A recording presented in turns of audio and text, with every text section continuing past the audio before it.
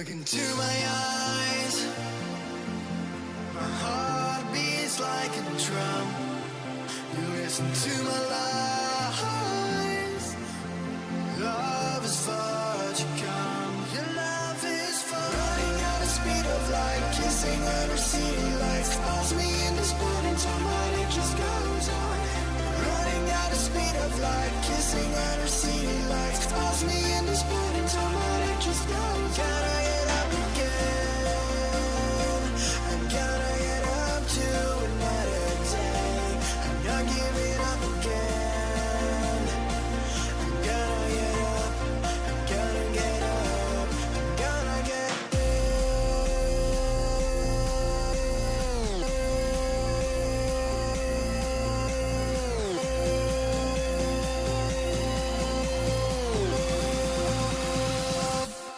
gonna get up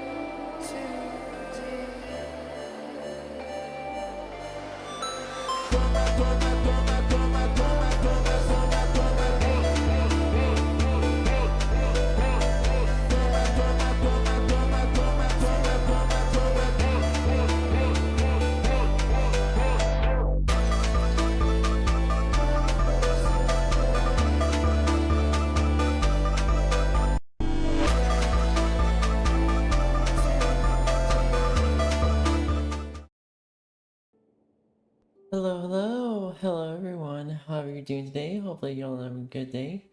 Today we're gonna be playing some Genshin Impact and doing art practice and playing some retro games today. Hopefully you all enjoy today's stream and hopefully everything's going well with all of you. That being said, let's get right into it.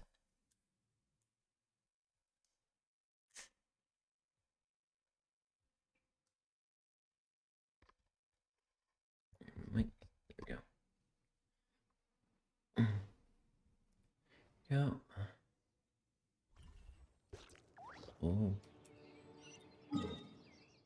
Alright, let's see here. Okay. Alright. Pardon me. I have all 3 stream chats pulled, so if anything happens, I'll be able to take action immediately.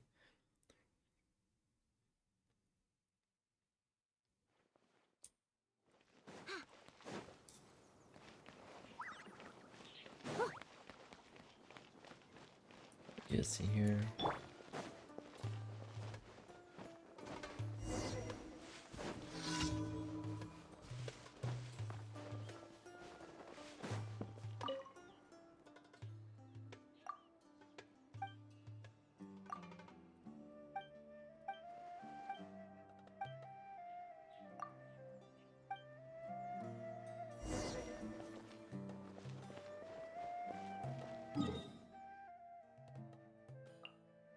Okay.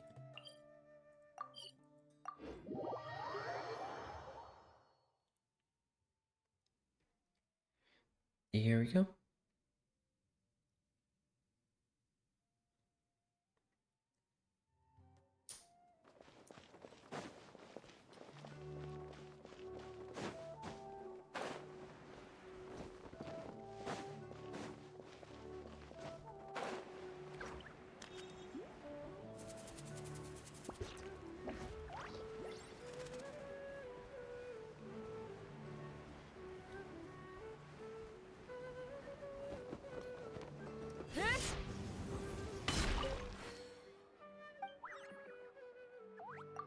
Wrong person.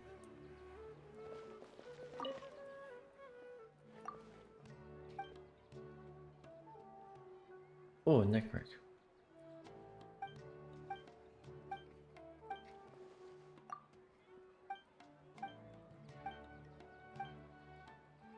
Da, da, da, da, da, da.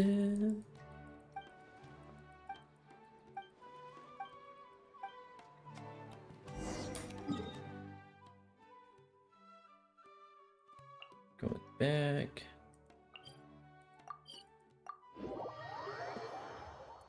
If the traveler actually had to walk all that way, they better be getting paid good money.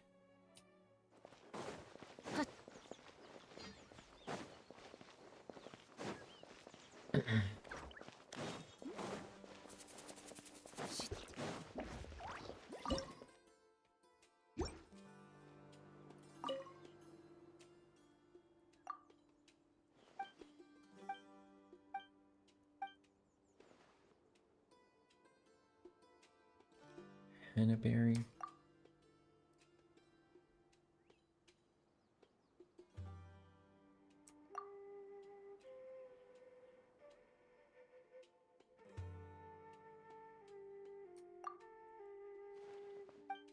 I probably got it wrong.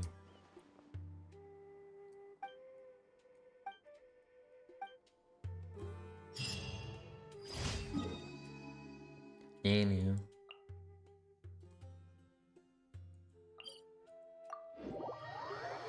Let's get on to the next commission.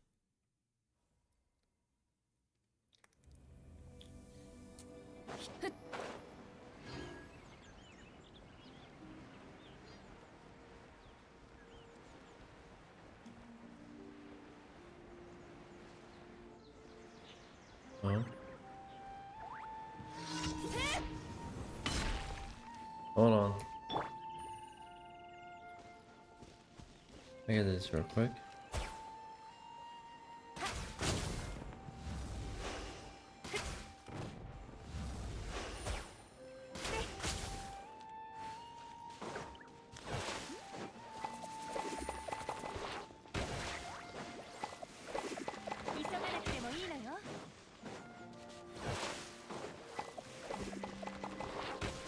There we go.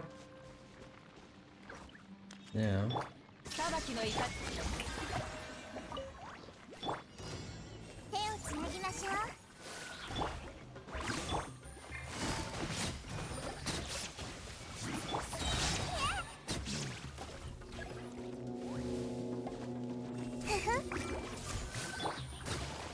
かかれ。捕まえた。どの目が出るか。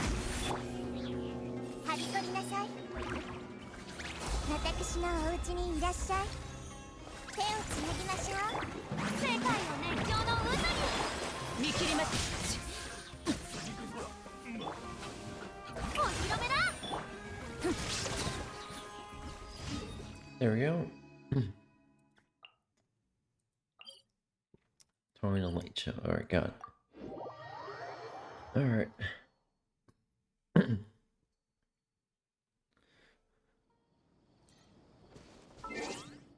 Let's see here.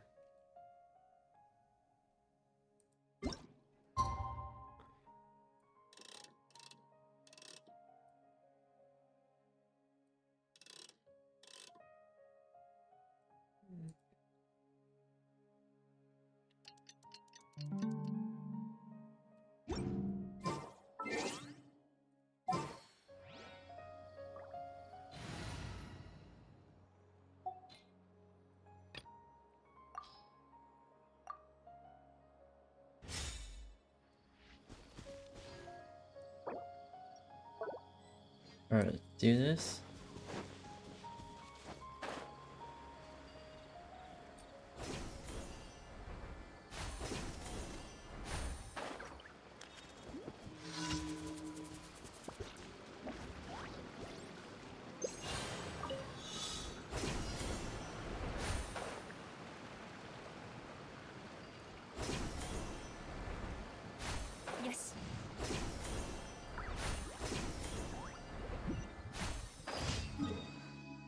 There we go.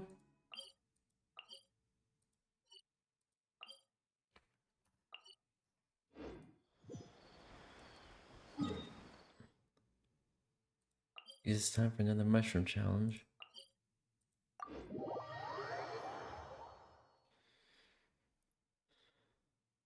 Alright.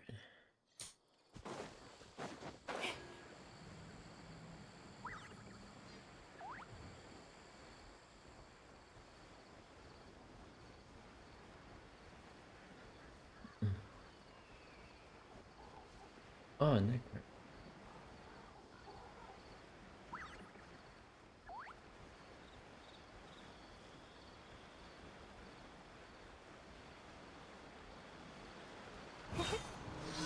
Oh, let me reset my model real quick.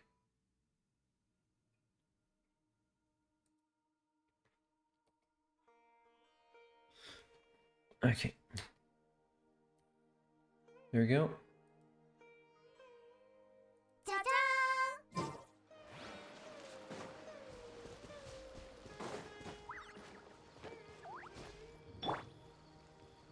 They.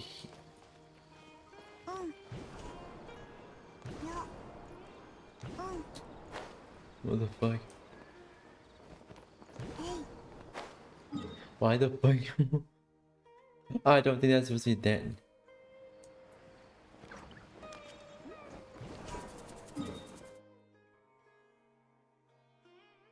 Oh, daily commission rewards.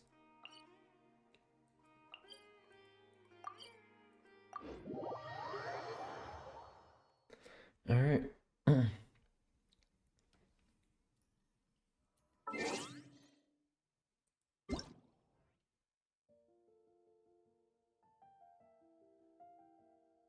Other resources. Actually. Set up. Oh yeah, basically, I put in filters for both Kick, Twitch, and Twitter. Kick, Twitch, and YouTube.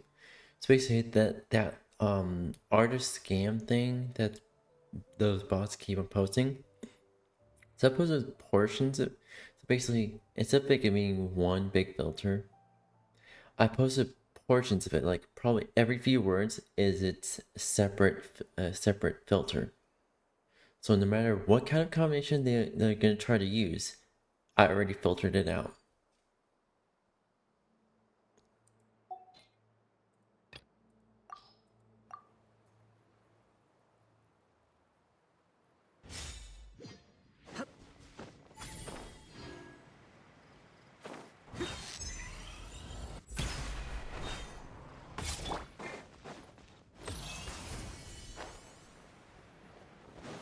星と深淵」無事今日の依頼星と深淵 Wait, oh,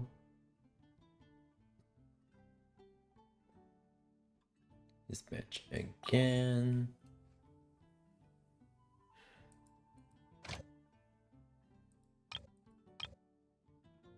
Or is that from Headland that has those bonuses, or did they just give up on the bonuses?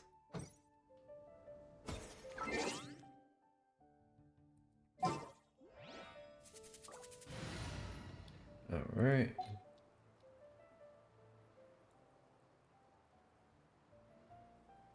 Here we go. Come on. There you go. I probably need to reset my model again.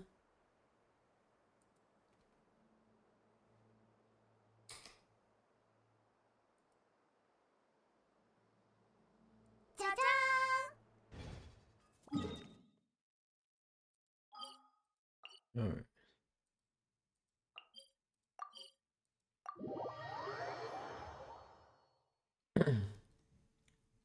Okie dokie. Okie dokie.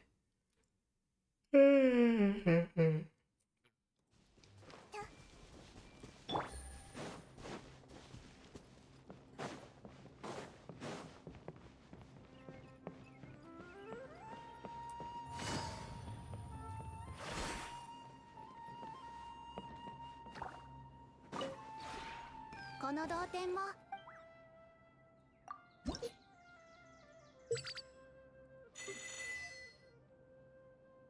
Okay.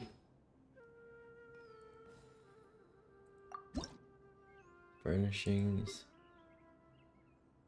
What is this? Oh yeah. I don't create any furnishings anymore nowadays. Oh shit. Damn. I'll probably need 5 more of these. I already have a shit ton of that. Good on that.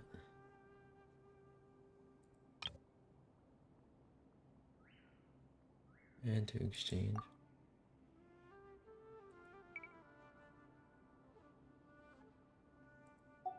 Wait a minute.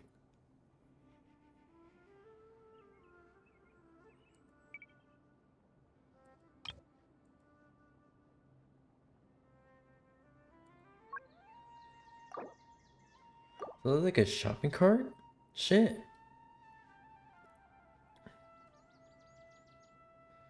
Okay, so do we need any? Probably get enough from Is first really nice. Alright. That's probably all I need. I have a shit ton more already. We don't really need any of those. We don't really plan on building any more characters. 同点について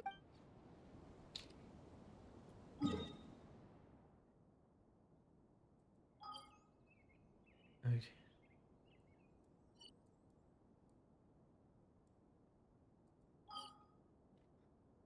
Alright.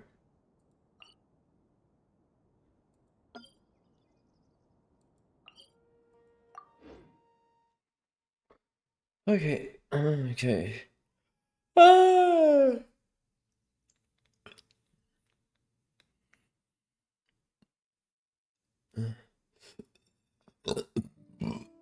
Oh, pardon me. Oh god.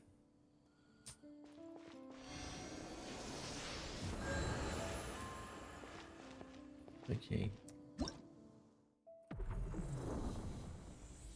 Don't like that. Oh, we have a new one. We have a new reset. Reset these nuts in your mouth, sorry.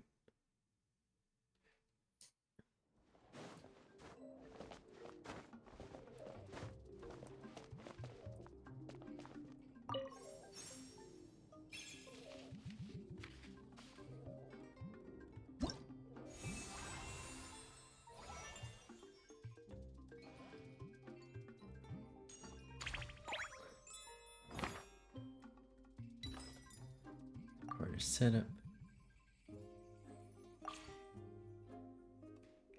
Shit.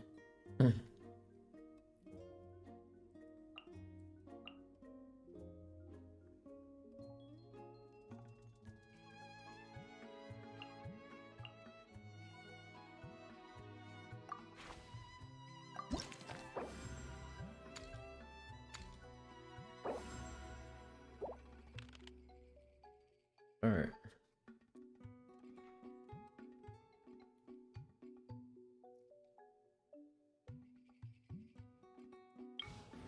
Do a battle.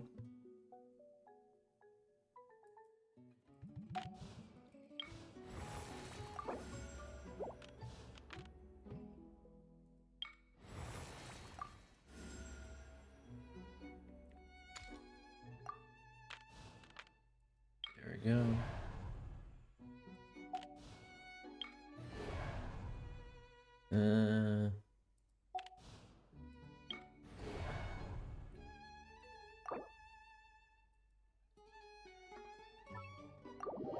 Alright. Okay, okay.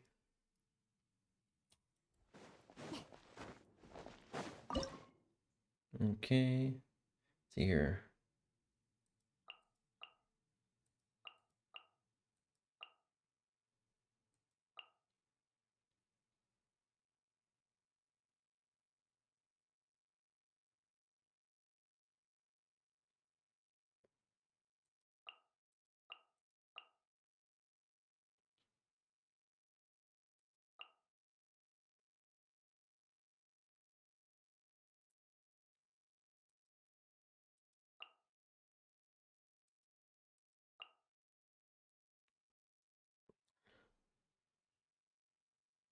Alright.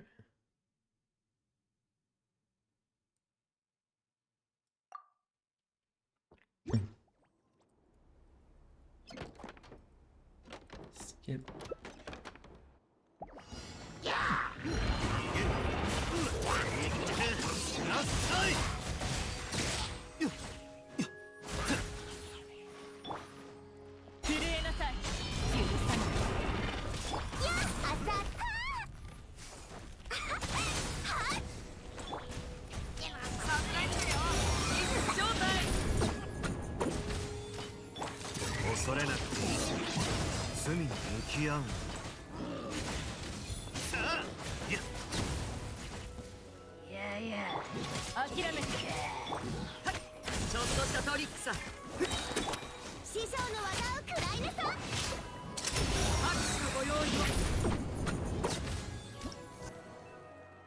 Alright.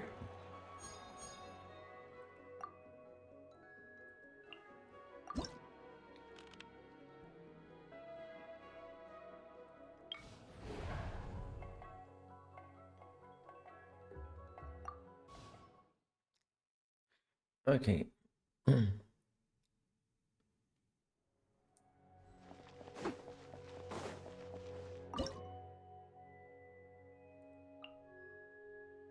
Presley, Maria.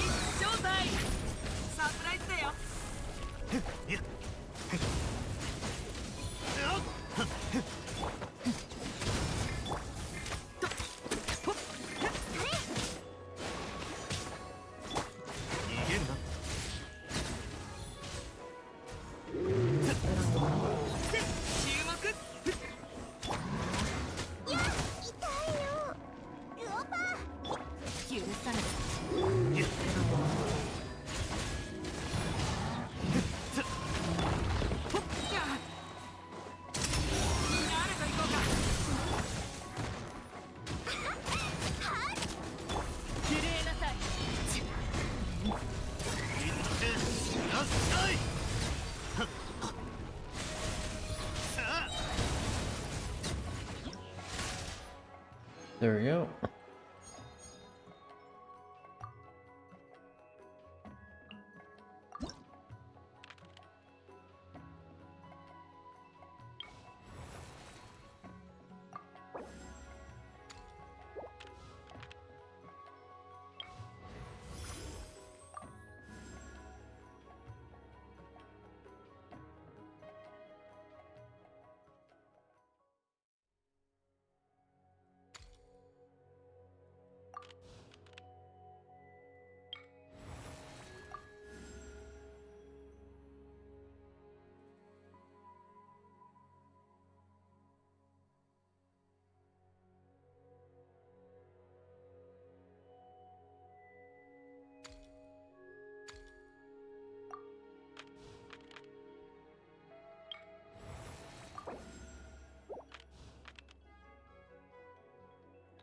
Okay.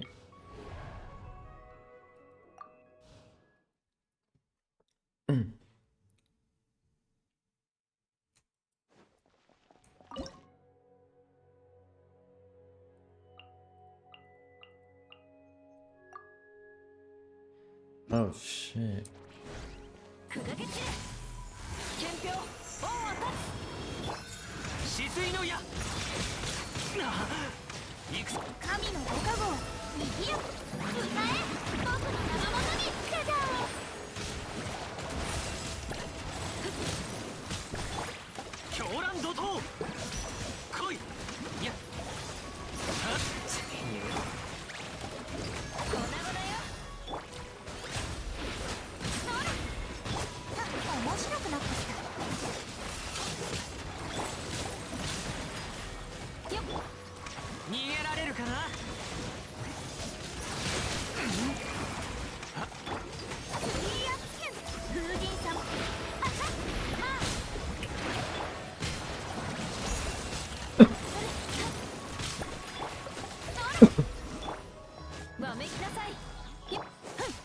面白くなってきた。いや行くぞ。さて光り輝くがいい。止水の矢。いや狂乱怒涛。はっ来い。セピロス、我を守りたまえ。はい、ごめんなさい。はっはっはあふっはっやっ水圧剣ふっとよっやっ油断した。Ew.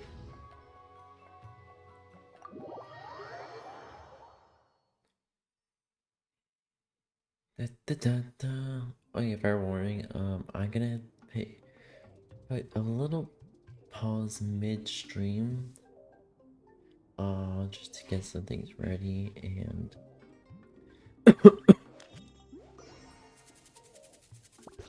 there's some coming over, so do some measurements for measurements. So do a little pause on stream that moment, but then we'll get right on track. Okay. See here. And performance. Yep. And the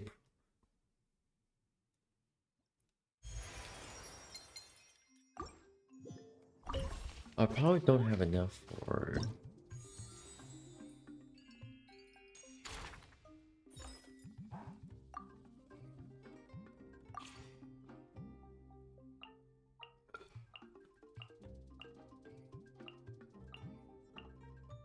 oh, I just have enough. It's probably horrible thing to do.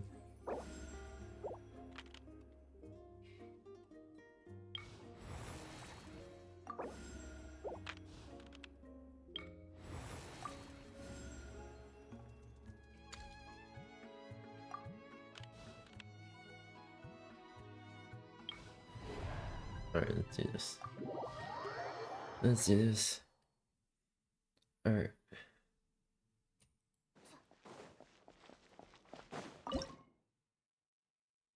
Alright, sorry, okay.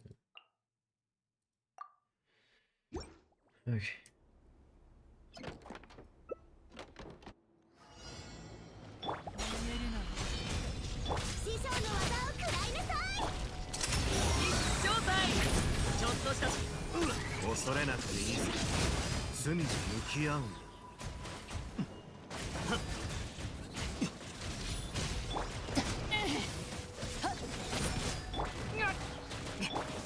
熱々でしょ。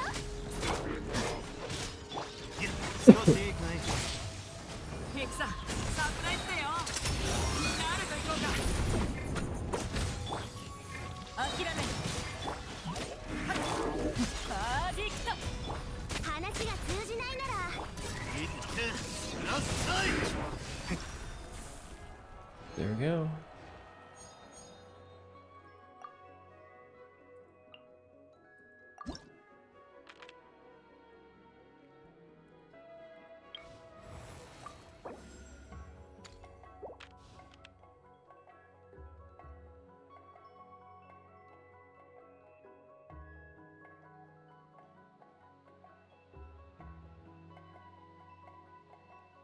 Nice.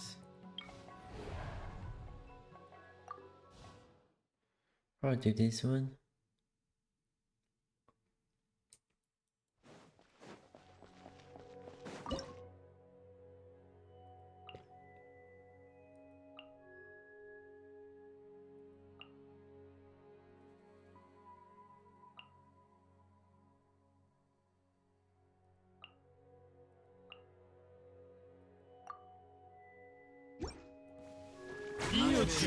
恐れなくていいぞ。罪に向き合うんだ。これでどうだ。終わりで握手ご用意を。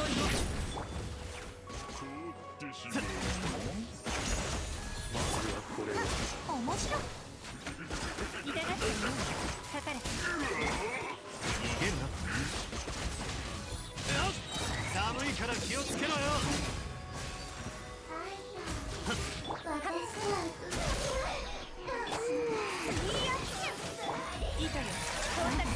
風神様のお告げです。正体始めよう。それ。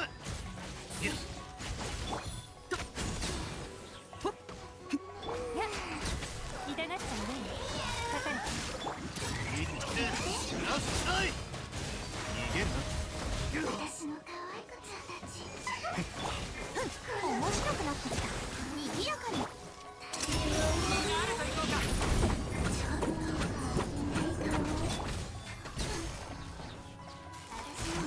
痛がっちゃうね。どの目が出る。神のご加護。少しいいかね。Ooh. Amber.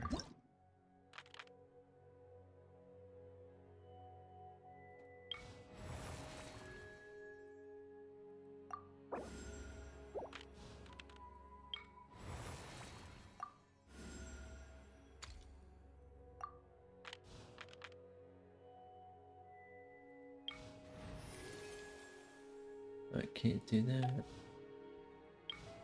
Do this. Alright, here we go.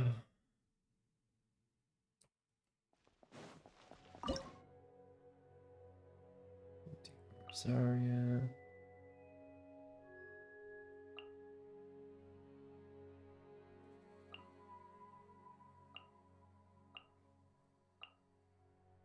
Get a healer.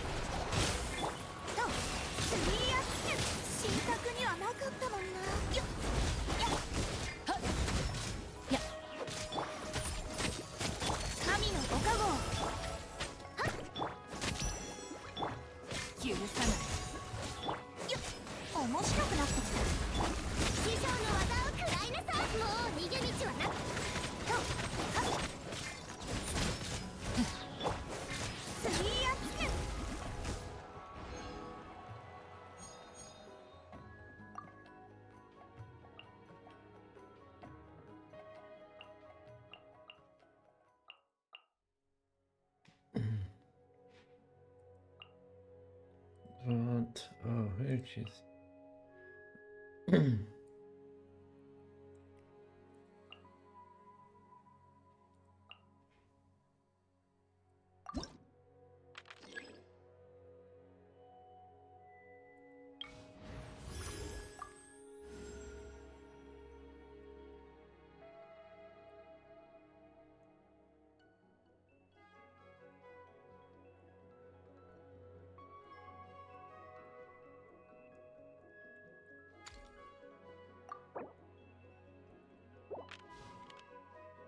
All right.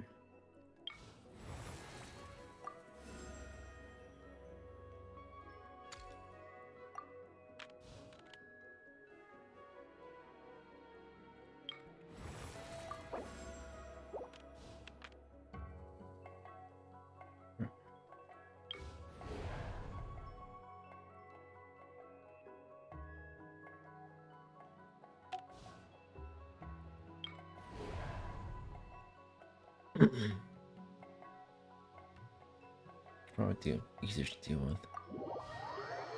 Alright. Didn't think I would get this far. Hey, what's up? How are you?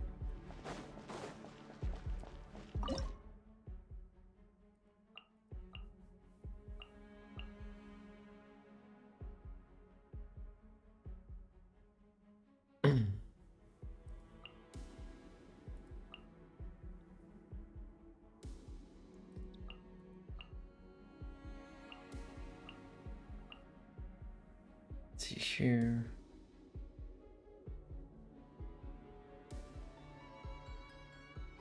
Double.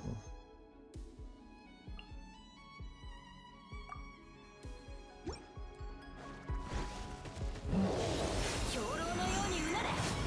百発百中。終わりね。セピロス、我を。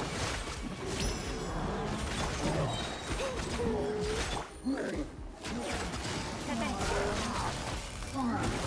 雨のような。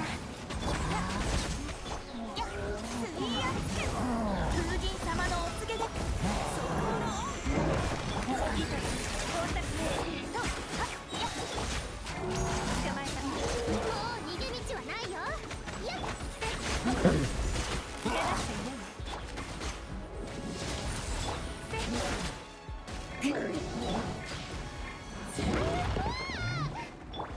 セピロス、どの目が出るか決闘せよ。百発百中。兵糧のようにうなれ。頼んだ。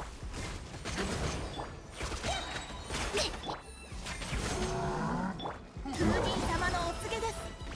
雨のような。捕まえた。やっ、逃げたりコンタクトへ。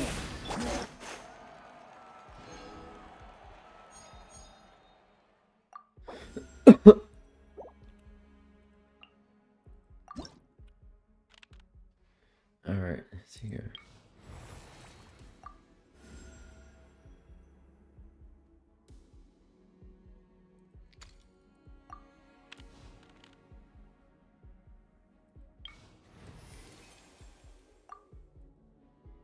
The fuck you.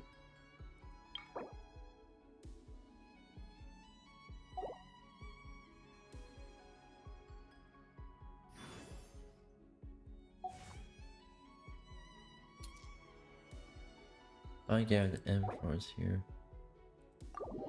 I got the influence here. Oh my god. You know, you should make sure you have enough characters for each one.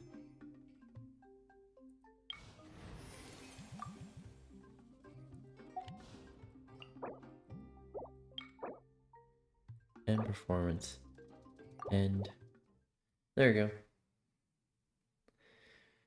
Oh, running out of characters. Wow.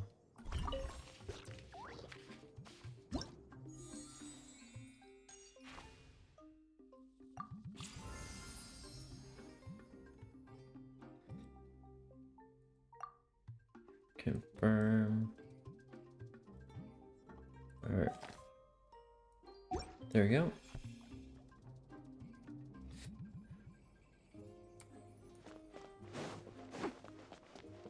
Alrighty. Oop. Back to Mondstadt.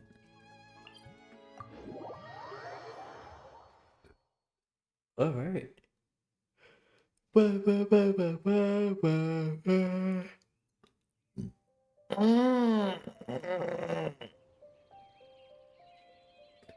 Alright.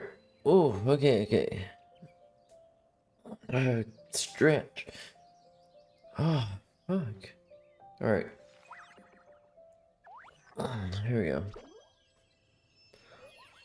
Alright, stretching done. So we're gonna move on to... Wait, there's actual notifications here. Oh, sorry.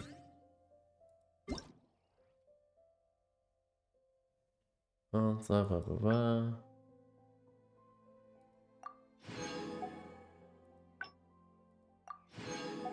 I really don't care.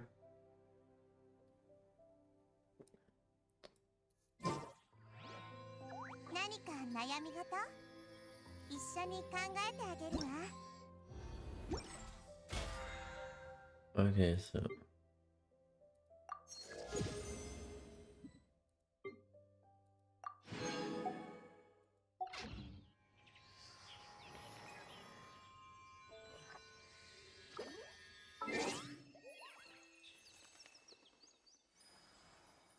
adventurous book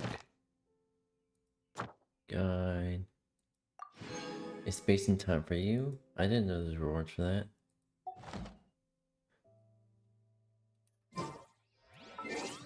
Alright, so with that being said, we're gonna end up playing Genshin Impact here, and we're gonna move on to our art practice portion of the stream.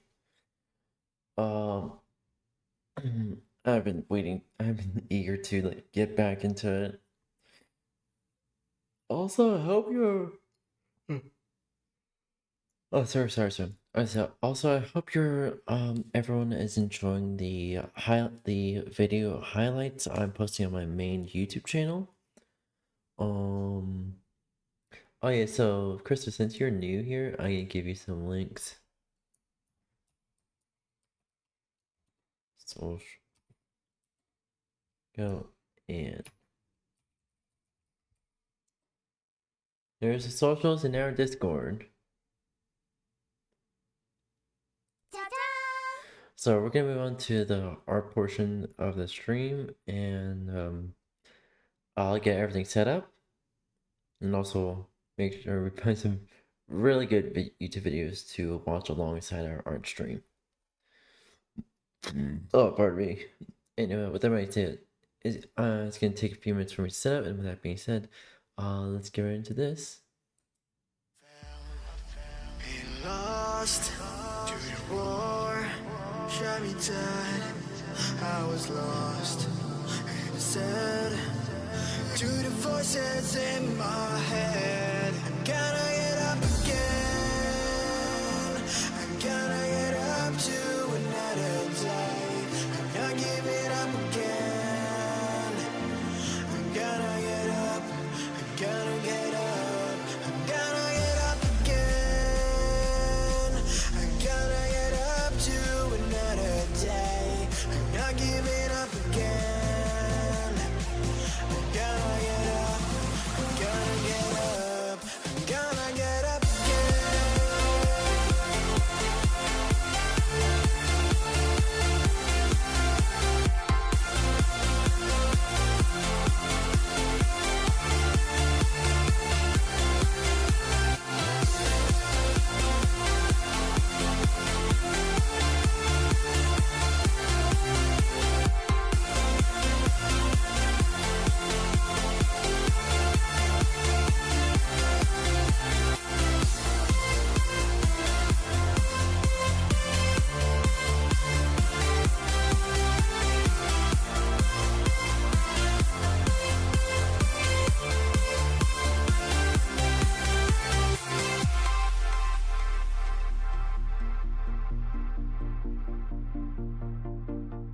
Look into my eyes. My heart beats like a drum. You listen to my lies. Love is far to come. Your love is far. Running at the speed of light, kissing under city lights. Lost me in this morning time, but it just goes on. Running at the speed of light, kissing under city lights. Lost me in this morning time, but it just goes on. Gotta get up again. I'm gonna get up to another day. I'm not giving up again.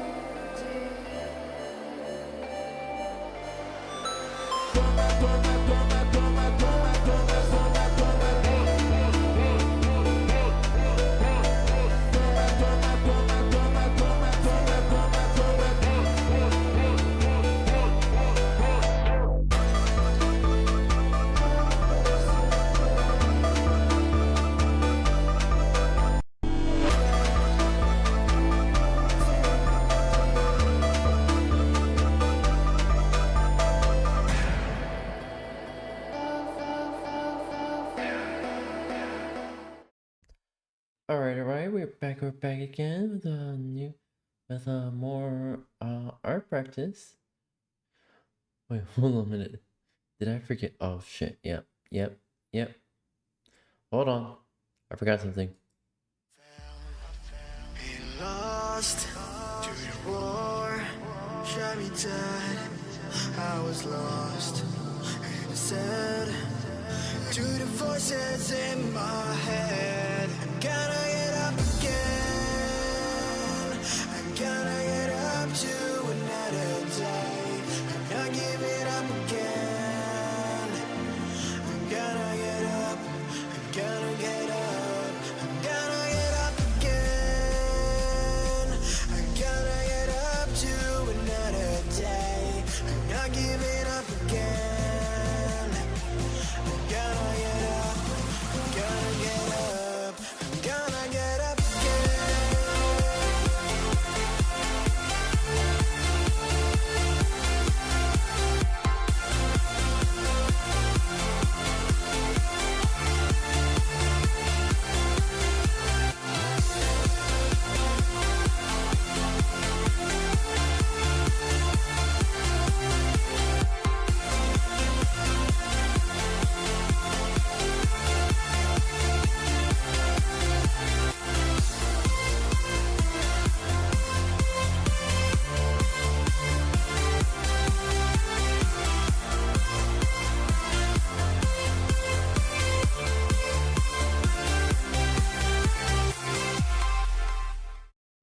Alright, we are actually back in it again with some more art practice.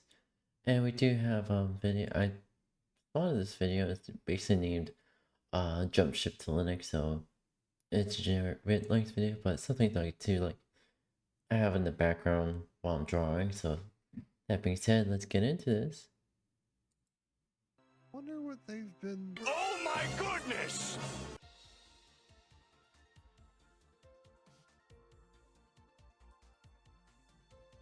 Okay, just so we're not staring at a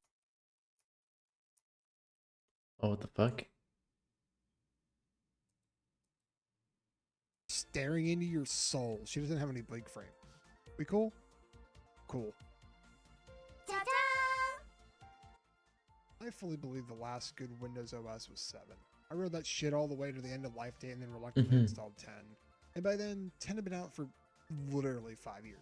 Shoutouts to the 0.1% of you still on 7 on Steam, by the way. I figured that 5 years was enough to get all the dumb shit Microsoft was trying to do with it. You know what? It was at least tolerable? It was certainly miles better than whatever the fuck Windows 8 was. So that brings us to Windows 11. With 10's end of life coming in October, or at least the time recording this voiceover anyway, with all the bullshit fuckery that just is 11, I've decided I'm not going to do that. I shouldn't have to use an online account to use an OS. I shouldn't have to have some arbitrary hardware list that Microsoft deems acceptable to run the OS. And I don't want Copilot and Recall. I don't want all the telemetry. Yeah, I know, I can just use one of the dozens of debloat and registry hacks that remove all that shit, but my point is, I shouldn't have to. I shouldn't need to fix Microsoft shit because I don't like it. Then brings up the point of, well, just use something else. Goddamn right I'm going to.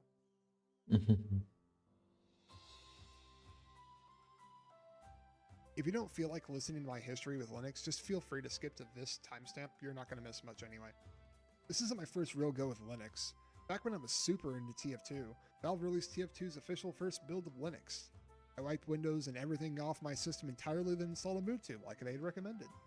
It literally took all night to install TF2 since it would go from 30 kilobits a second to stop, 30 kilobits a second to stop, 30 kilobits a second to stop. After it was installed, I launched it, and it was just a black screen. In hindsight, I don't think I installed my video drivers, but eventually, when the game finally loaded, I heard the chime of getting an item. Once that was done, I wiped Ubuntu off my system, reinstalled Windows and TF2 in a span of like an hour. And when I finally logged back in, I got my little tux. Too bad I can't trade it or put it on the market. Fast forward to when I was in college, I was taking a Linux and virtualization course. We were messing around with Fedora 12 on a live CD, which, to be honest, my degree is just general, so I never got into real substance of it, so it was just basic kind of stuff. Fast forward again to when I got a Steam Deck from last year. That's when Linux really sparked something. It just worked. There was no fluff to it. It was a machine designed for one thing, and it did it well. Not to mention, TF2 actually ran on the thing. Exactly. It's going to be a bit of a controversial statement, but I used Arch install. That out of the way, anyone actively using Arch already, you really need to stop fucking gatekeeping Arch with, "Oh, read the wiki and install it." Let's be perfectly clear about this. Telling someone to RTFM on a wiki, where you have to go through rabbit hole after rabbit hole for everything about the installation, isn't going to get them to use the OS. Arch install is just fine if you want an install. Hot takes aside, the installation went fine. I picked KDE since it's the one Steam Deck uses, and I'm already mildly familiar with it already. GNOME just feels too weird, and Hyperland scares me, so by the end of it, I had Arch installed on my PC. It took like 15 minutes. Now let's get to the actual part of the journey to get all my shit working. Luckily for me, all but 2 programs I used on Windows were available on Linux. Those exceptions being Notepad++ and Paint.net. Luckily, you've got Kate, which is included with KDE, which is just about as close enough to Notepad++ as you can get. And I've been migrating over to Krita the last few months for me using Windows. So mostly getting all my programs is just a bunch of sudo pacman-s insert program here. Firefox, Steam, OBS, Discord, DaVinci Resolve. Honestly, I don't use too much outside of those, so it's probably even easier than doing Arch install. For whatever weird reason, the first night I had installed Arch, Firefox wouldn't let me log into Twitch. Just said I wasn't using the supported browser. Which is weird because it was the most up-to-date Firefox version from like 5 days ago. Tried all sorts of things, from spoofing what browser I was using, just downloading a different one just to use for Twitch. The next day after rebooting, it just let me in, so it worked out in the end, really. Another weird thing is that the Google tap to approve login notifications weren't showing up on my phone, but eventually that just went away with time, so I'd imagine it was just some kind of glitch, I guess. Yep. Okay, let's be real here. OBS on Linux is completely gimped compared to Windows. By default, you don't have virtual cam, you don't have application audio capture, service integration for your docs, or even custom browser docs and sources. That's why I use Windows for my streaming. So in order to get virtual cam, you'll need to run these commands with Pacman. Don't worry, I'll have every command I use linked in the description. You just easy copy paste if you ever need to use it. Reboot your system and there. Simple. For application audio capture, there's this link. Extract it, put it in your plugins folder, and you're fine. Your plugins work exactly the same way they do in Windows. Just drag them into the folder. Note that this only really works with Pipewire, which you should be using anyway, since it emulates Pulse audio. So now, service integration and custom browser docs. Both of these are affected by the same thing. It's the Chromium Embedded Framework, or CEF. For whatever reason, there's some kind of bug where it doesn't work in Wayland. I'm not sure if you use X11 it might work. So, side note, Wayland and X11 are how your Linux distro display your windows to you. I'm massively oversimplifying these, but I am not the person to go to if you want to know more about this. Browser sources are kind of a big deal for me. A lot of my stream uses it. Like my starting screen, my ending screen, my on-screen chat, the alerts, they're all using browser sources. Without those, it's just not my stream. So buckle up, there's a little bit of a journey to get to this one. So Arch has the benefit of using something called the Arch User Repository, or the AUR. It's basically just another package manager, but with Arch users maintaining the software instead of actual developers. My favorite way of interfacing with the Arch User Repository is called Yay. You'll need to do this command, and you'll be able to download a whole bunch more stuff that Pacman doesn't offer. There were 2 different AUR packages for OBS that seemed like they could help. One of them being OBS Studio Titan 652 and OBS Studio Browser. I tried yaying them, but they both errored out with packages not liking the newest version of some required package or whatever. Outside of that, it just displays a massive screen of errors. I was about to concede redoing all my stream screens until I tested out a few different distros while experimenting before I went with Arch. One of them being CashEOS. CashEOS has their own repos maintained differently outside of the AUR and Pac-Man, and it turns out that they also had an OBS Studio browser package. Luckily, I had a CashEOS installed on a laptop I was using for distro hopping, and it turns out the Cache repo version of OBS Studio browser downloads and installs without any issues. So I can just add the Cache repo to Arch, right? Damn right! This page tells you how to add the Cache repo to Arch. One yay command later to install from the Cache repo, and boom! I've got my browser services back. Nice. Well, that was a bit of a trip to get something set up. I really hope there isn't anything else like that. Oh no. I'm going to be upfront. The curse. Do not use the free version of DaVinci Resolve on Linux. Personally, I don't have $300-something to spend on a license to see if the studio version is any better, but you cannot select bitrate options on Linux in the free version. Eventually, I did get it working enough to where I could export a 20-second 12-megabyte clip that got turned into 800 megabytes. Whoa. If you have an NVIDIA GPU, just use Yay DaVinci Resolve after you've added the Cache repo and download the larger one. It should be about 6 gigs. This includes the zip file that a lot of tutorials around tell you to download yourself. After it installs, you honestly should just be fine.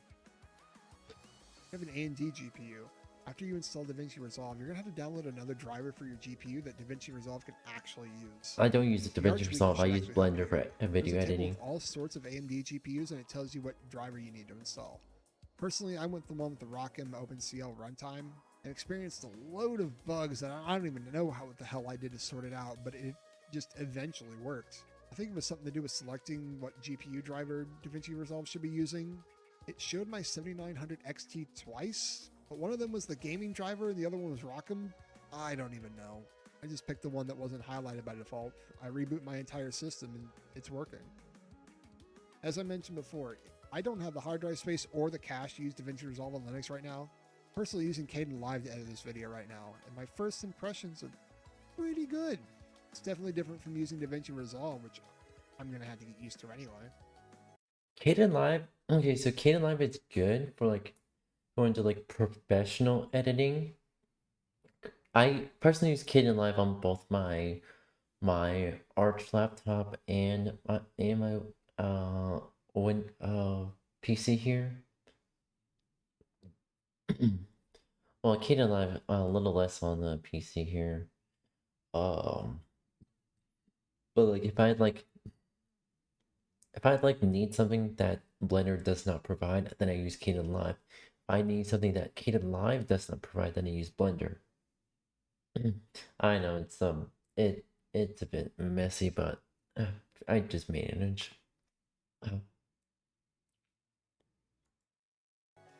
Yeah. You want a game on Linux. It's miles better than what it used to be. For me personally, I know I have about 950 games on Steam, but I barely touch any of them. I find a few that I want to dig into and I just don't touch the rest. It would explain why my backlog is so big. Anyway, I did get a chance to test some games, with and without native Linux versions. And before I get to the games I tested, Proton and Proton GE are such a blessing. Valve and the community are doing so much of the heavy lifting to get games working on Linux, and it's making them as simple to run as they are on Windows. The more people realize how easy it is to play a lot of the popular games on Steam, more developers are actually going to be incentivized to make Linux versions of their games, or at least ones that support Proton. Anyway, on to what I tested. Perfect outside of not being able to use the Steam overlay. This isn't really much of a flex, but I played this with a wired Xbox One controller and it picked up the controller with no issues or tinkering. Quote unquote perfect with Proton 904. Apparently there's a problem with some video player worlds that depending on what method they use to get the video, you might have an issue with Proton 904, but I found the fix was just to use Proton GE 927. It ran perfectly with the Steam recommended Proton. Honestly, I think this one ran better on Linux than it does Windows using the experimental Proton. Just don't use the Linux version. It's like 40 updates behind. You're missing half the game. Mods are also just drag and drop from Windows. Oh, Just wow. use this launch option. Native client, no issues here.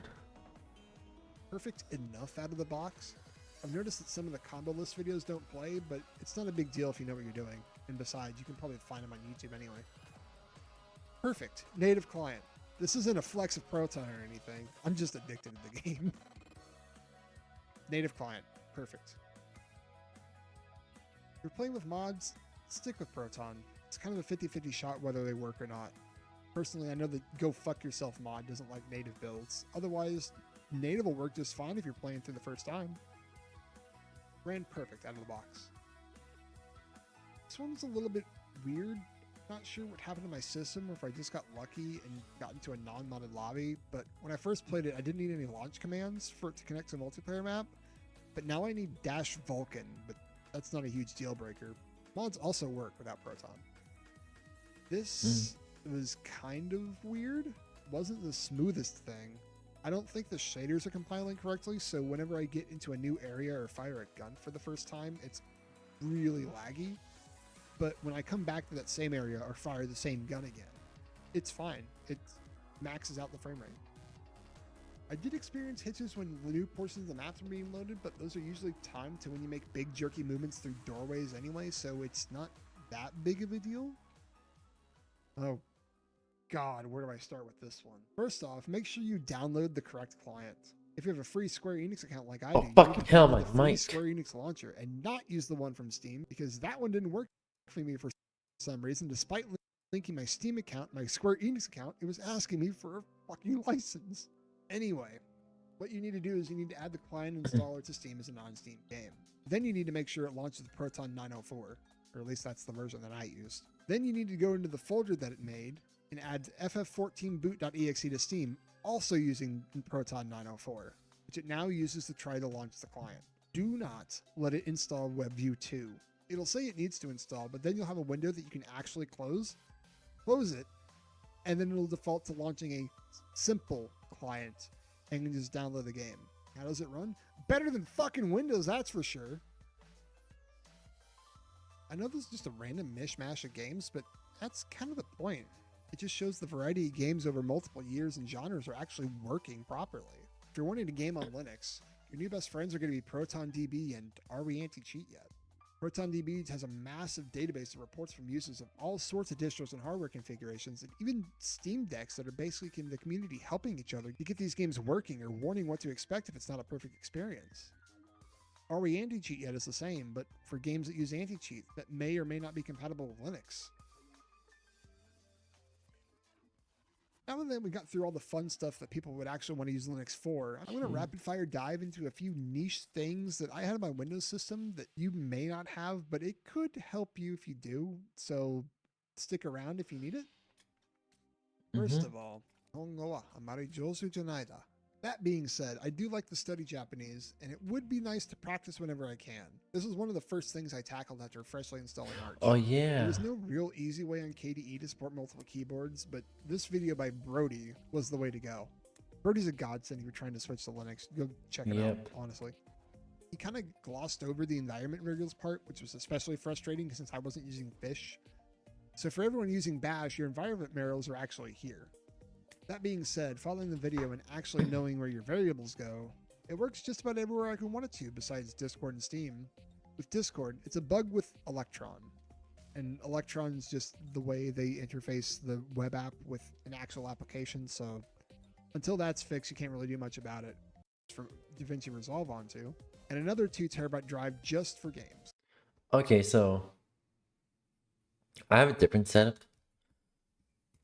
So one of them is just a Win install with the applications on one drive, and then games and general assets on another drive. It's like VC based. Like my general drive. So just in case Windows fucks something up, it'll be the Windows install drive with all the applications that'll be fucked up. not the one, not my secondary one with all my games and stuff. I decided the game drive would be the master transfer drive since I can just re-download anything on there. Linux can read NTFS, but it can't write to it without fucking up whatever's there. Thus began the process of formatting the drive to ext4. In reality, it's not that bad. Just a few commands and with fdisk. Anyway, once the drive was turned Yeah. into ext4, I transferred the contents of the recording drive to the 2 terabyte ext4 drive. When that was done, I made the 1 terabyte recording drive into ext4 and then transferred everything back. And I just repeated this whole process for my 2 terabyte video dump drive. After all this was done, I found out about GNOME disk utils, which would have made the whole formatting and partitioning thing a hell of a lot easier. But it was nice to know about the terminal commands to do it myself.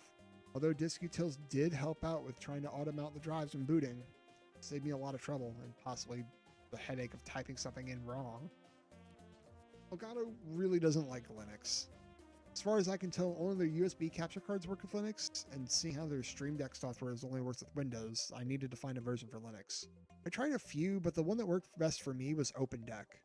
I don't have everything I had since I'm still setting it up, but it's about as close to Elgato software as I could find. I'm kind of upset that LiveSplit doesn't have a Linux version. You could say that, oh, LiveSplit 1's the version for you, but it really isn't. For one, it's just a web page. You don't have all the customization you do with actual LiveSplit, and you don't have the ability to hook into games to use autosplitters. That's when I found Earn. It's about as close as I could find. The only thing being that creating splits is the most time-consuming thing since it's all done in a text editor. Not only that, but I'm not sure if it's just a me thing or not, but the skins that they link to don't work half the time for me. Nothing's wrong with the default layout, but it'd be nice to do something other than a text editor since you edit everything with CSS. Now, I would like to think that past me picked VideoTube on Windows because I knew I was going to migrate to Linux. I was genuinely surprised that it had a Linux build. I hadn't really looked into anything else since I'm just using a static PNG VTuber model. But check out Kylo Nico. He did an interview with Brody where he dug deep into finding solutions on how to use VTubers in Linux. During my game testing, Yeah, there. I want to say that there is an open source version of BC Face for 3D models called OpenC Face, but it is a hassle and a half to get it set up in the first place. And even then, you want to like integrate it with like OBS and stuff like that. It's also another hassle and a half. Well, not much of a hassle, but like actually getting it to work without breaking is a hassle. by this I mean hanging out in VR chat way too much instead of actually testing, I discovered performers in VR chat. And hey, I play an instrument, so why not? I don't have a physical mixer, so my solution had to be in software. That's when I found QJack CTL. It's basically a virtual mixer board that allows you to run multiple inputs into any input. And since I play bass more than guitar, I wanted to have this song that I was playing along to come through my microphone as well, which I learned browsers terminate their audio streams when they're not playing anything. In order to solve that, I had to open up OBS just to keep the Firefox audio stream going and send my microphone, bass, and OBS audio output into VR chat's input. When I don't want a particular input in VR chat anymore, I just delete that input. Look, I know this isn't like any of my regular videos. This video was supposed to come out way sooner. I installed Linux back on April 28th, and I intended to get the entire script in my journey to encompass everything I've done in the first 2 weeks just trying to use Linux daily. Hence one of my community posts saying that I'd be taking 2 weeks off. I thought it was going to take that long in order for me to get everything set up back to the way I had it before. In reality, 90% of what I'd normally use was done in the first week, and the other week was just trying to get some more digging and testing. Turns out when you get a second shift IT job, also in those 2 weeks, you kind of lose motivation to sit in front of a computer screen any longer than you have to. Hell, this part of the script is being written on June 14th, and I'm recording this part now, and I'm editing it on editor. You can just put a date up there. It's fine. Honestly, it's taken a lot more mental and physical effort to get used to the job schedule rather than it is to getting used to Linux. Now, if you're actually looking to make the jump off Windows for one reason or another, honestly, just do it. Whether it be Arch, Mint, Kubuntu, Fedora, Bazzite, Catchy, whatever. If you have a spare drive, just install it on there and distro hop until you find something that fits you. You might have to make some sacrifices, but in the long term, the more support the programs that you're making sacrifices with are eventually going to get support. Unless the developers are just that shitty. You're more or less investing in the future of Linux while simultaneously. Well, yeah, it's also a gamble. Like if a if a program has a lot of support by the community itself, then yeah, that's great. However, there will be a time where even if the program has a lot of support, there may come a time where the program eventually has so many issues that it's just not worth using. Just be wary about that. And also, this is also the reason why I have my Windows PC as my workstation and my Linux laptop as my personal daily drive.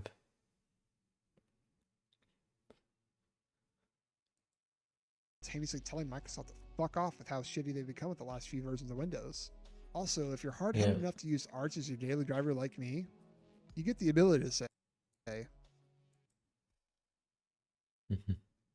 I use Arch, by the way. I use Arch by the way. Yes, I use Arch by the way.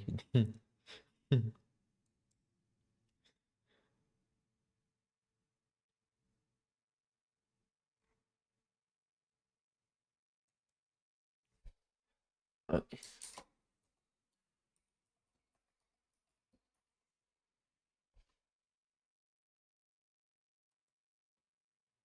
Okay.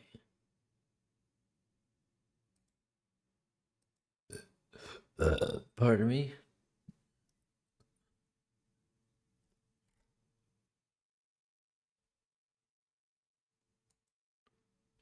Bedside drawer for a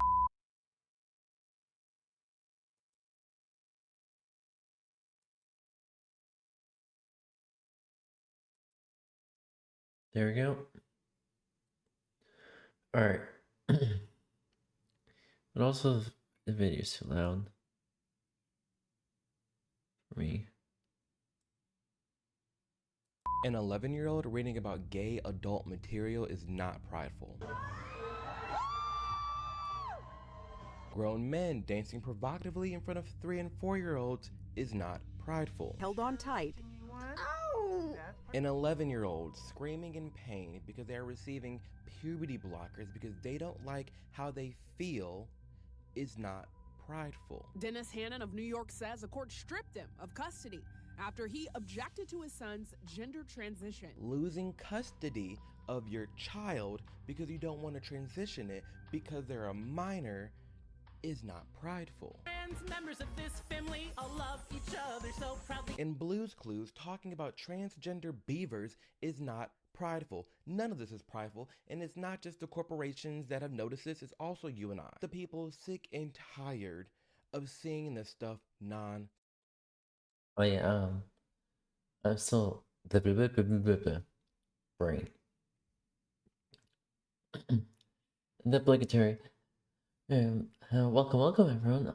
My name is Brady Blitz, and I am a digital artist, VTuber. I do have interest in programming. That's one of my goals that I want to have once I'm able to do streaming full time, and as well as expand my horizons with video games. Mostly with retro video games. If anyone has any recommendations, feel free to comment that below. I am also transgender Aries, and a trans MTF sheher. I know what you're saying. Oh, you're transgender, but yet you're watching anti-LGBT content. Look, I want to be supportive. I am supportive of Pride regardless. But even I have my limits. I'm saying, oh, maybe on the other side, blah blah blah, red thing, blah blah blah. No. This is why I don't want politics on my streams or in my Discord community. I do not like politics because it just creates more chaos and creates chaos and is more blah blah blah. And creates more hassles than it needs to be. Until we can have a civil conversation, I'll walk you out the door. I always go with the who, what, where, why, and how. Like the five what do you call it? The five golden rules of reading of literature or whatever. I don't know, but who, what, where, and why. That's a golden rule for me. If you can't identify the who, if you can't explain the what, if you cannot explain the why, if you cannot identify the how, don't talk to me. Simple as that. If you can't, because I like having debates and deep conversations, but I don't like it when it becomes a full blown argument or it becomes a screaming match. Because the second it becomes that, I walk away and I say, hey, until we can have a civil conversation, I'll walk you to I'll show you the door.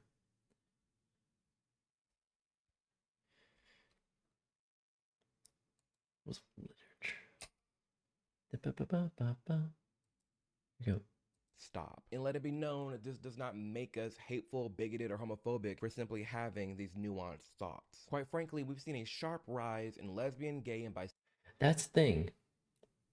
Okay, off topic, and trying to be apolitical or non-political as possible. Nuance. I love, well, despite this despite my past, I actually prefer to have some semblance of nuance. And I say, hey, why is this person canceling it? Do they have like something important that come up? What's the important thing? Or it's like, okay, that makes sense, and whatnot. That's kind of nuance that I strive for.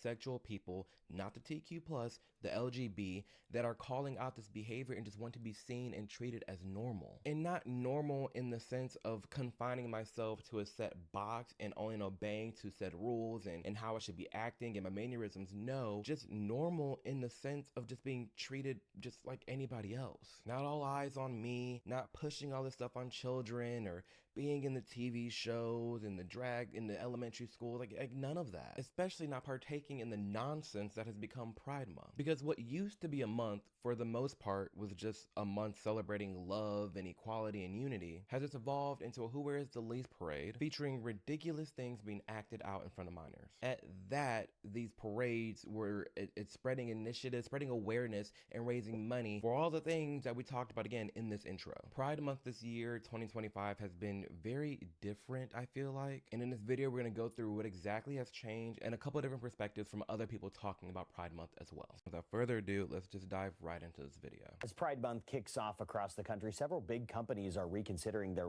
sponsorships of LGBTQ plus events. According to the Associated Press, San Francisco Pride and Kansas City, Missouri Pride are both facing $200,000 budget gaps. Damn. So look at all that money of all these major corporations pulling out of Pride Parades this year. What we've seen the last couple of years is just each Pride Parade seemed to just be getting more chaotic, more profane, and there was just a lot of controversy surrounding anything remotely gay. And if you guys remember, for a while, especially before 2020, 2021, it was fine. A lot of things, like the Pride Parades came and went, like Pride Month was there, it wasn't that big of a deal, it wasn't that mainstream, but it's like as soon as the LGBT community started acting out of pocket and all these conversations about the trans community, the drag queens, really the TQ plus, and all this extra queerness and pronouns and this and that, that's when things hit the fan. And to me, in large part, it has to do with the money, because a nonprofit's main goal should be to dissolve itself. It should be to just wipe the problem away, focus on the problem, and then leave. And yes, I think gay rights are important. Obviously, I want my rights. I want to be treated like any other citizen in the United States. Exactly. But we pretty much were there. Like after gay marriage, there were a few little things we needed to work out. But for the most part, the LGBT community was fine. We were chilling. But then that's really when the TQ plus started swooping in, this huge umbrella, and opened up these nonprofits to focus on them and leaving the gays behind. Because the left, like the whole like LGBTQ community,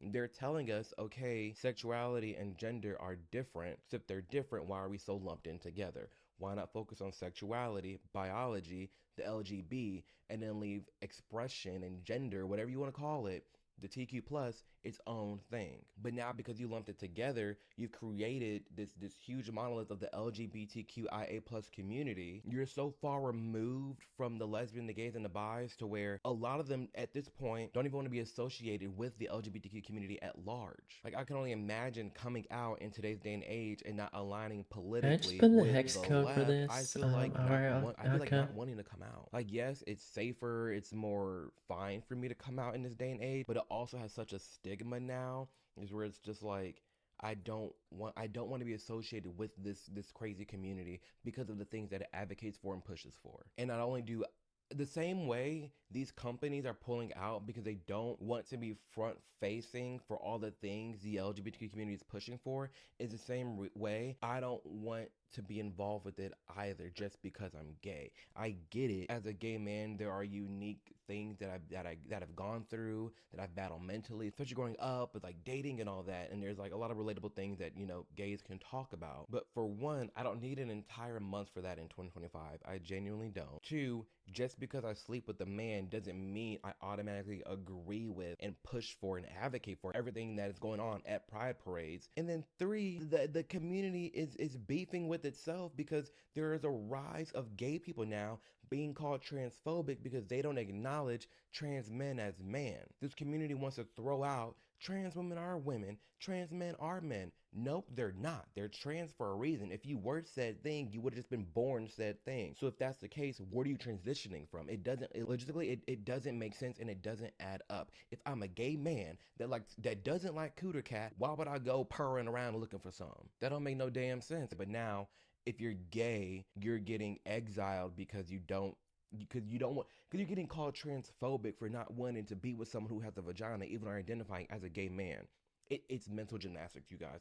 It really is. And the companies don't want any part of it anymore. They're tired of it. They're sick of it. They're tired of all the backlash. And I feel like the backlash is rightfully so and due because of how the gays have been acting the last couple of years. To major corporate donors dropping out.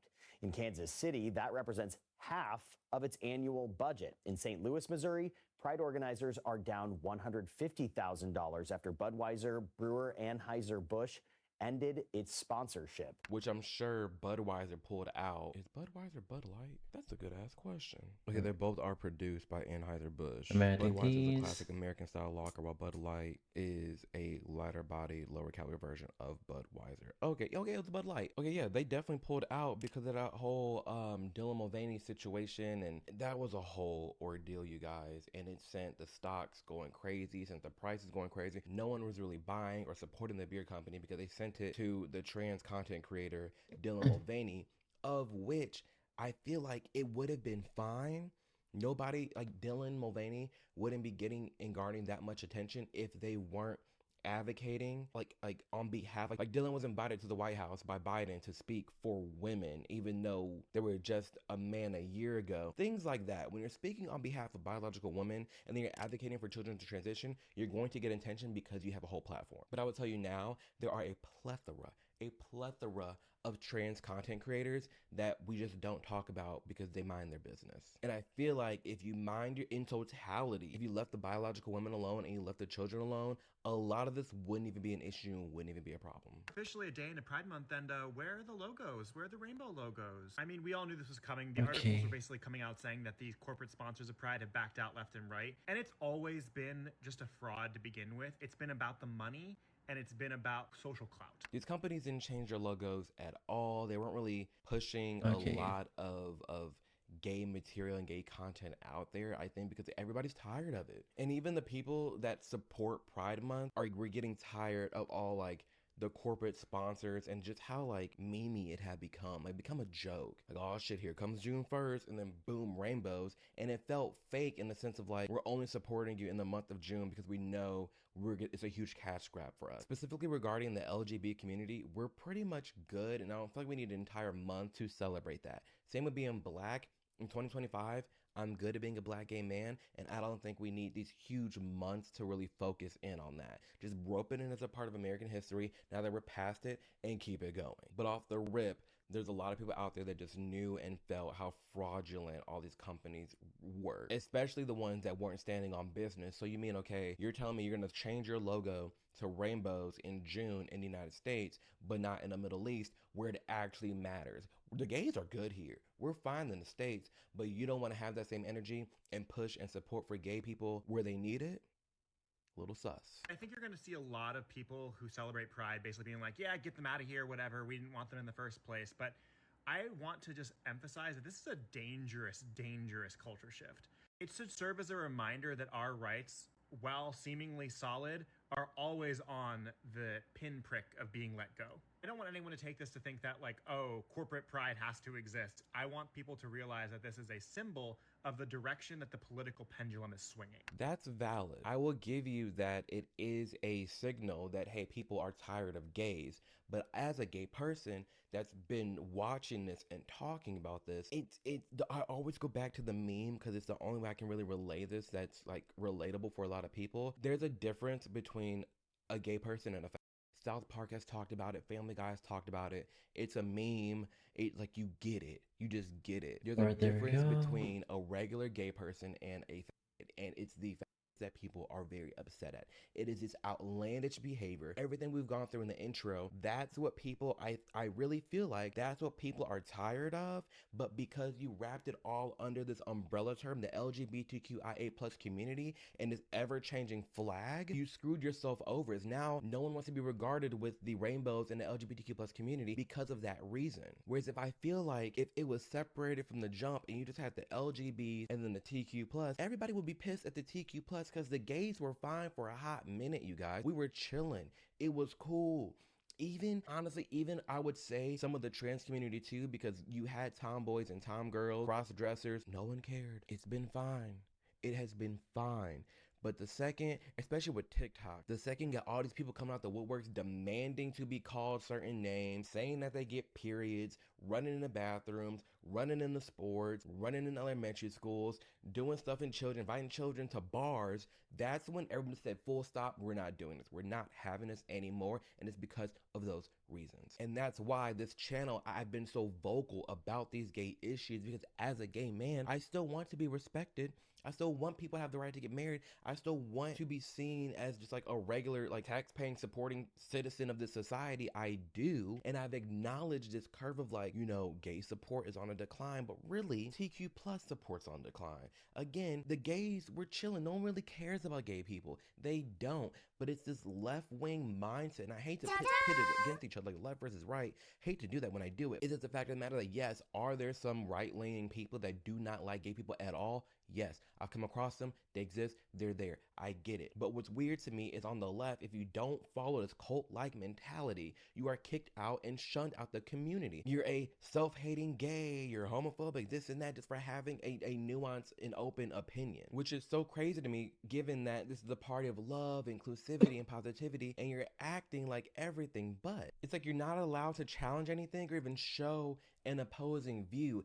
I'm being told, we're all being told left and right, Trump is homophobic. Trump is homophobic. Why does he have gay weddings at his house? Why is he hiring all these gay people? You can say it's for a grift all day long. You can say it's for the vote all day long, but why would a homophobic person do all that and go that far? It logistically does not make sense. And I truly think the support that more center and Republican people give and are giving to sane, rational, just regular schmegular gay people out there is highlighting and showing like, there is a overarching, like, people are sick of the LGBTQ community, but because it's in that umbrella, it's clear that it's directed towards the TQ+. A reminder that when it does swing back, because it will, they always swings in both directions. It never stays in one place. That when it does swing back, that when these corporations do put up those rainbow logos in 2020, whatever, in 2030, whatever, more colors, to be aware, they will drop them if they think it's going to be good for their bottom line. That's valid. And I don't know if it's fair to say that this social phenomenon is going to be a pendulum swing, because this is the first time we just got the right to get married, like in 2013, 2014. We're still new here to the party. Hello. It swung so far to the left where now it's getting rolled back. And I feel like we're in a good centerish spot where like gays are fine. We're existing. We're chill. And I truly think if we left them damn sports alone, leave them kids alone and stop all this profanity stuff and stop all this like weird stuff that we're doing in public. The gays are chilling and we're coasting by. I truly feel that. When I noticed these companies were dropping the logos, I was like, this is, to me, I did get that a little alarm bell. Like, it is kind of sus. Like everyone's just like F everything gay or anybody gay. But I also was kind of happy about it that maybe we're just gonna swing and stop back to normalcy and just keep it going. Like acknowledge gay people. Like Tiffany Jewelry, they aren't funding, I believe they aren't funding New York Pride Parade, but they acknowledge like, hey, we're not just focusing on Pride just in June. Pride is every day, every year. I can get behind that. Just acknowledge that we exist, acknowledge that we're here, don't do the most, and we're good. I just walked into Target and look what there is. USA on June 1st. I've seen this even at my own Target. They pushed all the gay stuff to the back, and in the front they brought up on this like USA July material, which honestly makes a lot of sense to me. I didn't like walking into these stores. It's a store, you can do what you want to do, but it's clear the market did not like it. There's no point to have this huge old pride display at the front of the store that's just filled with just like gay sayings and trans swimwear and just extra stuff. I never liked it. I never identified with it. And I think that's what frustrated me the most, is they're trying to reach a demographic. Oh, we need to get to gay people. Not all gay people like that stuff, okay? Some people do. You can still get it. It's just in the back. But the average person is just sick and tired of seeing this damn rainbow everywhere and all this gay stuff. And they don't need it, and they don't want it, and they don't like it, mainly because of what it supports. Before, when it supported inclusivity and equality, like in the very beginnings, when companies started donating to these pride parades and changing their logos,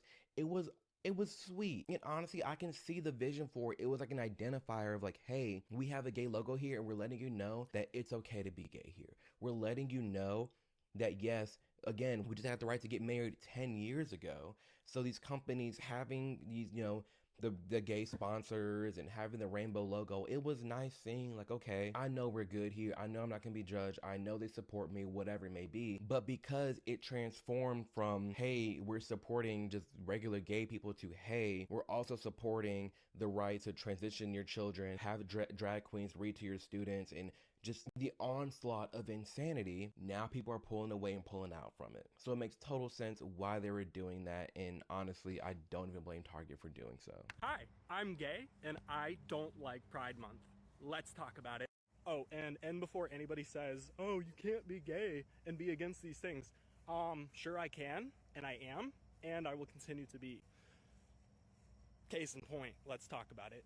Pride has become nothing more than a way to monetize my sexuality.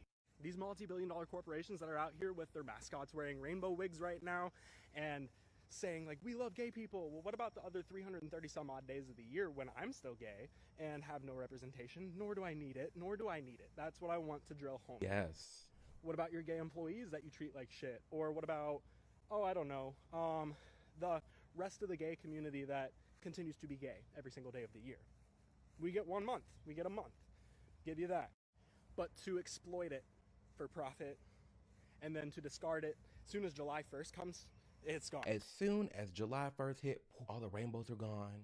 All the messaging was gone. It was just back to normal. We're here, we're now, like, the gays had their month, kick them to the curb, and we're good now. When that's not what represents me, that's not what I'm asking for, and that's not what I want. No more gay away. Bye. Tell me I'm wrong here. But the other What the problem fuck with is going Pride is that there on? is a time and a place for everything, and I don't believe that is where our children should be, because hear me out, when your Pride parade has grown men dressed up as puppy dogs and in leather and other kink fetish gear, and you're marketing this towards families and children, What did I click on? Just fucking weird.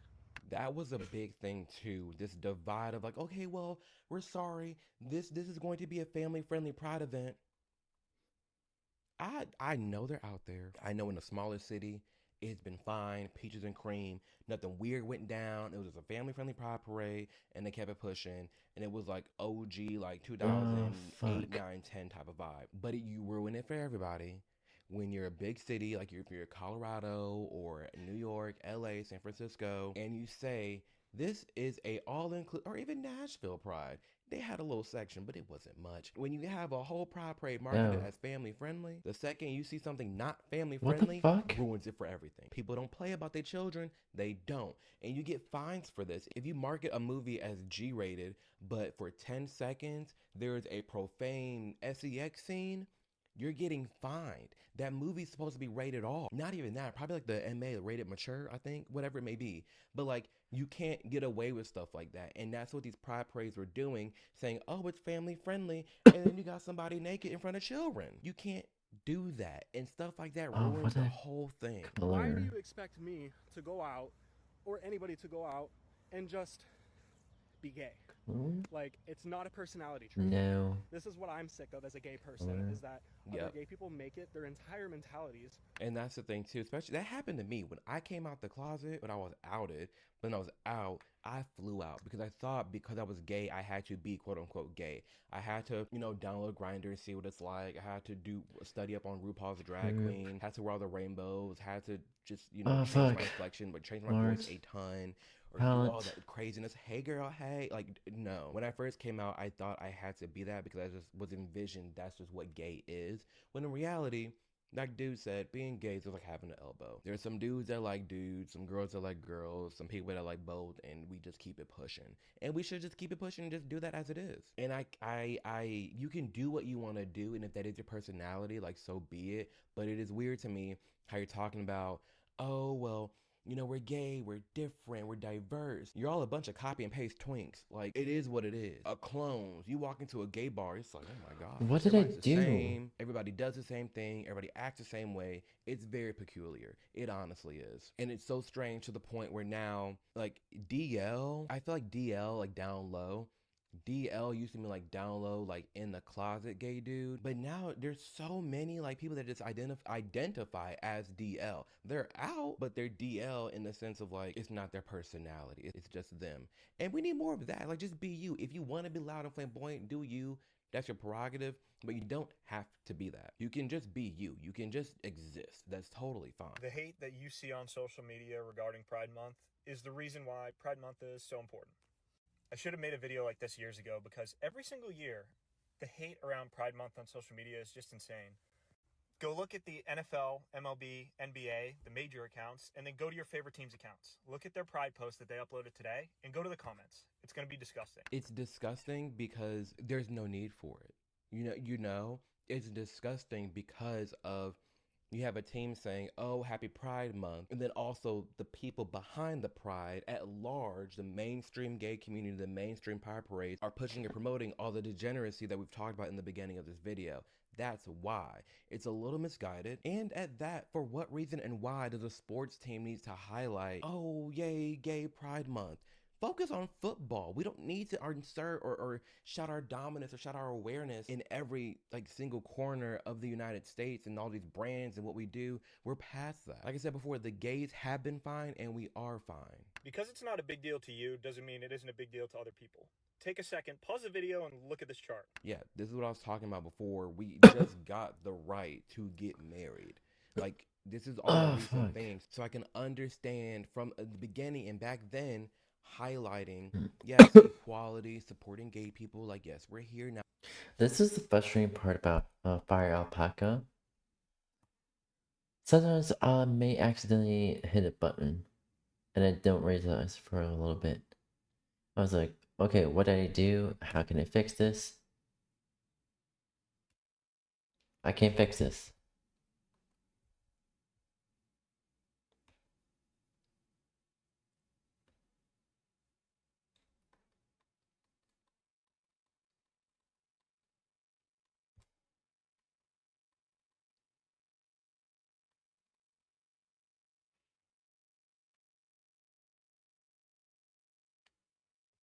Okay.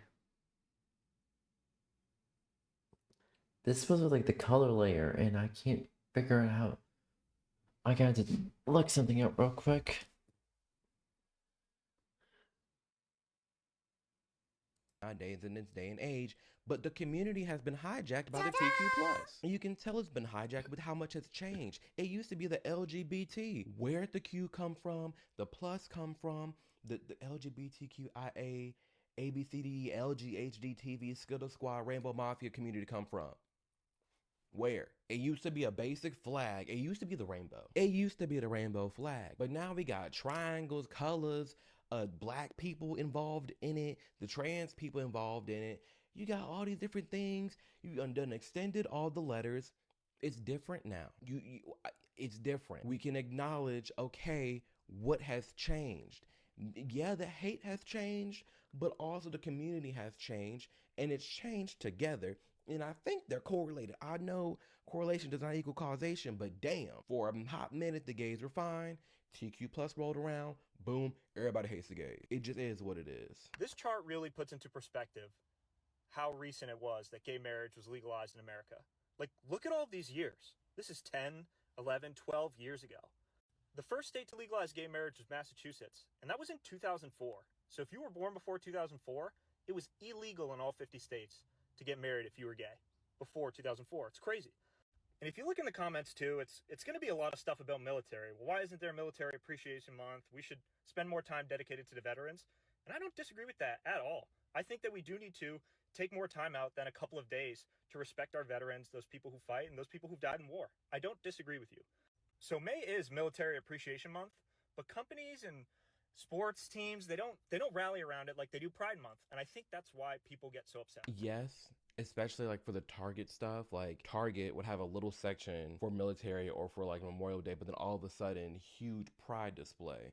We do need to celebrate our military more, and I like how he's highlighting this, but I don't think that's the only reason why. There's a lot more to the story, again, with the community changing. Pin it onto these people in the LGBTQ plus community for, getting a whole month. It's not their fault that Pride Month is a thing, and you don't need to put them down to uplift the military or something else, right? They can coexist just like everything else in the world. And I'll tell you this, I'm a straight man, but my sister is a lesbian, and this really hits home for me. I'm disgusted every year. And you might not think it's not important because you're not gay, and that's not true. Let's look at the Trevor Project. The Trevor Project was a company and org that I honestly loved growing up. It was resourceful, it was cool, but now it advocates for the mutilation of minors. So now I'm like 110% against it. I don't know what to tell you. It's changed. These organizations went from just supporting and focusing on gay community, LGB, the OG flag. That's what it was really about. The OG flag, and a little bit of the T, LGBT community. And now it's a whole new flag, new colors, all this extension that I don't vibe with and don't get. Young people that identify in the LGBTQ plus community are 4 times more likely to attempt suicide than their peers. You know how much this data is skewed because the LGBTQ plus community is so damn big and have nothing to do with each other. You can't even look at these statistics and pull something out of it because the LGBT is different than the TQ plus, and that plus includes a plethora of crazy things. I'd argue that the TQ plus is mainly mental illness. I've been through my battles. I've been through conversion therapy. I've been meetings with the pastors. I've done the whole up and down. I've tried to have my story about that. So I get it. And part of that was due because I was gay and I didn't like it. And we'll get into that in another video. And even then, I'm aware of people, especially more on the right, who are in the closet and who are gay and can't come out because their parents or they're going to get kicked out. Like I knew people who would get honestly kicked out of their home for being gay. So that does exist. I can acknowledge and agree with, yes, gays can be more likely. I'm going to restart fire off back real quick. This is so skewed. Like you're saying, LGBTQ plus young people are more than 4 times as likely to attempt suicide than their peers. Let's break that down real quick. You're saying they're more likely, but you also change, like the communities change. So like, because you've tacked on the Q and the I and the A and the plus, that number has increased. So like, you're not even looking at what that community used to be. Like the statistic doesn't even, I can't even trust it. I can't. And that looks like 1.8 million people ages 13 to 24 who seriously consider it. This is the reason we have Pride Month, guys. Whether you're gay, whether you disagree with it, it doesn't affect your life whatsoever. I don't know why people get so caught up on what other people are doing. It's not just about that though. Pride Month has never been just about that. If you go, you'll see the most profane and insane things, and that's what people just don't like. And for all the gay people out there, it will specifically the LGBT that are, you know, have these deep dark thoughts, you don't have to have that mindset. We're good here in America. I get things can be a little sketchy and scary, but damn, we're good. But when it comes to the TQ plus, yeah, that rate's skyrocketing because they're already dealing with mental illnesses. If you're sitting here telling a kid, you literally have doctors telling kids, oh, yeah, like, we know those rates are higher. Like, if you don't transition, you might end up doing it later. Like, that's crazy to me. It is.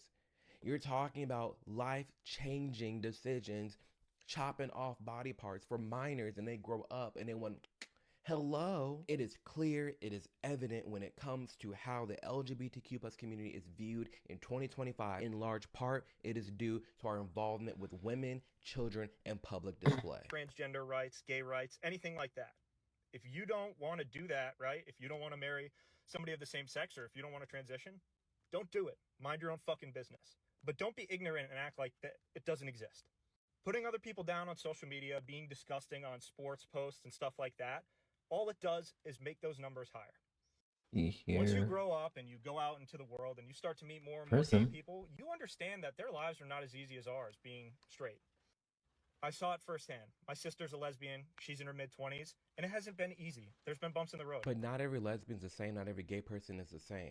You can't just say like it's a blanket statement. Well, I've seen it. It's bad, so it's bad for every single lesbian out there. Okay. No, it depends on the personality. It depends how they actually are. Because for me, ever since I just like decided I'm a mirror, I have my extra flamboyant sides. I don't hide that. I don't suppress it. But I'm just like myself. I don't deal with any hate at all. It's chill being gay. But when you're marching in Disney bathrooms, yeah, you're gonna get hate on. When you're saying I deserve a right as a biological man to be in this locker room with women and then compete against them, yes, you're going to get hate. When you're advocating for custody to be stripped from parents because they don't want to transition their kids. Alright, well, I'm gonna watch this real quick so I can...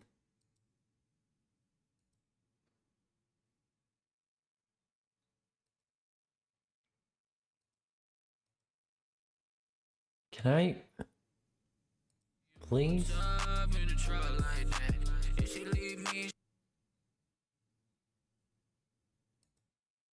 My layers that I have in this little window here is layers, and I'm using Fire Alpaca, which is basically my main program for doing art, for commissions, and for just personal stuff. Pretty much everything that I do is made in Fire Alpaca, and Fire Alpaca is actually free. It's completely free. I will link down the website in the description. Layers. Well, I like to color in markings of characters on different layers, and these layers are called clipping layers. So basically what clipping does is everything that I've drawn on this layer will be like, basically this is how you color the lines. So I'm going to show you. So I'm going to add a layer here. This button right here is adding layer tab, adding blank layer. And I'm going to draw, I don't know, a dot, right? I will add another layer over this one. And then I will click clipping right here. And as merge layers, which basically dodge, which is lighten as well. Burn, which is, don't ever use burn for shading. Just don't.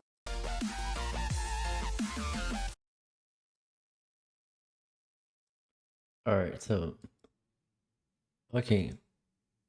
Yeah, you're gonna get hate. When you're pushing to allow lewd, like adult content books in middle schools, yeah, you're going to get hate, especially when those said people are wrapping it in a bow titled the LGBTQ plus community. So no, this guy's very sweet, and as a straight person, I understand, like, he's trying to be an ally, he's trying to, like, you know, stick up for his sister and gay people. What did he say? He's how to do clipping? You can drag the layer in. Okay.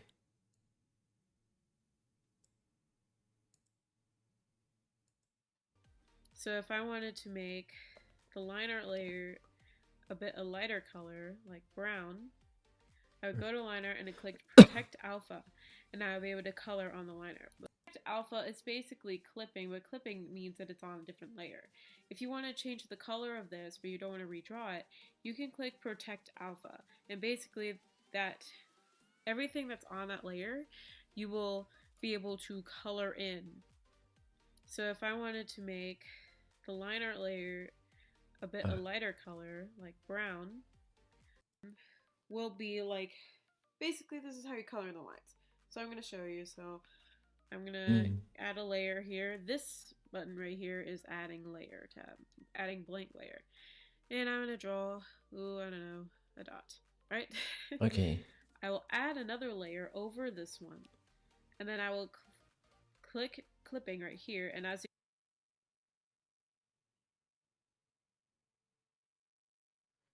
Alright.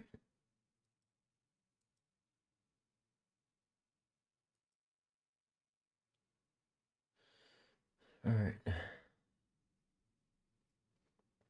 Clipping and protect alpha. Hopefully,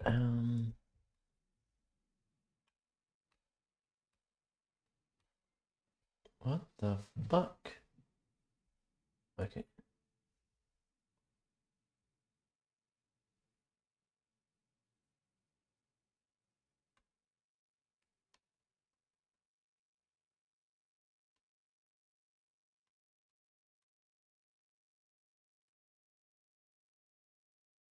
Okay. I want to like use this. What did I do for? Oh my god.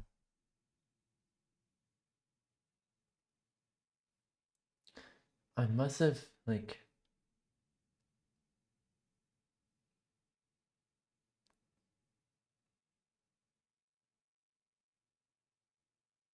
What did I do? Okay, so let's investigate, see what might have misclicked.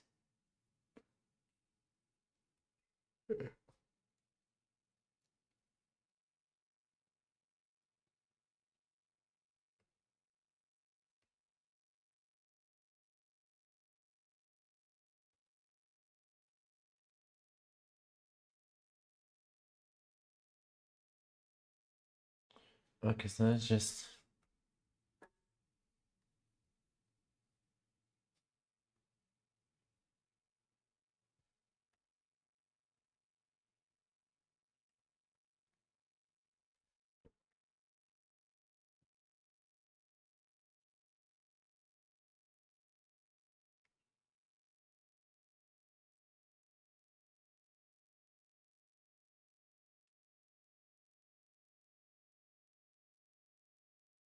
Okay.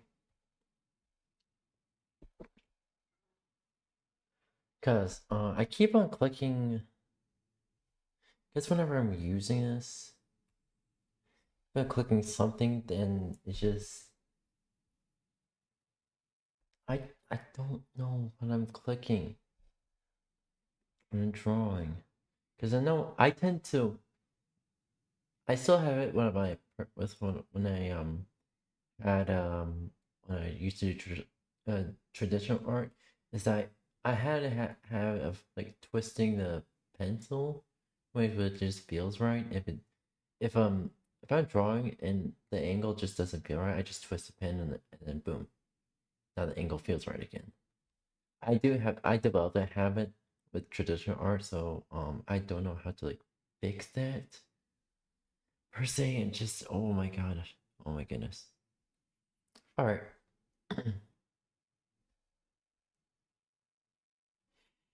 Mm,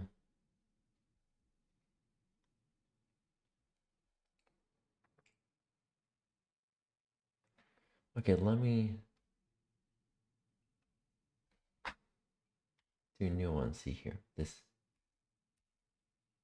is fine by clicking.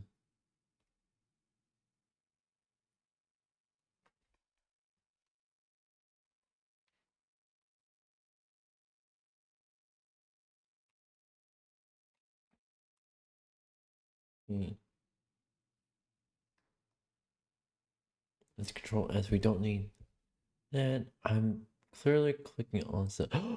Wait a minute. Is it the Alt? It's space. I think.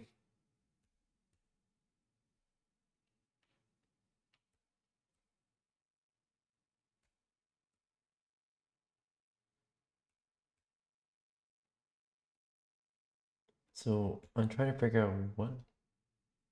E, let's erase. That's bold.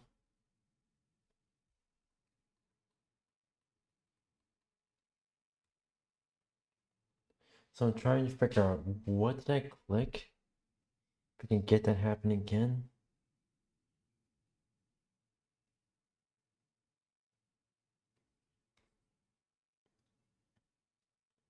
Oh, that's just gradient.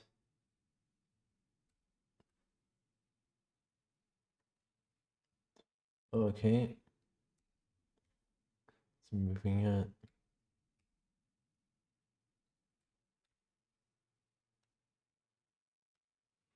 Okay.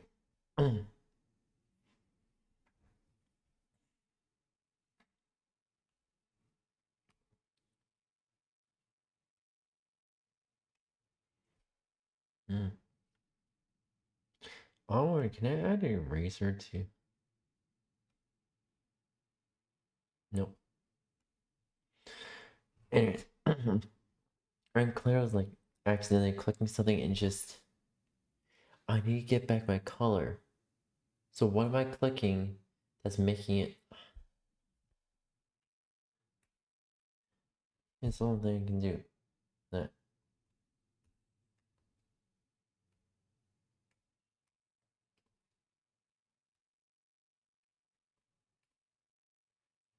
Okay. So what am I doing that's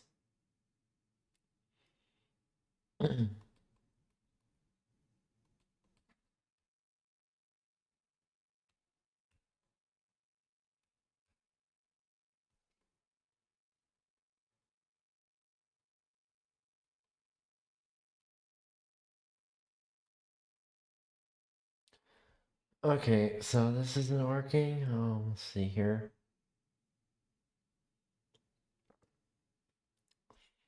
Uh, Select. It's not highlight.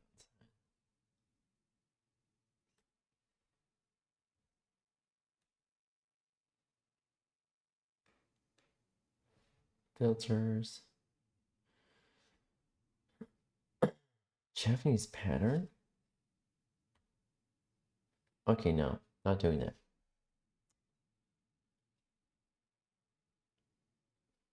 Brush.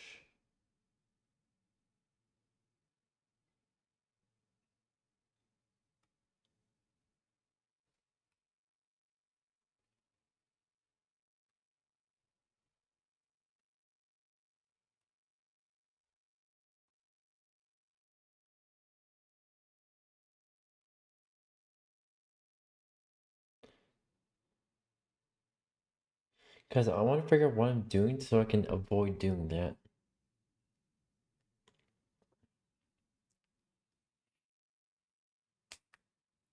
Can't figure it out, then I truly don't know.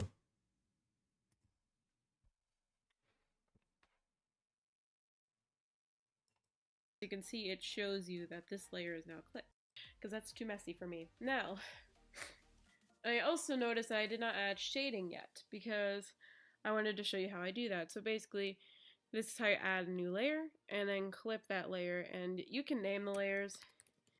I don't normally name the layers, because I'm lazy like that. Anyway, so now I don't name I'm going to layers. show you something really cool with shading and such. So let's pick a color for shading. It can be any color. No. What would look good with him? I think a nice warm feel would look good. So we will use yellow. Orange is yellow. Now, as you notice, this is blending here, and I haven't gone over that. And it says normal. So I'm going to draw a line here on him. This is normal. This is the normal color.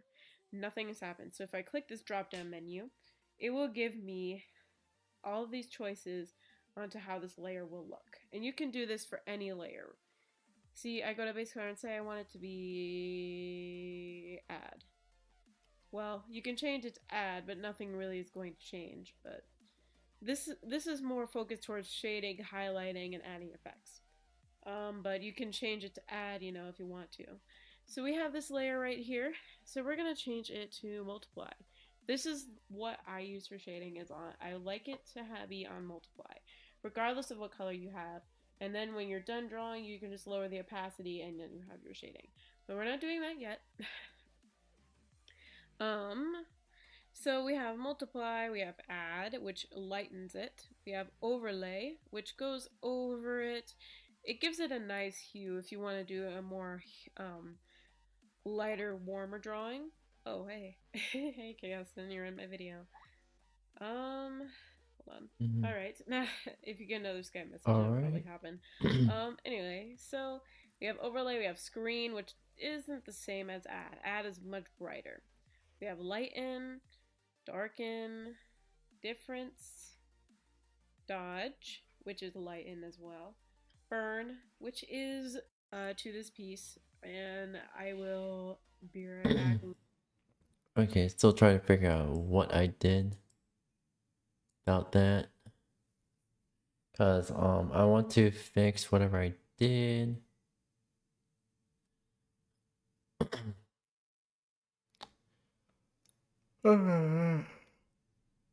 Okay, let's see here.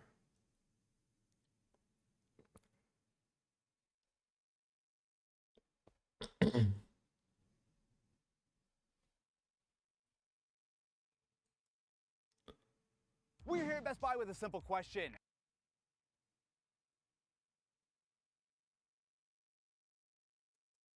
There you go.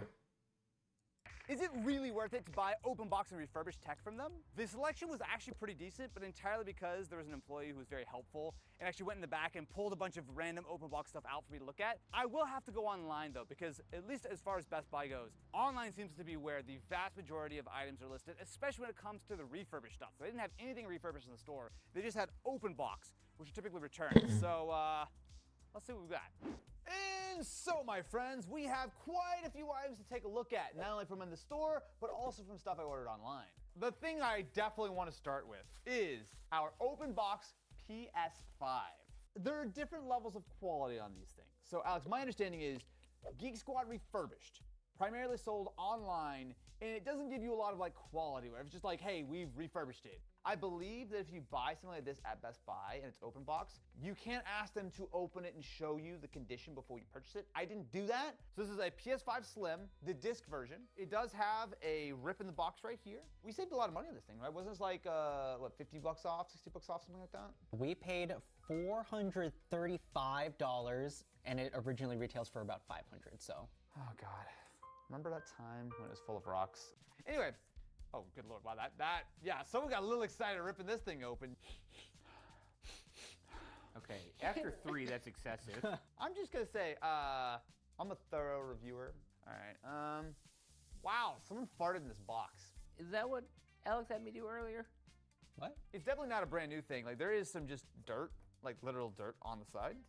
Also dirt. Oh, that's what I've been doing. Actually dirty. I hate that so much. It feels bad. Looks pretty clean. It's not a super dusty fan. That's normally the thing I look for if someone's like actually using it a lot. I gotta actually like. All right, there we go. Fire it up, but stand up again. Why do you like the naked?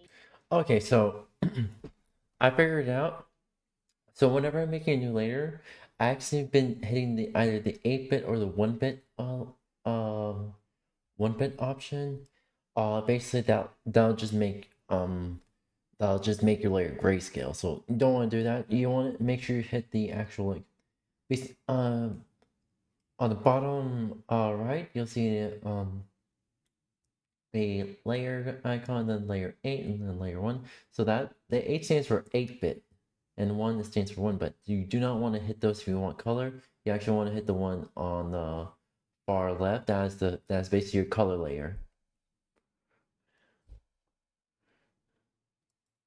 PS5. I have good news. Our PS5, at least initially, seems to be functional. I did, however, realize, and by me, I mean Alex realized it and I looked in the box, there are no feet. So our PS5 is a little wobbly. It's fine. It's fine. I'm not updating 57 gigabytes in Gran Turismo. Oh my god. We're gonna try just playing a quick little bit of Gran Turismo Sport just to make sure it fully functions because we have exactly one physical PS5 game in the office. It's a game that's not going to do a whole lot. Adriana, you get to pick whatever I drive. Ooh, Civic Type R. To people who don't play sim racing things, this means nothing to them. Quick, use a blue shell. Wrong game. Yay, the segment's over. The only thing I can really ding it on is just it doesn't have the little feet. How much could I get a Sony refurb PS5? Because we've done a video last year where we bought a refurb Sony PS5 directly from the actual PlayStation Store. You can still get like the original digital one for like $400. I think this is a good start. It's an auspicious start for what was surely nothing but great financial decisions. What could possibly go wrong from here? Look, we have to bring some positivity here. The world is full of negative things. Check the news. But you know what? Sometimes there's good things in life. I would argue there's more good things than bad things. Name 3. Cheez-Its? Cheez-Its, that's funny. Oh, wait a minute. Why is there a squished Kirby on my desk? We got this because it is very clearly one of those like blind box things. Yeah. But we bought this as an open boxing. So literally somebody bought it, they didn't like what was inside. You know what it is? It's actually not open. It's just squashed. Oh, we got Moonbeam. Yay! That's actually pretty cute. Moonbee can hang out with Roboraptor right here. How much was my Moonbee? Anyway, how much I saved by getting That's it so open? cute. We paid $5. I would pay for that if I had the and money. retails for $6. I don't. I don't know that that was a great deal. Nintendo would never rip us off. Well, They would never overcharge us for anything ever. Not well padded. I was at a Best Buy. I still hate the way you say Best Buy. Right? Sorry. Best Bite. Best Buy. I mean, who said that? You're like the Best Buy. No, Best. Best Buy. We Best have Buy. an Best Buy. iPhone. Best Buy. Why is that so shaky in the box? Oh. So that's. Do y'all say Best Buy or Best Buy? Let me know in the comment section below and in the stream chat.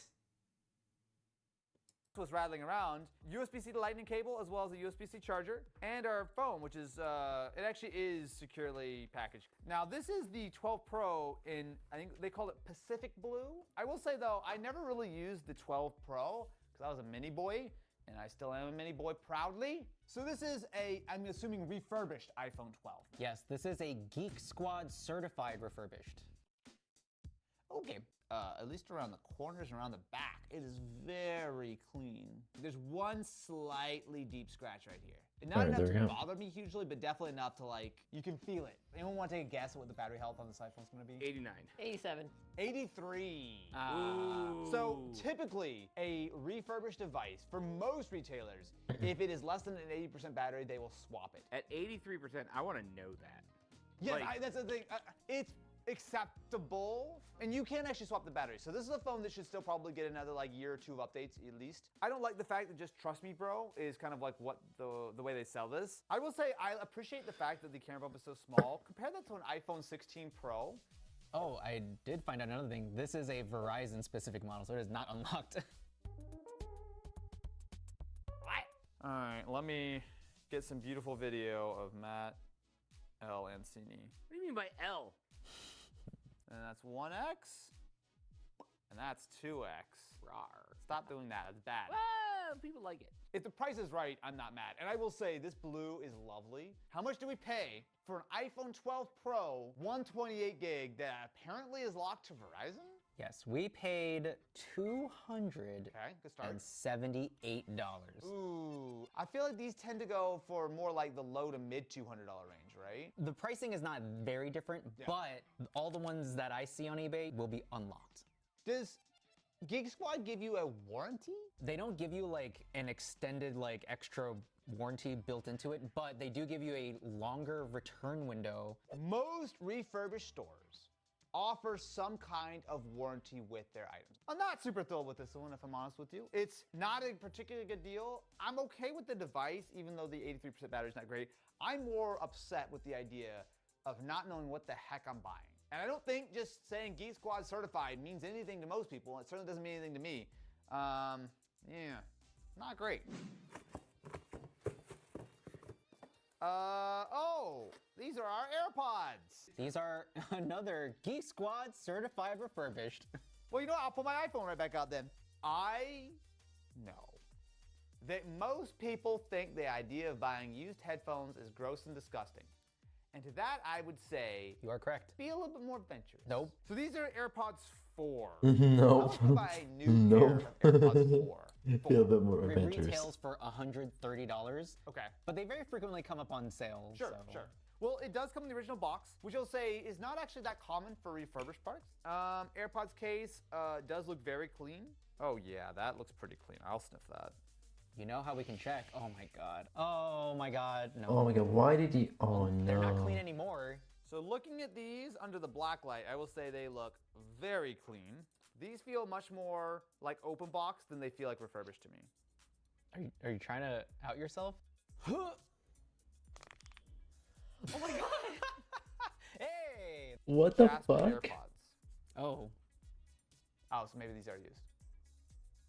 Wow, AirPods actually. I'll definitely improve on the I guess I shouldn't be surprised. The actual AirPods are doing this, stylization of the everyone eyes. AirPods, but first of all, they pause and play so fast. Like I take it out and it immediately pauses. These seem like they're totally functional AirPods. What do we pay for these Geek Squad refurbished Jasper's AirPods 4? We paid $90. So that's not that much off. But honestly, what I'm more concerned about is that they did not wipe these AirPods. So And I know I often name my earbuds my social security number just to make sure that everyone knows it's mine. This feels like to me that it's an open box thing, but maybe they just don't do. No, I was about to say they don't do open box headphones. I bought a pair of open box headphones. Yeah. So these are actually, funnily enough, also Apple. So these are the Beats Solo 4s. Beats have had quite the reputation over the years. For a long time, everyone made fun of them for being overpriced garbage. But I would say definitely over the last like 6-7 years, they've gotten significantly better. It said that this label was printed in June 14th of 2024. So this has been an open box item for a year before they finally sold it. There is one other thing. Best Buy rep did tell me this when I was buying it. The condition is good, and it specifically says the comment is residue. We do have the case, which looks like it's in nice shape. Coast is clear so far. Actually, I like that shade of blue. It's like pale blue. There's nothing gross on here. What residue are they talking about? Oh my god. Why? Okay. Why? So that is one thing that's missing, because I'm pretty sure this would have come with like a USB-C and a headphone jack. Now, I think the Beats also do the AirPods thing, right? Where they automatically sync when I try to turn them on. That's a very cheapy, plasticky. Yeah. How do you turn on Beats? Are these just dead? If it's not turning on, then it's probably dead. Why, hello there. After a solid 24 hours of charging, Jesselyn's Beats Solo 4s are online. I love how we're 2 for 2 for Apple headphones that still yearn for their previous masters. Oh god, yeah, immediately just so uncomfortable. Am I just missing out on something here? Like, aren't these like, these aren't touch sensitive or anything? Like, it's literally just pause and play, that's it? You just basically have to like double or triple press. The only way to do it is just to push the Beats logo a bunch of times? What the hell? Yeah. That's it? Wow. You sound mid. Beats used to have this reputation of being all highs and lows and nothing in the middle. I would argue these are almost too neutral. Like, they almost don't, they sound like the LaCroix of headphones. They charge $200 for these? Let me actually pair them to Android. Maybe it'll sound better on Android. I don't, like, something's up here. No, it sounds exactly the same. If you told me that these are like $40 headphones I bought on Temu, I'm like, okay, fine. No matter if I'm on iOS or Android, they sound muddy. There's no bass. Oh, he doesn't say how much I paid for. How much did I get these for? Because it was a good deal, right? We paid $84. It should say a lot that I'm still not convinced that that was a good deal. It's just, they sound incredibly mid. This is not worth $80. And that's crazy, man. That's crazy. Well, speaking of items that I picked up in person, so this is a Dell Inspiron 2-in-1. It does have the comments that it has minor scratches, marks, and residue. I would assume that that probably means it was a floor sample, but I purchased this because this is the most discounted item I got in this entire video. Well, it's got padding, and by padding I mean the power cable. Shelf display. Oh, look, I called it. Yeah, so this was a shelf display model. There is like some residue for this. Is that like where they would have put the window sticker maybe? I would imagine it's where they stuck like the security thing. Oh, you're totally right. It does look fine. I mean, some minor little scuffs here. Okay, all right, I'm not mad. So the Inspiron line for Dell is traditionally their mainstream, but this seems like one of the higher end models. So we've got ourselves a 16-inch 1920 by 1200 touch display, wireless plus Bluetooth, no Wow, you gave me wireless and Bluetooth? Dang, that's pretty impressive. How much, if I bought this brand new from Best Buy, is this supposed to cost? $1,150. So, not cheap. You should whip out the black light again. The black light, it's a great idea. This one definitely has some boogers on it. Oh. Okay, now that's unnecessary, okay? It actually looks pretty clean. Like, someone definitely took at least 3 seconds with a Clorox wipe to this. There's definitely some residue, but it's pretty much entirely from the adhesive, so that's fine. After installing our mandatory Windows updates, let's take a look at our Inspiron. First step, let me actually see the configuration. It does have a Core Ultra 7 155H, so that would be first generation Intel Core Ultra. It does have 16 gigs of RAM, and it does have a 1 terabyte SSD. Yeah, so this is the correct version. I will say the screen is not great. I can see pixels from like, I would say like a even slightly farther than normal distance. It's very quiet. Like actually like surprisingly quiet. The touchpad is fine. They say it's a precision touchpad, and I'm sure that that's the case. So there's air conditioning. This screen also is, the color accuracy is quite bad. Just looking at it, they cut some corners. If this was actually a $1,000 laptop, they'd be pretty grumpy with this display. Speakers, really pretty solid. Keyboard's decent, trackpad's okay, screen is bad. It's nice that it's a touchscreen, but the problem is that the pixel density is really low. It's a 1920 by 1200 display at 16 inches. This at $1,000 is crazy. But we didn't pay $1,000. Oh no. We paid $418. That is actually a good deal. It's not the world's greatest laptop, but I'll tell you, if you put this up against almost any other laptop at Best Buy at that like $400-ish price point, I think we did pretty good here. Alrighty, next up, I believe we have our tablet, right? No. I don't know what's in this box, but it don't smell good. It smells a little like, I won't say it. Oh, what the hell is that? Really? So this is our Samsung Galaxy Tab A9 Plus 11-inch, and this is in excellent condition. Clearly, Galaxy Tabs exist. Was there supposed to be a power adapter in here? Because there's no power adapter. It does say it's supposed to be in excellent condition, so at least I'm sure it's gonna look beautiful. No, it's scuffed. It's definitely scuffed. There's a scuff here, scuff here. Wow, it's such a wide tablet. Look at just how wide. Just look at the width. Wide. Let's fire this thing up, shall we? If it has charge. If it has charge. That's dead. Update for you. Something's wrong with the Samsung. We've had this thing charging for, what, I'd say 30 minutes, if not a little bit longer. So one of our chargers here does not seem to be working. The other charger works, but it just keeps cycling between 0 and 1%, and it turns itself off. This has been charging for so long, it should have 1%. Oh, did it finally turn on? Dude. Now it looks like you're a liar, sorry. It does. While I look at this, Alex, can you tell me a little bit more about this tablet? So I'm familiar with some of like the low-end Galaxy Tabs. So you can buy it brand new for like $220. This is clearly just kind of like a multimedia thing for kids or something like that. I mean, it's a nice big tablet. Hold on a second. 5 hours until full? Am I not plugged into a 65-watt power adapter right now? How will we enjoy the 90 hertz screen? This is not 90. You're kidding me. Is it really 90? It looks like 15. It's 11. This tablet was released like 2 years ago, by the way, in 2023. Feels like 2013. I mean, oh, it crashed. Cool, great, love it, love it, love it, love it. It had me 100% fooled. Speakers are okay. This tablet on its own feels okay. We're still at 1%. This entire time being plugged into our fast charger. Okay, how much do we pay for our tablet? We bought it open box, excellent condition for $172. No, we did not. What? Yeah, we bought it for $172. Ooh. No, that is not good. That is not good at all. First of all, we did not come in an original box with a charger. The tablet itself feels okay. This battery really, I do not feel confident with this. The fact that it's been charging for so long, I can't get it past 1%. It took us so long to get it to boot up. I don't know when this thing turns itself back off. Why did I flip upside down? Even if, assuming that this battery was not weirdly borked and that I had a charger, I still don't think $174 is a good deal. Okay, so this, I will be very straightforward and honest with you, is the item I'm most excited for in this entire video. Not because I want to take it home or anything, of course not, but we found this one online and I did not think it was real, and I'm still a little bit suspicious that is actually what they say on the box. Yeah! The days of play PS4! So if you're unfamiliar with why we're stoked about a PS4, Sony did I think just for a summer, a limited run of cool blue PS4s. This is the first time I've actually seen one available anywhere. I will say points to Best Buy on packaging. GameStop could take a note or two. Now we do have a blue controller. Now this is actually not special.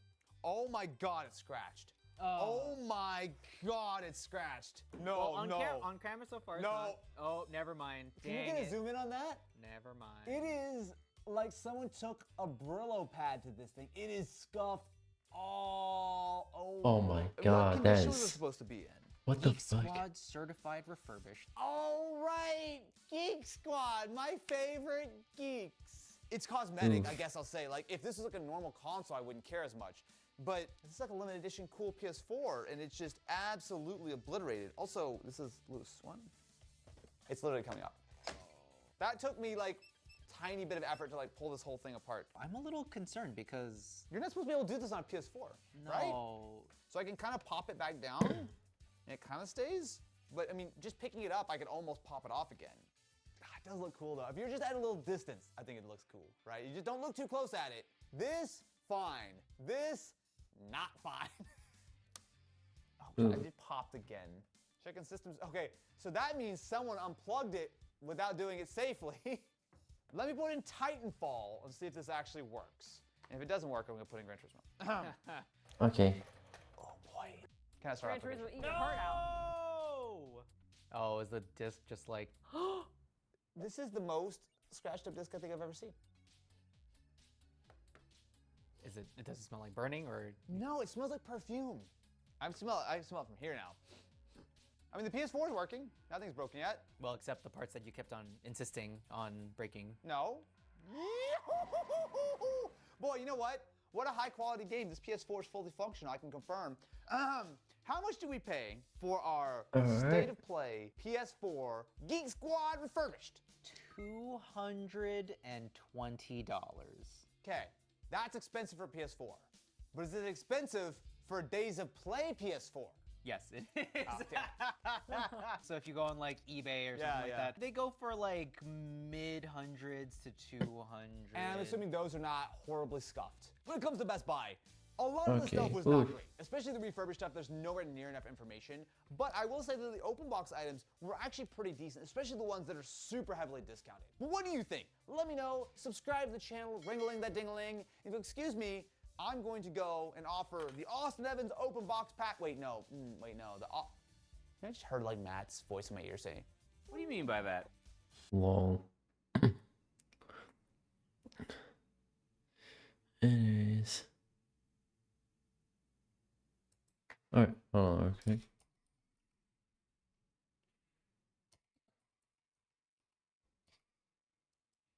Guys, watch 4 videos of my favorite theorists. From each of my favorite theorists.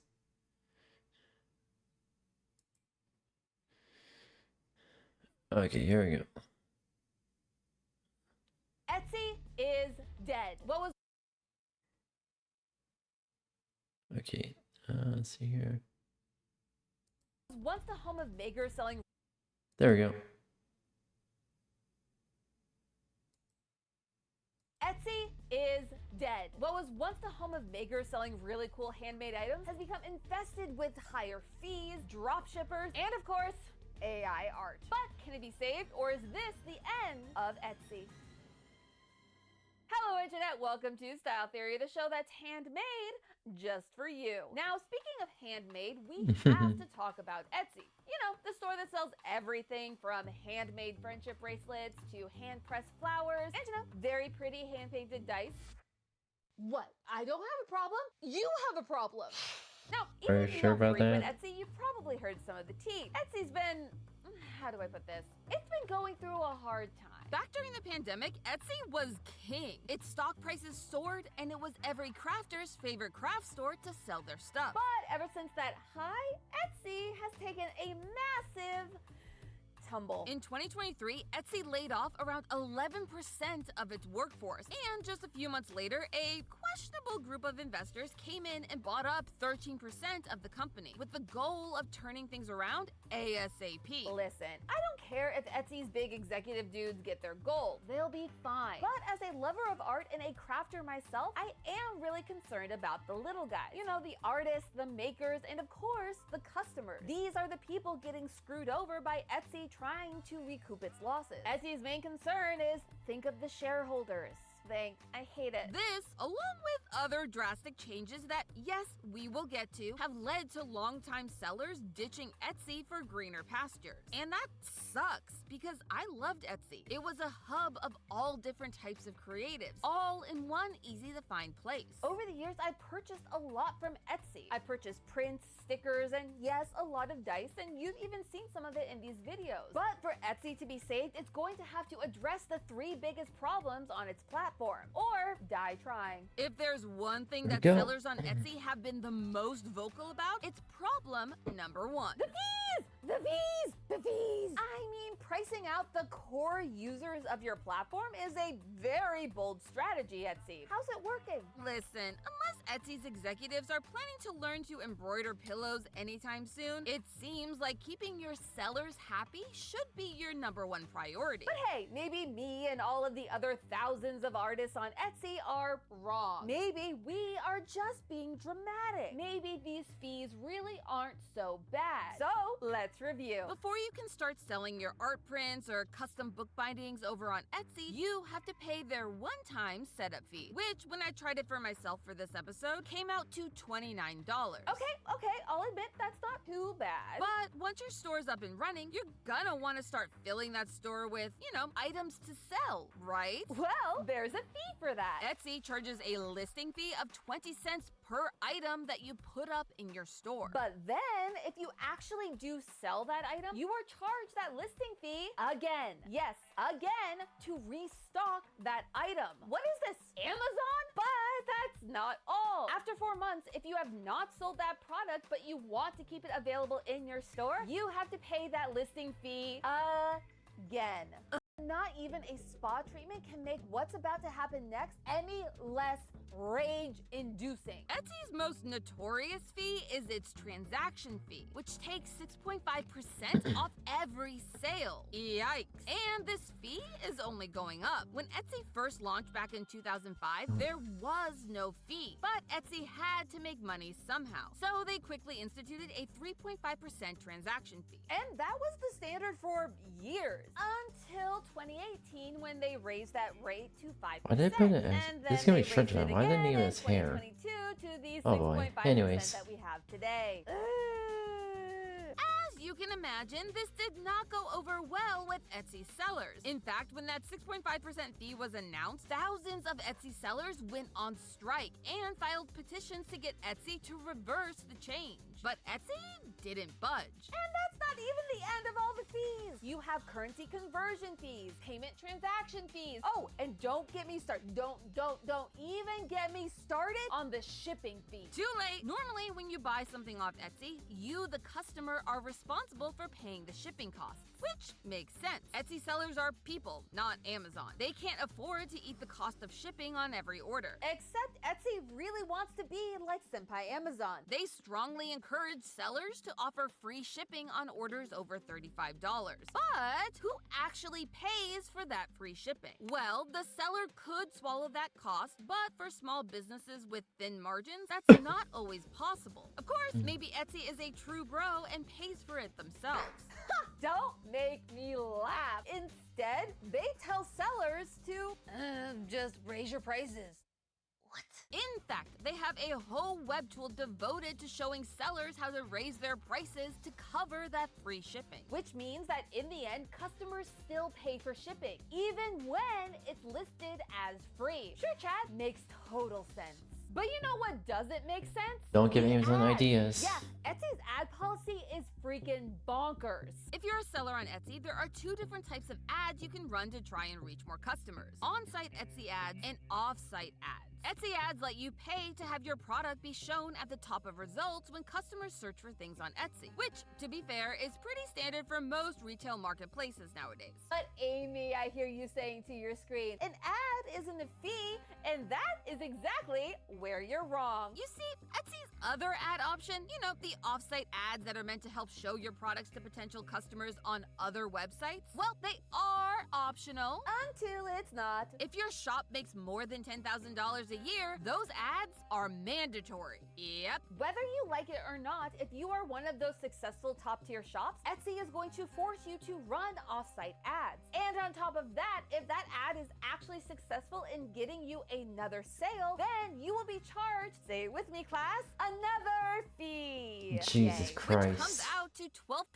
off each sale for that top-tier shop. And if your shop isn't in that top tier, then that fee is 15%. 15! Yes, and that is on top of all of our other fees. Look at these fees. They can barely fit on screen. Clearly, the fees have it, but that is only strike one against Etsy. Fees aren't Etsy's only problem. Instead, customers and sellers alike have to keep their eyes out for an even more deadly foe, dropshippers. If you're one of the few people who hasn't watched our episodes yet on Temu and Shein, then here's the TLDR of what dropshipping actually is. Dropshipping is a sales model where a store, or seller in this case, doesn't actually keep any of their inventory on hand. Instead, when a customer puts in an order, that order is sent directly to the manufacturer, and the manufacturer sends the goods directly to the customer. By cutting out the middleman, aka the seller, it allows dropshippers to be able to offer products at a much lower price point. Cool question. Am I the only one who feels like that's the opposite of what Etsy is meant to be? Remember that items on Etsy, by their own branding, are meant to have that human touch, which means that things like dropshipping should be against their terms of service, right? Well, maybe, kind of, depending on how you read it. You see, according to Etsy's rules, everything listed for sale on Etsy must be made, designed, hand-picked, or sourced by you. And that leaves a lot of gray area for people to wilden out. Technically, the rules don't require an item to be handmade or made by you at all. For example, let's say you make a really cool design to put on some t-shirts. You can then outsource the printing and shipping of those t-shirts to a third party. Technically, this is a form of dropshipping called print on demand. But not only is it a pretty standard practice in the fashion industry, you still made and own that design. You just outsource parts of the process, which is all above board according to Etsy. And when you look a little bit closer at those rules, you may notice the word that I noticed: sourced. Once again, it's a measure of technicalities. Technically, a dropshipper is sourcing the item that they're selling to you. And technically, by doing that, they are not breaking any of Etsy's rules. Technically. Ugh, God, I'm starting to hate that word. But this trend of dropshipping has led to bigger problems than just flooding searches with endless identical items. It's led sellers to a life of crime. While it's not necessarily hard to get a commercial license to use someone else's design, many people don't want to take the time or the money to do it legally. Art theft on Etsy is rampant, especially among dropshippers. I mean, take a look at this Etsy store with over 250,000 sales. At first glance, it seems like any ordinary store.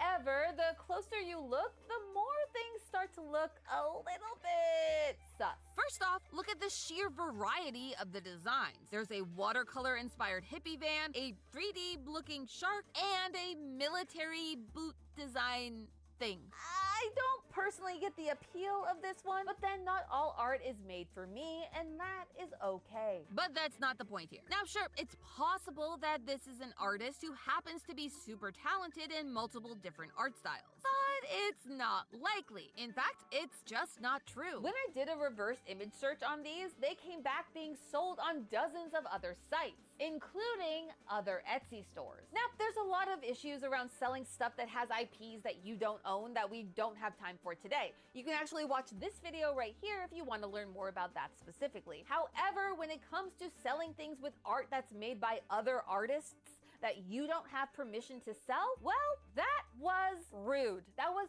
pretty rude. And don't just take my word for it. Etsy themselves also seem to have had their doubts. If you try and look up the seller on Etsy today, they're gone. Now, I seriously doubt that a business that was doing over 250,000 sales would just go under. Now, credit where credit's due, it does seem like Etsy is doing something to try and fix this issue. In 2022, Etsy announced that they removed over 1.9 million listings for violating their various policies, which included a number of dropshipping stores. And by the next year, that number had doubled to 3.8 million. So when it comes to dropshipping, Etsy is kind of at an impasse. Technically, it's not illegal on their site, and they are doing some things to try and fix it. Technically, even if you can still find a lot of very questionable items on their site. Yep, even on Etsy, you can't avoid the AI situation. And I don't just mean those AI summaries that every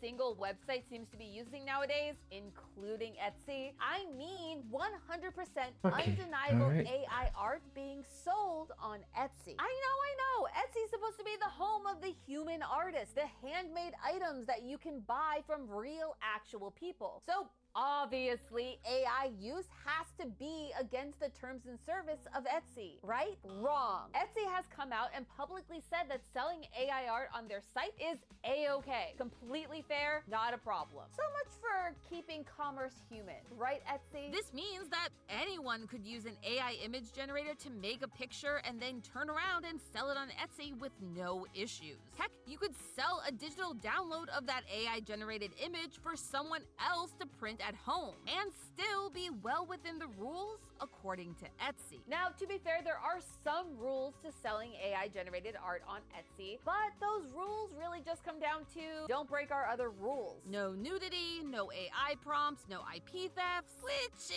is already a murky area where AI is concerned. But apparently that doesn't bother Etsy. As long as you disclose in your listing that the thing is AI generated, then Etsy's like, yeah, a-okay, sell away. And it's not just disappointing, it's sad. Like I said at the start of the episode, I used to love getting stuff on Etsy. But at this point, after hearing all of the things that they're doing, I don't know if I want to keep supporting a company like this. I don't want to support a company that doesn't support its users. The users that built them up in the first place, that use their site to make a living or just share their art with other people. But at the same time, there are still thousands of creative human artists using Etsy to sell their stuff. Heck, I know people in real life who use it because it's the only means of getting their art to other people. And I'd hate to leave all of those artists behind just because Etsy didn't hold up its end of the bargain. So what can we do? The answer is to figure out how to spot the difference between an artist and a con artist. First, before you buy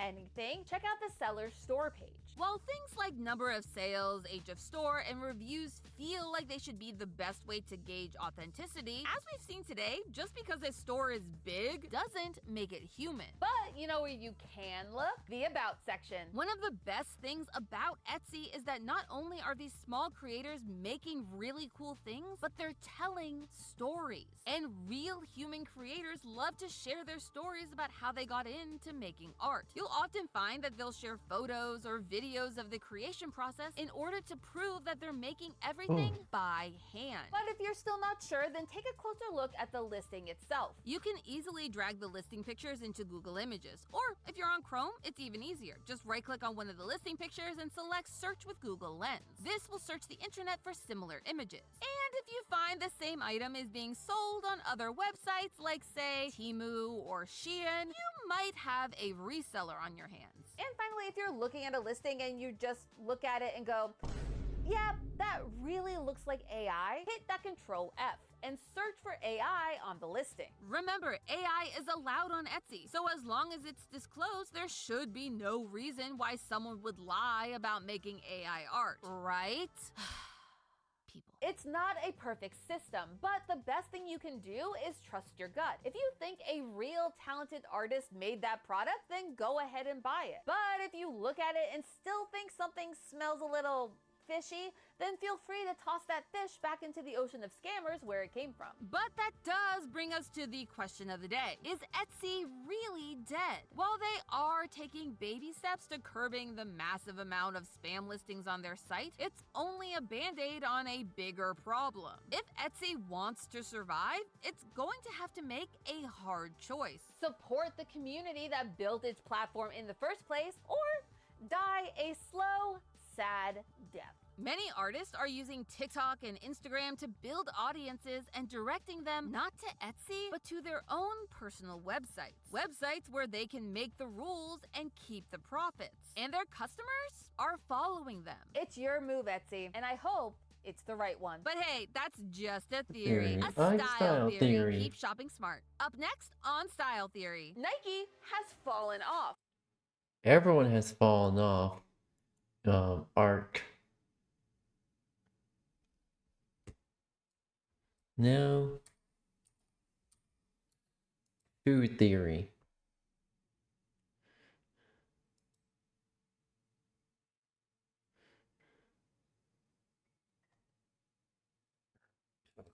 Alright. Come on, come on, come on. Light, light, light, light. Don't do this to me. There we go, there we go.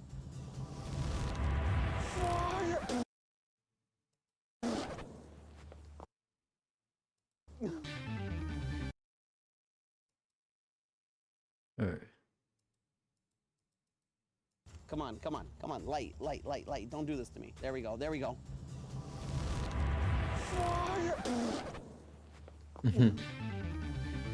Hello, Internet. Welcome to Food Theory, the show that's doing things a little bit differently today. See, it's summer, and one of the things that I literally have always struggled with is the communal barbecues in apartment buildings. I've been living in apartment buildings my entire adult life. I have never been able to approach people while at the barbecue and ask them, hey, are you almost done with that? Can I use it? But it's summer, which means grilling. It means burgers and hot dogs. So if I can't work up the courage to use the grills downstairs, and I can't have one on my balcony because of fire codes or whatever, and the stove just doesn't bring the same results, there's logically only one solution that I can use, and that's sparklers. A lot of sparklers. You heard that right. Those little 4th of July sparklers you give your little cousin Timmy, I'm gonna use them to cook actual burgers and hot dogs that I plan on eating for now. Also, I can avoid the most basic of human interactions. But it's one thing to say you'll try and eat barbecue with sparklers, it's another to actually do it. So today what I'm gonna be doing is cooking burgers and cooking hot dogs. Two classic traditional summer barbecue foods. But here's the twist. I'm only gonna be using sparklers. Now, these babies burn between 1800 and 2000 degrees Fahrenheit, so they should be enough to cook these. I might just need a few more. Now, funny story, I Instacarted all of this, and in the Instacart order, I actually put 14 packages of this, and the Instacart person showed up yesterday with all the bags, and they were like, hey, I did you a solid. I noticed that you made a typo and put a 1 in front of the 4 packages. So like you put 14, no sane person would want that. So I only got you the 4 that you wanted. Again, I'm too nervous to ask about the grill. I was like, oh, thanks. But inside I was like, okay, that actually looks like 12. Oh, that looks so good. Sparklers. So we're about to go. I need to improve on the shade a little bit, but that looks so fucking good. You know what? It's fine because that's what food theory is all about. It's about things not going my way when I want them to, and rolling with the punches. So let's go. And so I was off to Publix, since Party City went the way of the dodo. R.I.P. I'll miss you. Thankfully, 4th of July was still a few weeks away when I was filming this, so surely all of the sparklers wouldn't be sold out already, right? Oh no, I think they actually may have gotten all of the sparklers when I asked them to. Target it is, I guess. Okay, let's go. You know what? Publix is too expensive anyway. And they didn't have a 4th of July fireworks display at the front of the store. Tisk tisk, Publix. Tisk tisk. Thankfully, Target is always there for me when I need it most. Okay, so we're at Target. Let's hope they have sparklers. Because if not, I don't even know. I don't even know what we're gonna do. And hey, I don't want to hear any of you in the comments be like, you're too afraid to go ask your neighbors to use your grill, but you'll go into Target with a mic and camera crew. That's different because, hey, look, I found the sparklers. The only question is, how many do I buy? There's 30 in each of these. Let's make it an even 300, shall we? Hi, I'm normal. Oh, look, we can actually use self-checkout because it's 10 items or less. I really hope there's no limit to how many sparklers one. Son of. So apparently you can't get sparklers through the self-checkout. I have to show that I'm not an adolescent. ¿Cuántos años tengo que tener? 21. Ah, bueno, perfecto. Acabo de cumplir 22. You can legally smoke in this country, but you can't buy sparklers. How does that work? Hey, Santi, what do you do for a living? I go to Target and I buy 300 sparklers on a Wednesday at 11 a.m. Aren't you proud of me, Mom and Dad? They're not, by the way, it's a spoiler. But parental approval of my life choices aside, sparklers acquired. The looks I got from the employees at Target when they saw me just scanning sparkler after sparkler after sparkler, which, by the way, you have to be 21 for. Why do you have to be 21 to have fun with a children's toy? Although it does say TNT, which I really hope is just a naming convention and not actual dynamite. Too late now! Like Sum 41, I am in too deep. Time to bring these fireworks, or should I say cooking utensils, home with me and see if I can make magic and lunch happen. So, that was so loud. We got sparklers. We're gonna go downstairs and we're gonna figure this out. We're gonna see what the best way to not use a grill is. That is what we're testing here. It's not really a test, honestly, let's be real. I'm lighting stuff on fire and seeing if I can cook hot dogs with it. When it comes to the patties, listen, you're going on this adventure with me. I don't know what I'm doing. As long as I don't have to go downstairs and ask for a grill, that's all we care about. So, let's do this. And so I made my way downstairs, far away from the communal grills and the police, so I could go about making a fire meal. Yeah, well, not fire. Well, yes, fire, but not out of control fire. Just moderately out of control fire. So we are nestled into our little corner here. We got the lovely dumpster to my left and a bunch of cars driving by. I have never seen this many cars driving by in this back road of my building. As long as they don't call the cops on us, you know. I mean, this isn't illegal. Nothing we're doing is technically illegal. And technically legal is the best kind of legal. We're definitely gonna have to cut that. Here's the thing. I really think the best way to do this is just to impale a hot dog with a sparkler and see what happens. So we're gonna have to do it with one first.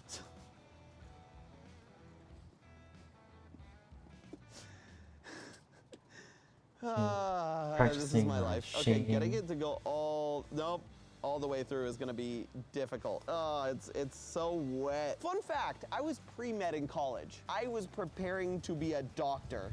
This is what I'm doing now. That's close enough. Should I have gotten gloves for this? Probably. Oh, Probably. This is gonna be damn near impossible. Hold on, I'm gonna have to turn my back to y'all for a second. Oh, there it is. Yeah, the wind's gonna make this very hard. BRB. And so I decided, why don't I huddle in the dumpster? That should block me from the wind. Where did my life go wrong? Come on. Come on. I should have gotten one of those like lighters that don't care about the wind. But you know what? My middle name is Perseverance. It's actually not. It's Arturo. So there's a little bit of lore. I swear to God, if this just died on me.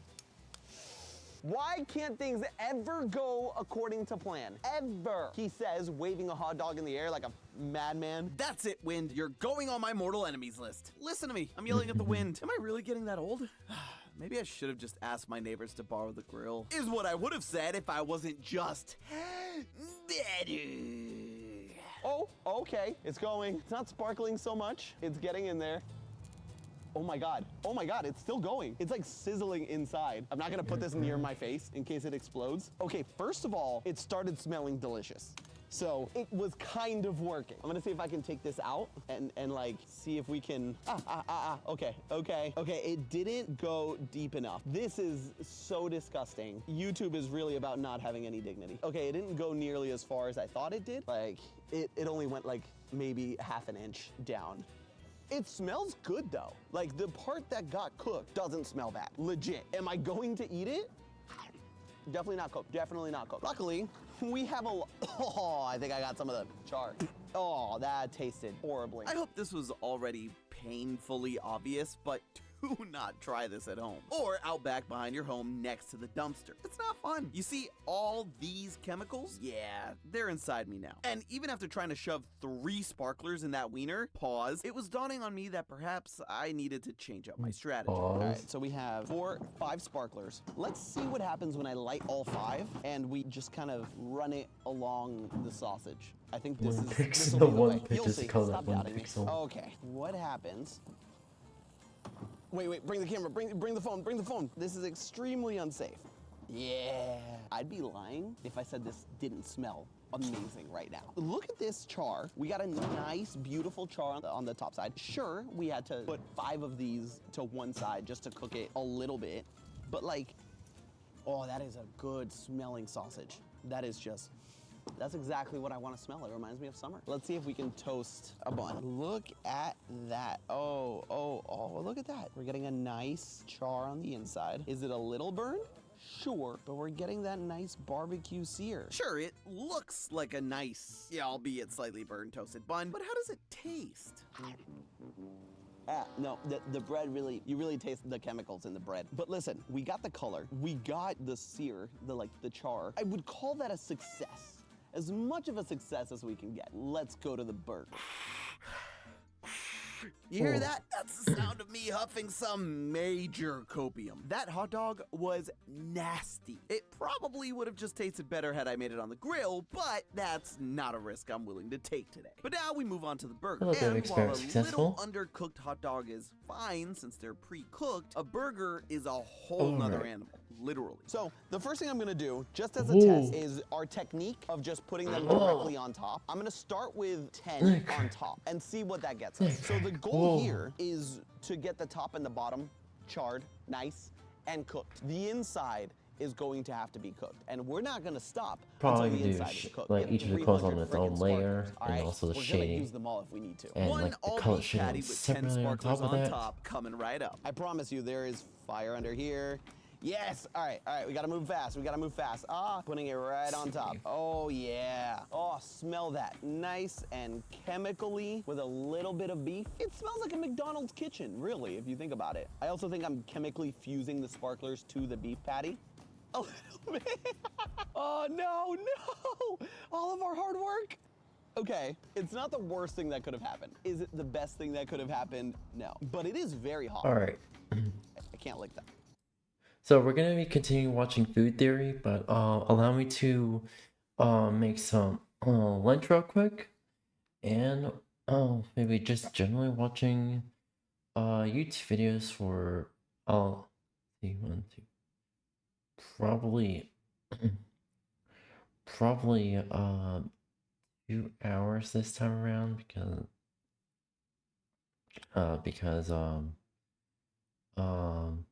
I'm gonna have to be on mute for a little bit while this room is getting measured.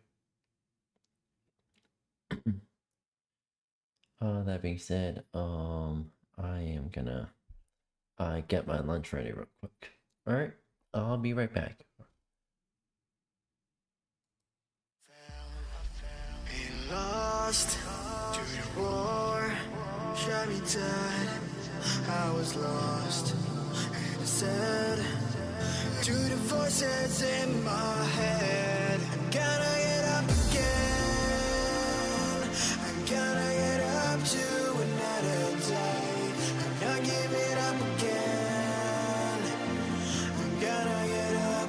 I'm gonna get up. I'm gonna get up again.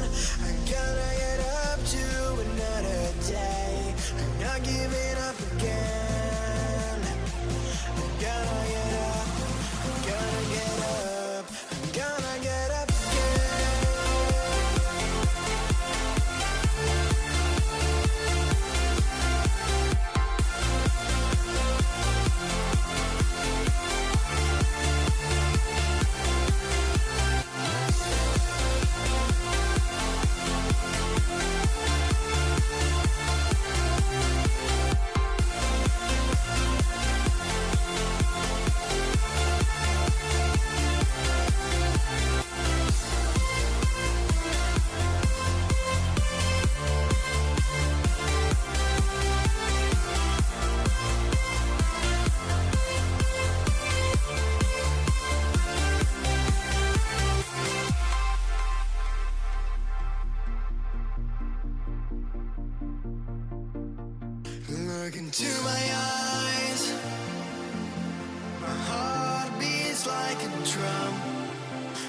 into my life. Love is far to come. Your love is far. Running at the speed of light, kissing under city lights. Calls me in this morning time, but it just goes on. Running at the speed of light, kissing under city lights. Calls me in this morning time, but it just goes on. Gotta get up again. I gotta get up to another day. I'm not giving up again. I gotta get up. I gotta get up. I gotta get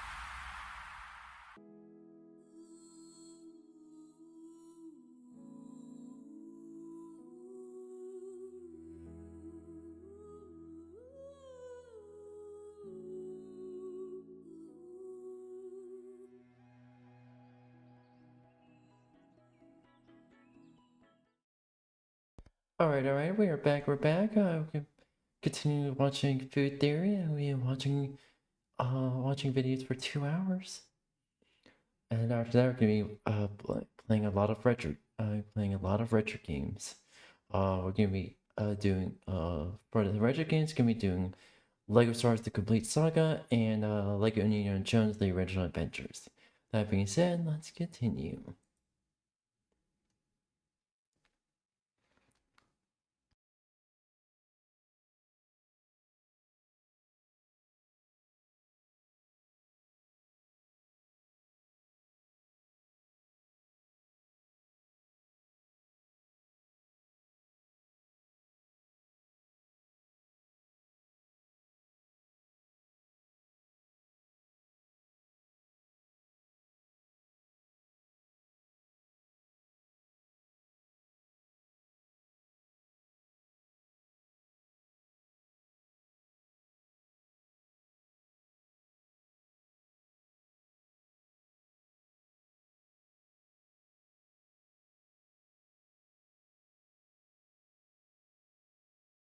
Salmonella.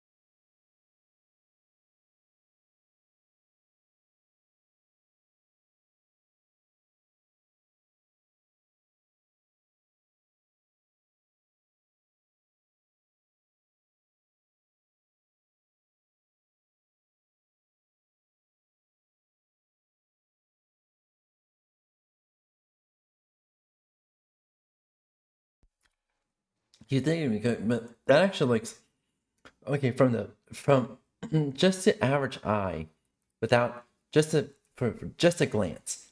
That actually looks cooked, even though it's still fucking raw.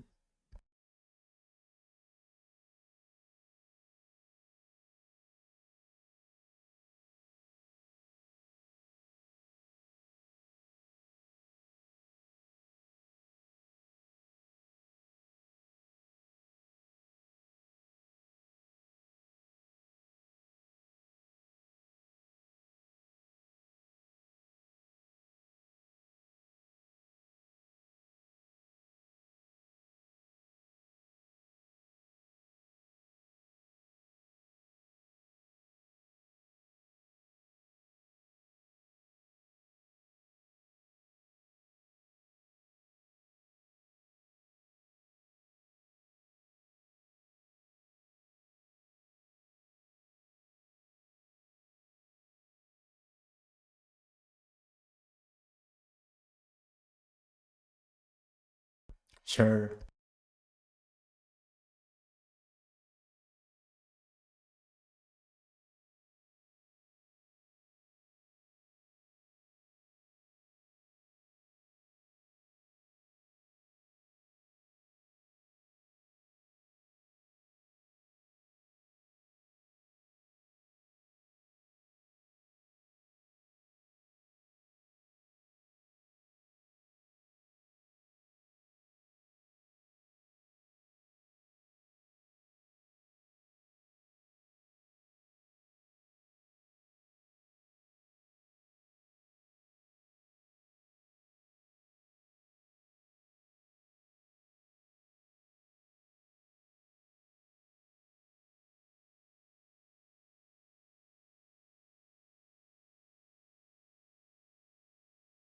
I didn't think it was possible.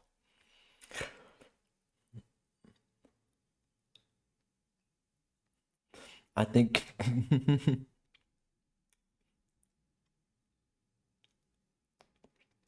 oh my god.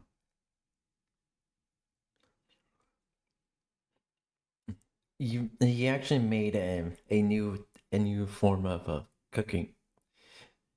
Okay, so there's medium rare, there's medium well, there's well done, and now there's here what there's well rare. There's well rared. Well rared. I didn't think it was possible, but here we are.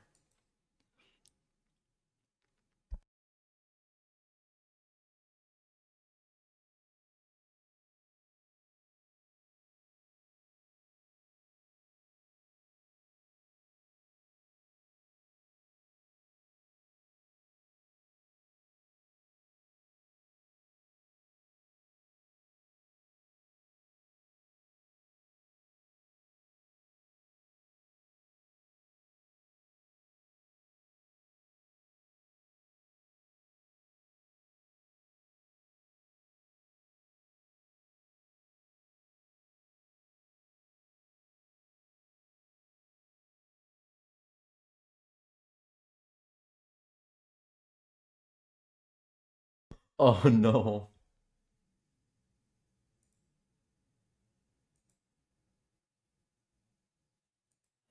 I'm really viral pissed about it.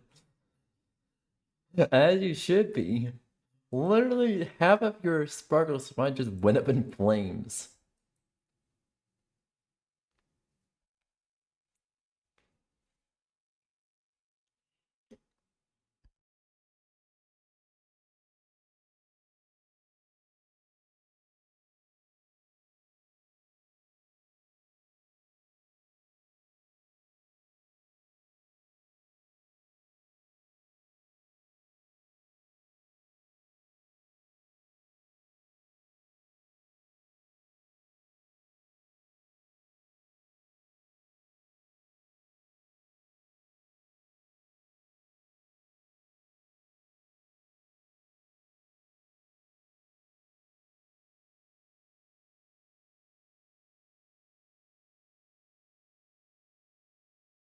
I am sorry. I don't know why it's lagging like this.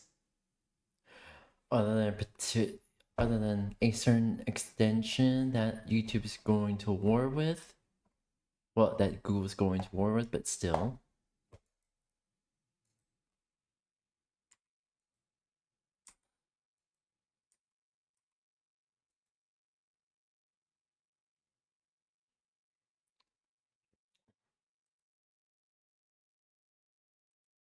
I wonder. Since will this work at 720? Will it not? Or will it just not? Alright. Time for the I'm on ultra 3, 2, 1.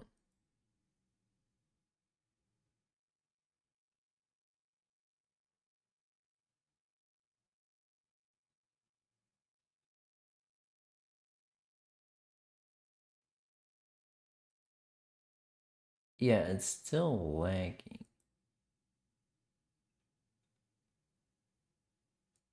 Even the UI is lagging. Holy shit.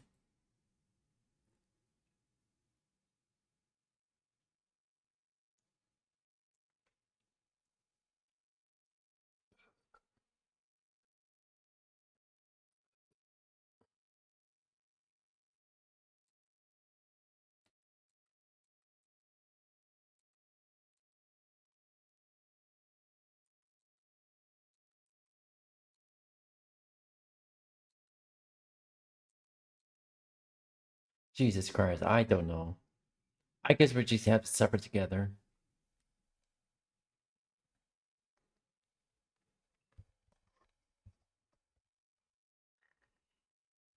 Yep.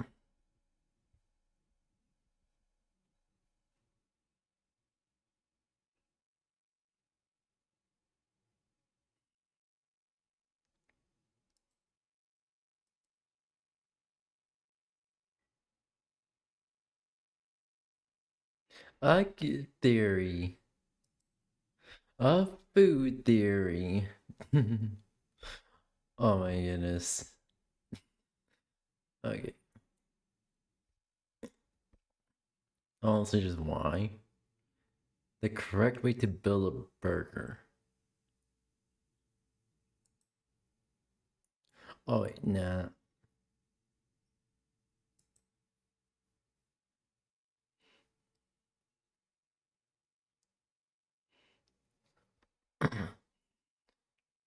Oh, if there is Burger King serious in serious trouble. Oh, let's see. Let's see here. Oh God. Oh no.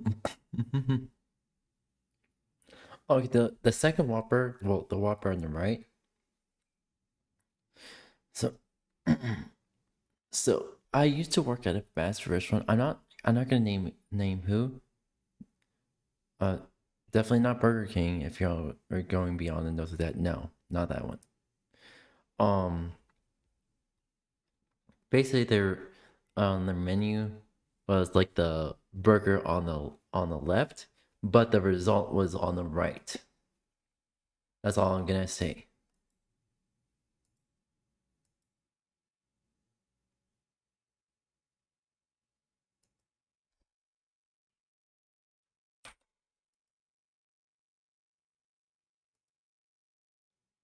Okay, I may need to just lower.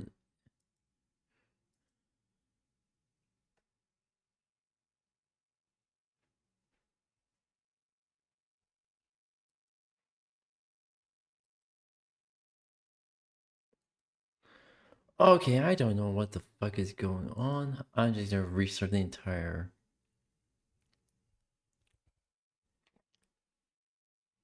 Okay.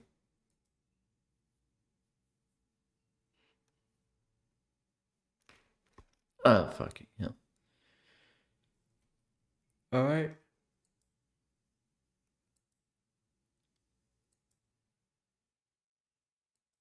And it's still. Oh my god.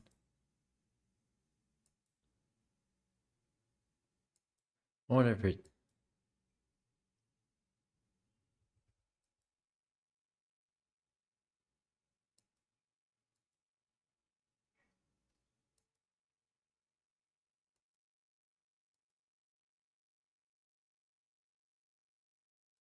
No, 360.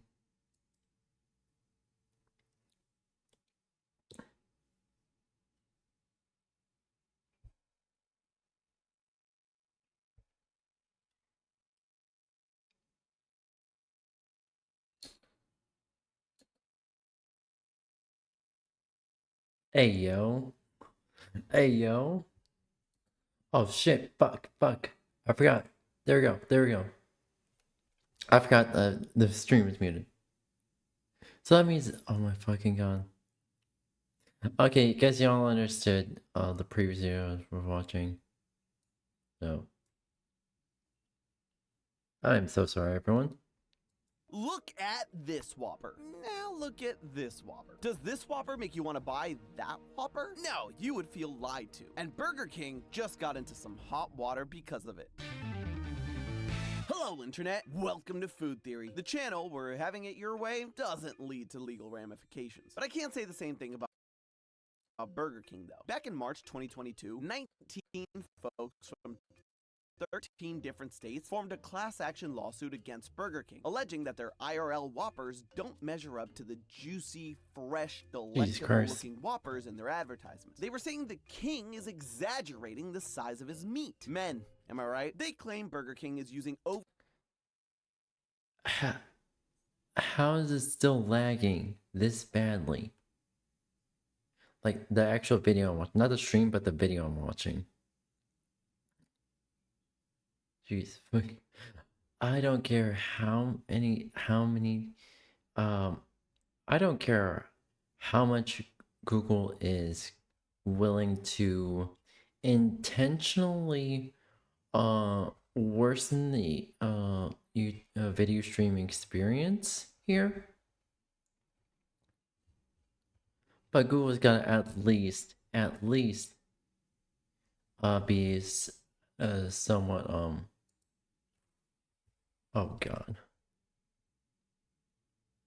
Banned.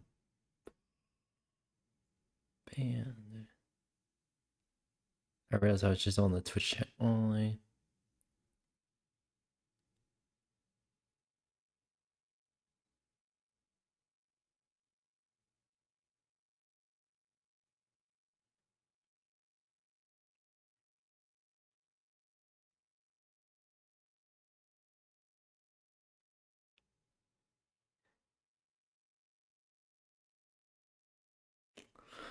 Alright, I gotta get more. Alright. Alright. Oversized meat patties and ingredients in their ads and menu displays to make it appear that the burgers are approximately 35% larger in size with nearly double the amount of meat. Now, if your first instinct hearing this was, yeah, duh, it's an ad, you'd be on the same page as most other judges that have thrown out similar cases over the years. I mean, what are Burger King, McDonald's, and Wendy's supposed to do? Use their real burgers for ads? No one would ever go back. But what makes this lawsuit notable is that the judge presiding over the case has decided that the claims might actually have some merit. Instead of throwing the case out like so many others have done, the judge is having it his way and making the king stand trial and defend his burgers. So today, I want to look into whether or not his monarchy will crumble. Does it actually look like BK broke the law, or is this lawsuit just a greasy, fast food, fast cash grab? Like I mentioned, BK isn't the only fast food or fast casual establishment that's been hit with a lawsuit alleging deception. In May 2022, a man filed a lawsuit against McDonald's and Wendy's for unfair and deceptive practices due to false advertising in their ads and on their menus. The burgers, he claimed, were the most egregious, and accused Wendy and Ronald of undercooking their meat to make them appear 15 to 20% larger than the beef patties that were actually served to customers, since the fully cooked patties tend to shrink and look less appetizing. Likewise, Taco Bell was hit with a lawsuit by a guy claiming that they used double the meat in their photos and commercials during 2023, when certain ingredients, like meat, were struck by inflation, causing prices to go up and customers to look to Taco Bell for a cheaper alternative. But the Mexican pizzas, Crunchwrap Supremes, and various other menu items appear to have significantly less meat, beans, and other fixins than they do in the ad. Starbucks was accused of skimping on fruit ingredients in their refreshers. Buffalo Wild Wings was accused of not using meat from a chicken's actual wing in their boneless buffalo wings. Subway was accused of using 200% less meat in their IRL sandwiches. And the list goes on. Oftentimes, like in the cases of McDonald's and Wendy's, the judge will throw out the case, citing that the reasonable average customer would most likely not be misled by advertisements, and that the images of food put forth by these chains were no different than other companies' use of visually appealing images to foster positive associations with their products. Translation: everybody exaggerates their product in ads, and most people know that. But the lawsuits against BK and Starbucks were allowed by judges to move forward, denying the respective establishments' motions to dismiss their trials. In the case of Starbucks, the judge determined that a significant portion of reasonable consumers would assume that all of their refreshers contained real fruit based on their menu signs and advertisements. And it seems that the judge facing down the Burger King is heading down the same road. The lawsuits against B-Dubs and Subway are still pending, but if Burger King and Starbucks are found guilty of deceiving their customers, we might start seeing a shift in how these false advertisement cases are handled. So what exactly is the line between deception and reasonable exaggeration? At what point does an appetizing advertisement become a straight up lie? And what are the parameters already in place to prevent these companies from going too far? To start answering some of these questions, it's helpful to understand the history of staging food for consumers' eyes. In the 1930s, color film photography allowed food to be captured realistically, almost exactly as it appeared to the naked eye. Advertisers started using color around this time in images of their products, and cookbooks began implementing colorful images into the pages of their recipes, bringing dishes to life that were formerly dull all in black and white. Commercial food photography blossomed as a new career path, and companies found that their goods sold better when their customers could actually visualize what an all-American Thanksgiving dinner would look like. But it didn't take long for advertisers to realize that they could exaggerate a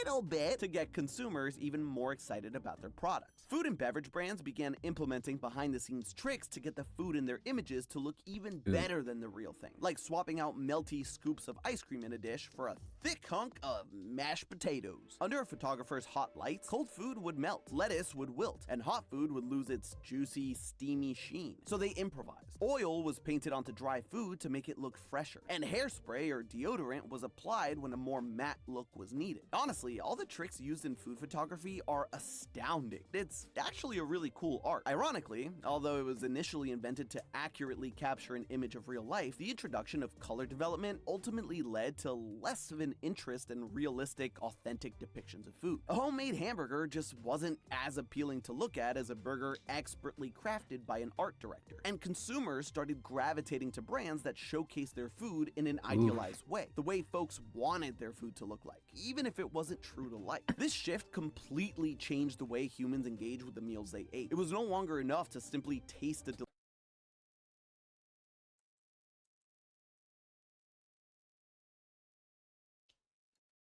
I mean, what the fuck? Oh.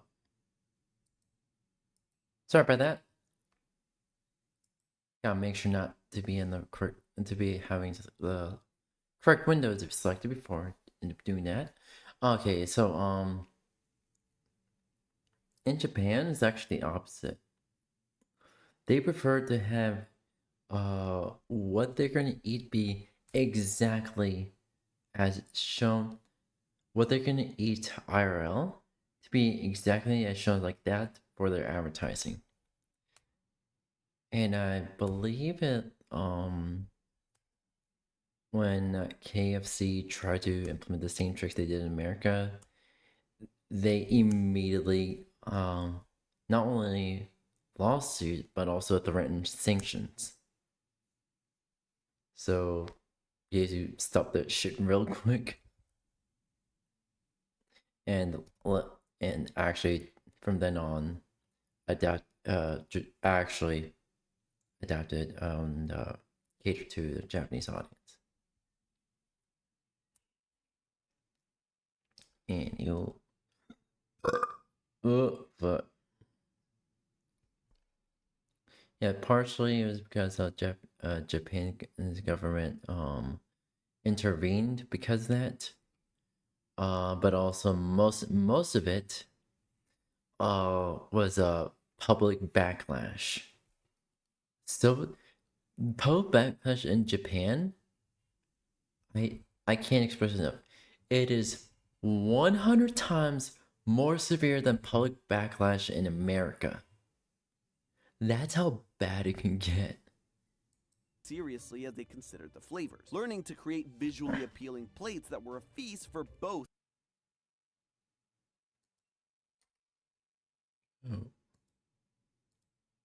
the eyes and the stomach. Food stylists likewise began to experiment with different props, backgrounds, and lighting to enhance and highlight different colors and textures. Food photos were staged to tell a story about the preparation, origin, and cultural significance of their subjects, allowing consumers to immerse themselves fully in the dining experience. Brands today are still using these exact same techniques, but advancements in technology have only expanded their playing field. Once upon a time, it was enough to sell an ice-cold bottle of Coca-Cola in a flat black and white image. Now, Coke has a CGI polar bear in a bright red Christmas sweater convincing you to drink a glass. Today, many companies have a strict policy of only allowing real, edible food in their ads, which means that mashed potato ice cream is fair game. But that isn't always the case. And even modern food stylists have admitted to using non-food enhancements to make their dishes pop in photos and commercials. Need to make a stack of buttermilk pancakes look extra rich and syrupy? Try dousing them in engine oil. Has the skin of your Thanksgiving turkey started to dry out after engine Third day of oil. shooting, slap a coat of wood varnish on there to make it look moist and golden brown again. Cereal looking soggy after soaking in milk, replace that milk with an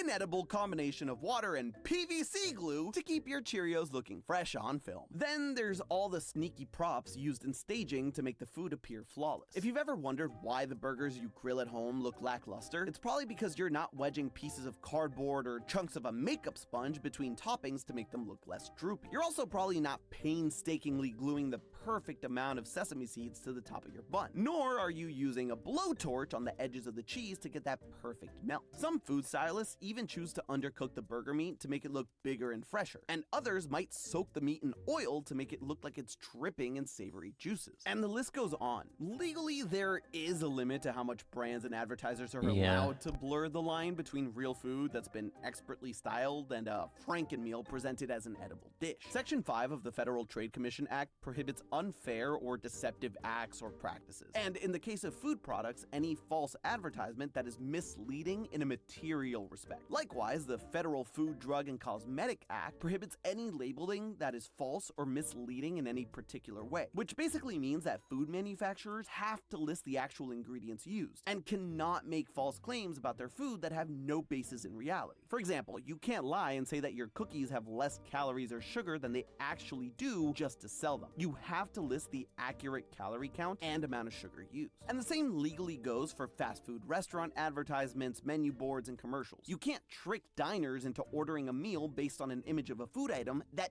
doesn't exist in real life, which is why Burger King could be in hot water if these lawsuit claims are true. As consumers, we're expected to understand that any product is going to look a little better in an ad than it does in real life. But that line isn't always clear. It isn't always obvious when an advertisement is lying. Most of us aren't carrying around a scale to make sure our drive-through burger weighs exactly a quarter pound. According to the King, all their Whoppers are 4-ounce patties served on 5-inch sesame seed buns. Using the bun as a baseline, we can attempt to estimate just how much bigger the advertised burgers appear to be against the IRL burgers served. In this ad, the patty advertised has a diameter of about 6 inches. Just look at how the meat hangs out over the buns. This means that the area of the patty being advertised is roughly 28.27 square inches. Now, let's pull up some of the IRL burgers in question here. First, we have this burger, which looks to have a 4.5-inch diameter, making its estimated area about 15.9 inches square. That means that the advertised burger is around 78%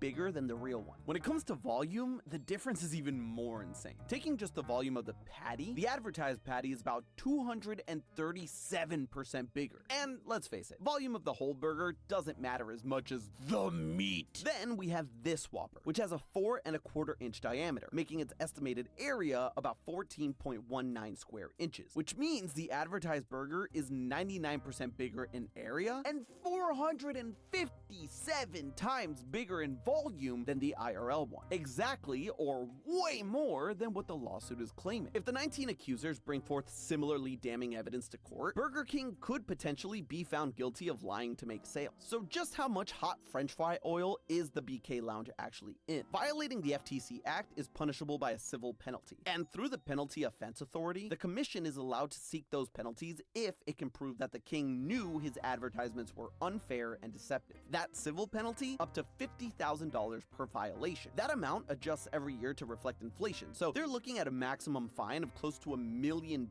paid to the FTC. The commission's goal is to send a clear message that preying on consumers will not be profitable. As far as the civil suit goes, if Burger King is penalized by the FTC, it's likely they'd have to settle with the plaintiffs for an agreed upon amount. We won't know any exact figures unless the involved parties choose to disclose them after the trial, but an interesting possibility also lies ahead for the rest of us. In past civil lawsuit cases against unfair and deceptive practices in food advertisements, all affected customers, not just the plaintiffs who brought forth the case, were also given a small retribution payment. For example, a woman sued Jimmy John's for falsely advertising the inclusion of alfalfa sprouts on her favorite sandwich. Although Jimmy John's ultimately denied the allegations, they still agreed to settle with the plaintiff, as well as provide vouchers to all customers who dined there between February 1st, 2012 and July 21st, 2014. Those vouchers were only worth $1.40 off your next properly sprouted sandwich, but hey, it's better than nothing. In the end, if the FTC finds the King guilty, or if they decide to make a settlement, all of us Whopper enthusiasts might benefit, even if it's only a few bucks. But all those dollars dollars and cents will eventually add up. Burger King estimates that over 1.3 billion Whoppers are sold each year worldwide, and 41 Whoppers are eaten around the world every second. Now, I'm not exactly sure how many of those billions of burgers are devoured specifically in the United States where this lawsuit is taking place, but I'd guess it's a pretty high number, considering the fact that the king raked in $1.3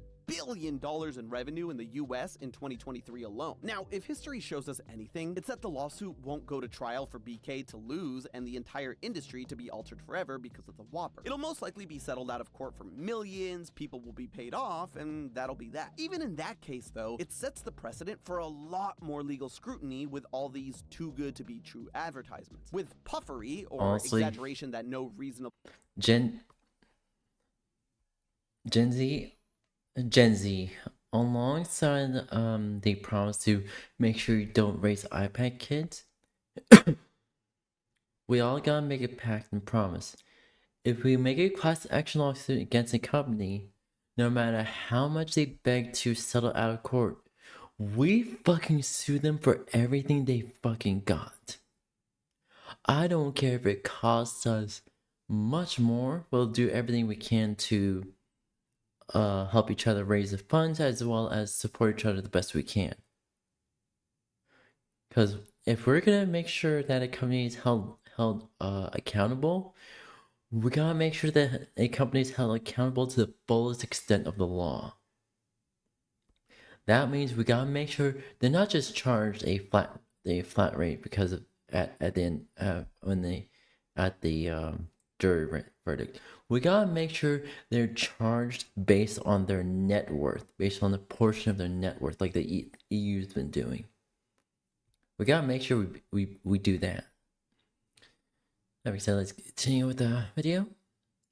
customer takes literally like the world's best or world famous having to be decreased significantly by fast food companies across the board so they don't become the next target. So will we and the 19 civil suit plaintiffs get rich overnight thanks to underwhelming Whoppers? Probably not. But the kingdom might have a few less treasure chests when all of this is over. And we might even start seeing ads that suddenly don't look quite as appetizing as they Honestly, if they actually, if a restaurant advertises food just like this, and we expect it to be exactly like that, I'll be more willing to dine at that restaurant than to say dine at Burger King or McDonald's or something like that. Okay.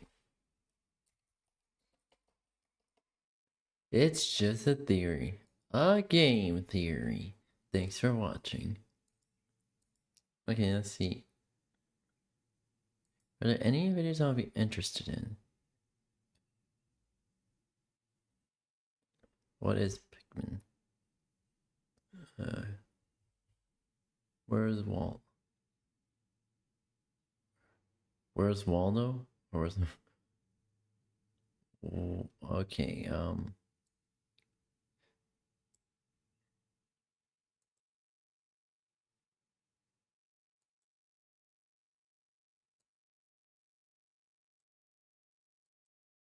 here we go. What is a Pikmin? Are they plants, animals, or something else entirely? Well, I went through the scientific record and let's just say you'll never look at a Pikmin the same way again. Hello, Internet! Welcome to Game Theory, the show that will keep throwing theories at you until you... And speaking of things you throw, I have to start this video off by issuing a formal apology. Despite uploading over 700 videos over the last 14 years, we've never done a video on one of Nintendo's biggest and most adorable franchises, Pikmin. I know, I couldn't believe it either. How have we not covered this incredibly beloved real-time strategy game where you control an army of cute little plant guys called Pikmin? But don't worry, friends, that all ends today. Because while normally you and your Pikmin go around collecting items, fighting bosses, and solving puzzles, there's one puzzle that's always tickled my theorist senses. What exactly are the Pikmin? They have flowers on their head, so you might assume they'd be plants. However, I don't know about you, but I've never seen a plant walk around and say its own name before. You know, unless you're talking about Pokemon. So, are they plants, or are they more like animals? That is what I intend to solve today. Think of it more like a mushroom. It clearly is classified as a plant, but it's also a carnivore. Gather round, my loyal Pikmin, I mean theorists. We've got some sciencing to do as we try to figure out once and for all what the heck are Pikmin supposed to be. Let's kick things off using the basics of what we know about them. What do you think Pikmin are, Blitzies? Pikmin. Obviously, you look at them and you think, surely they're plants, right? I mean, they literally have flowers on their head. But it's not just looks. One of the game's notes about the blue Pikmin mentions the existence of tiny holes on their skin that allow them to breathe on land, called stomata. Stomata are a real thing found on real plants that allow gases to flow in and out of the plant, i.e. it allows them to breathe. That same entry for the blue Pikmin also mentions the fact that they have pigments in their skin that perform a photosynthetic-like process. As I'm sure you remember from your biology classes, photosynthesis is the process that plants and some other organisms use to make their own food using carbon dioxide and light. So, the Pikmin look like flowers, they have stomata, and they perform photosynthesis. That would suggest that Pikmin are supposed to be plants. Case closed, right? Well, not quite. Because as I did a little more digging, I realized that there's just as much evidence, if not more, that Pikmin are not plants, but in fact animals. Case in point, Pikmin can walk. Having the ability to get up and move around and find food or shelter is one of the most common defining features of being an animal. And since plants have the ability to just stay in place and make their own food via photosynthesis, no plant species has evolved the ability to just take a leisurely stroll. I mean, I can't exactly blame them. If I could make my own food just by sitting out in the sun, I wouldn't move much either. There's also the physical traits that the Pikmin have that we only really find in animals. Blue Pikmin, for example, have evolved a mouth-like structure on their faces that act like gills. You know, like a fish. Of course, you can't forget about winged Pikmin and their, well, wings. And if you pay real close attention, in Pikmin 2, when the Pikmin get electrocuted, you can see that underneath their skin, they appear to have a simple but existent skeletal system. All three of these examples are things we only find in the animal world. The other and final big red flag that suggests that Pikmin might be animals, they can eat. In every mainline game, we see Pikmin flock to gobble up the delicious sugary substance known as nectar. Unlike plants, animals have to go through the trouble of going out and eating other things in order to gain the energy they need to be able to survive. Now, look at the Pikmin. We see them not only eat the nectar, but immediately after their little flowers bloom and they become faster and better at carrying objects. Clearly, they're using the energy in their food in order to get stronger. Thus, another point in the they are animals column. So, which is it? There's definitely a lot of evidence that points towards them being animals, but even though there's only a few, it's hard to ignore the plant-like traits, especially when one directly contradicts the other, photosynthesis and eating. Pikmin seem to be occupying this weird middle lane, which just doesn't seem possible, although it may not be as ridiculous as it first seems. Science suggests that plants and animals shared a common ancestor around 1.6 billion years ago, but even here in the modern day, there are plenty of plants who have evolved some very animal-like abilities, and vice versa. For example, take the Venus flytrap. They've evolved the unique ability to quote-unquote eat insects to gain nutrients like nitrogen and phosphorus that are otherwise not found in their soil, though they still gain most of their energy through photosynthesis. On the flip side, take Alicia chlorotica, a species of sea slug that lives off the east coast of the USA. These guys are wild. They're animals that mainly feed on small photosynthetic algae that lives in the water. But they don't just simply eat the algae, they steal from them. After ingesting their prey, these slugs will take the chloroplasts, the structure that algae and plants use to do photosynthesis, and just yoink them. They then stockpile those chloroplasts in their skin, giving them both a luscious shade of green and the ability to actually do photosynthesis, despite being an animal. In fact, thanks to their thievery, they're able to go as much as 9 months without eating, surviving purely on photosynthesis. So, given enough time, both plants and animals can develop the abilities and skills that we typically don't associate with them. But at the same time, Pikmin are clearly an extreme case here. They're either plants who have developed some pretty sophisticated skills like walking and eating, or they're animals who have acquired the ability to photosynthesize and grow flowers on their heads. But again, which is it? Well, to figure that that out, we need to pull back away from the Pikmin themselves for a bit and look at the world the Pikmin inhabits. The vast majority of the games in Pikmin take place on a planet called PNF 404, and while it's never officially stated, it's heavily implied that PNF 404 is meant to be Earth. Scattered around the world, not only do we find very Earth-like fruits like grapes and lemons, but also some familiar brand name products like Duracell and 7-Up. Also, in the opening cutscene of Pikmin 3, we see PNF 404, and it has a very large pale moon. Look familiar? You know, if you believe all the moon is real propaganda. But it would appear that this isn't just any version of Earth. This is meant to be Earth in the very, very far future. In Pikmin 3, we get this view of the world map, and right away, some of this should seem familiar. We've got what looks like South America and Australia, and even a green version of Antarctica. Except something about them isn't quite right. Not only are Antarctica and Australia all smushed together, but South America's gone sideways. Did Nintendo just flunk basic geography? Actually, no. This is exactly what Earth is supposed to look like 250 million years in the future. You see, all of the continents are floating on Earth's mantle, and ever so slowly, those continents are moving. Imperceptible over a human lifetime, but over millions or billions of years, Earth's continents can look wildly different. Around 200 to 300 million years ago, Earth's continents were not separated like they are today, but all smooshed together into one supercontinent known as Pangaea. But over time, they broke apart and moved into their present-day locations. And 250 million years from now, some scientists estimate that Earth's continents will look like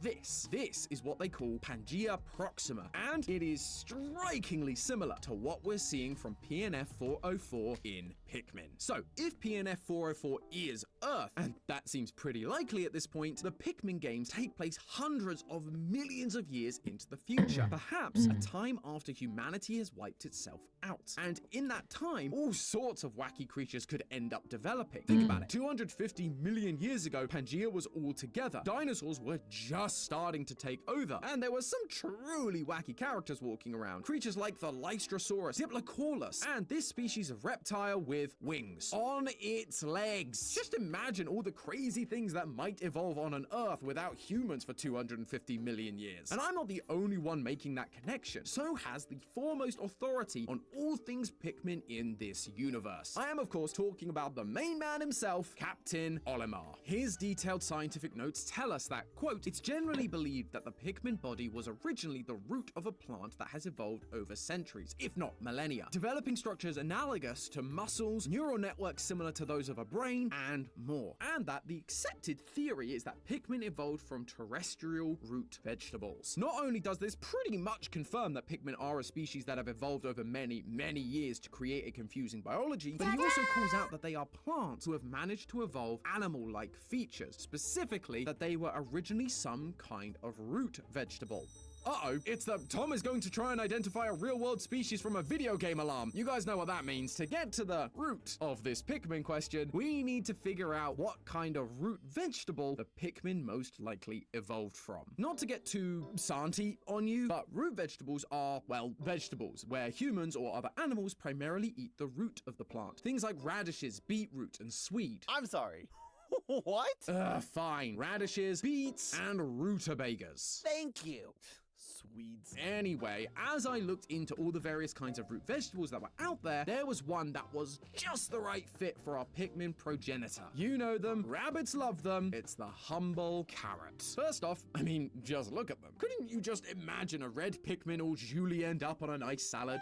Hey, I'm not the only one who thought they looked like carrots. Captain Olimar, the goat, was the one who came up with the name Pikmin when he realized that they looked a lot like Pick carrots from his home planet. But it's not just the Pikmin's body shape that looks suspiciously like a carrot, it's also the flower. Many of you may not have even known that carrots do in fact have flowers, and they look a heck of a lot like a certain Pikmin flower. White flowers with 5 petals. The only thing that's weird about them is how tiny they are. But considering that Pikmin are literally smaller than a Duracell battery, carrot flowers are actually a pretty perfect match for our potential Pikmin plumage. But wait, there's more! The reason that you or I don't think about carrots as having flowers all has to do with timing. You see, carrots are what are known as biennial plants. That means they typically grow over a 2-year cycle. In year 1, they focus all of their energy on growing their leaves and roots. This is typically when humans pick them for munching. But if you let them grow and mature into year 2, then they bloom like a spring meadow. And you know where else we see a multi-stage life cycle? The Pikmin. They start off as little leaves who, when given enough time and maybe a little nectar, will bud and eventually bloom into a flower. So far, everything is lining up perfectly for the Pikmin to be evolved versions of carrots, who, over some 250 million years, have evolved the ability to walk, talk,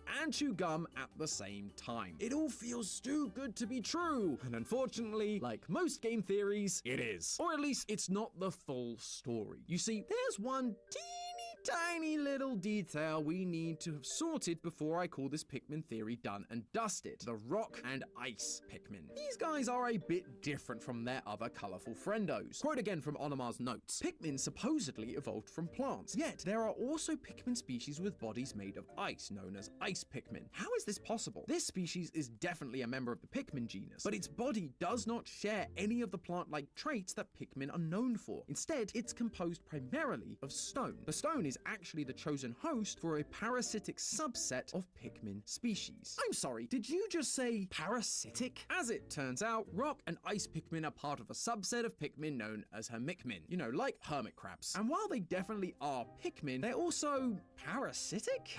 Why does stuff like this always come in right at the end to ruin my theories?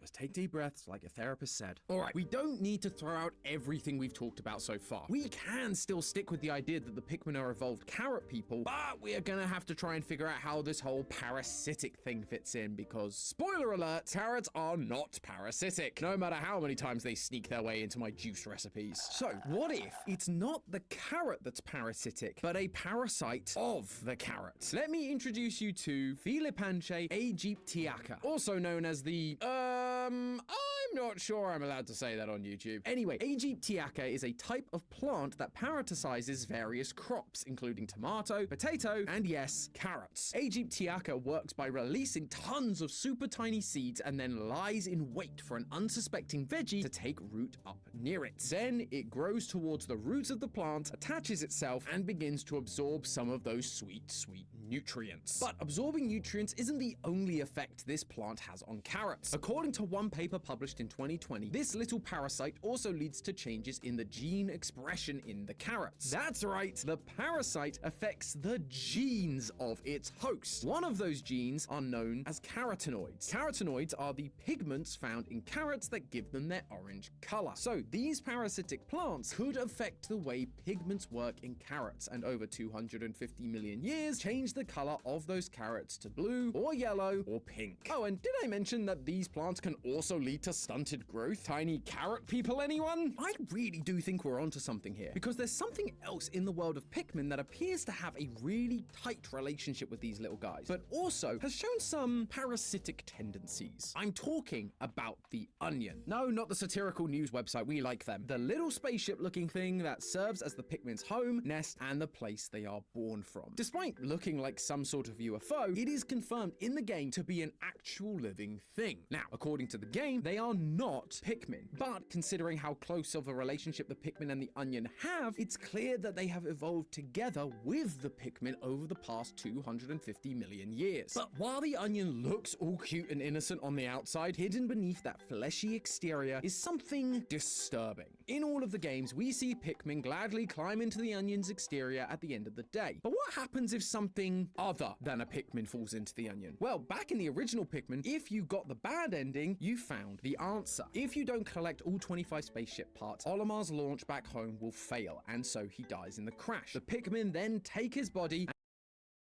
and put him into the onion, where he is spat out into the ground, only this time he now has a leaf growing out of his head, almost like he's become a Pikmin. And in Pikmin 4, we see a lot more ordinary people getting sucked up into onions, and they are transformed into what the game is now calling a leafling. Their body becomes covered in leaves, and they become completely unrecognizable even via biometric data. The changes are not just cosmetic either. After Olimar is transformed back from being a leafling, he suggests that while in the onion, their bodies were injected with Pikmin DNA. After they've transformed, the leaflings also start acting strange, desiring to bring more and more people into the onion to help its mission, just like the Pikmin do. The onion is turning everything into versions of the Pikmin. The onion is the parasitic plant. Over the past 250 million years, it slowly transformed what was once a delicious carrot into a small creature, a Pikmin, that is both dedicated to and dependent on itself. I mean, what do Pikmin do? They follow orders, they bring food, batteries, and other objects back, not for Olimar's sake, but for the onion. They take raw materials and use it to make more Pikmin. But the onion didn't stop there, because when you have the ability to parasitize, mind control, and create new minions, why would you stop at just carrots? Over time, the onion learned how to create Pikmin out of things that aren't even alive, bringing rise to the rock and ice Pikmin. Even the most intelligent beings are no match for falling under the control of the dreaded onion. Nothing is safe from becoming a Pikmin. All will become Pikmin, including me. Let's just hope the onion isn't too mad at me for all the Pikmin I accidentally let drown. But hey, that's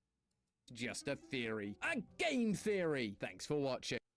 Ruin your child since 2011. Exactly.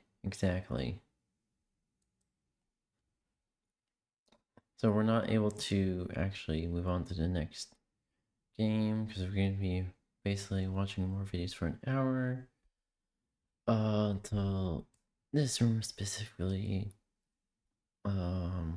gets measured, and then we'll be safe to move on to the next game.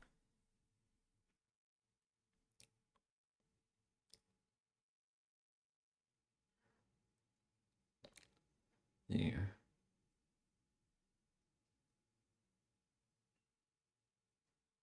And see here.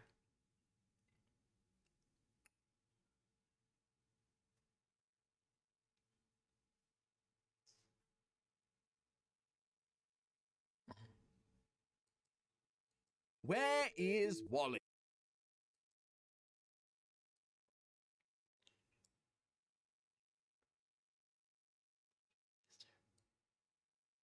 Discord users.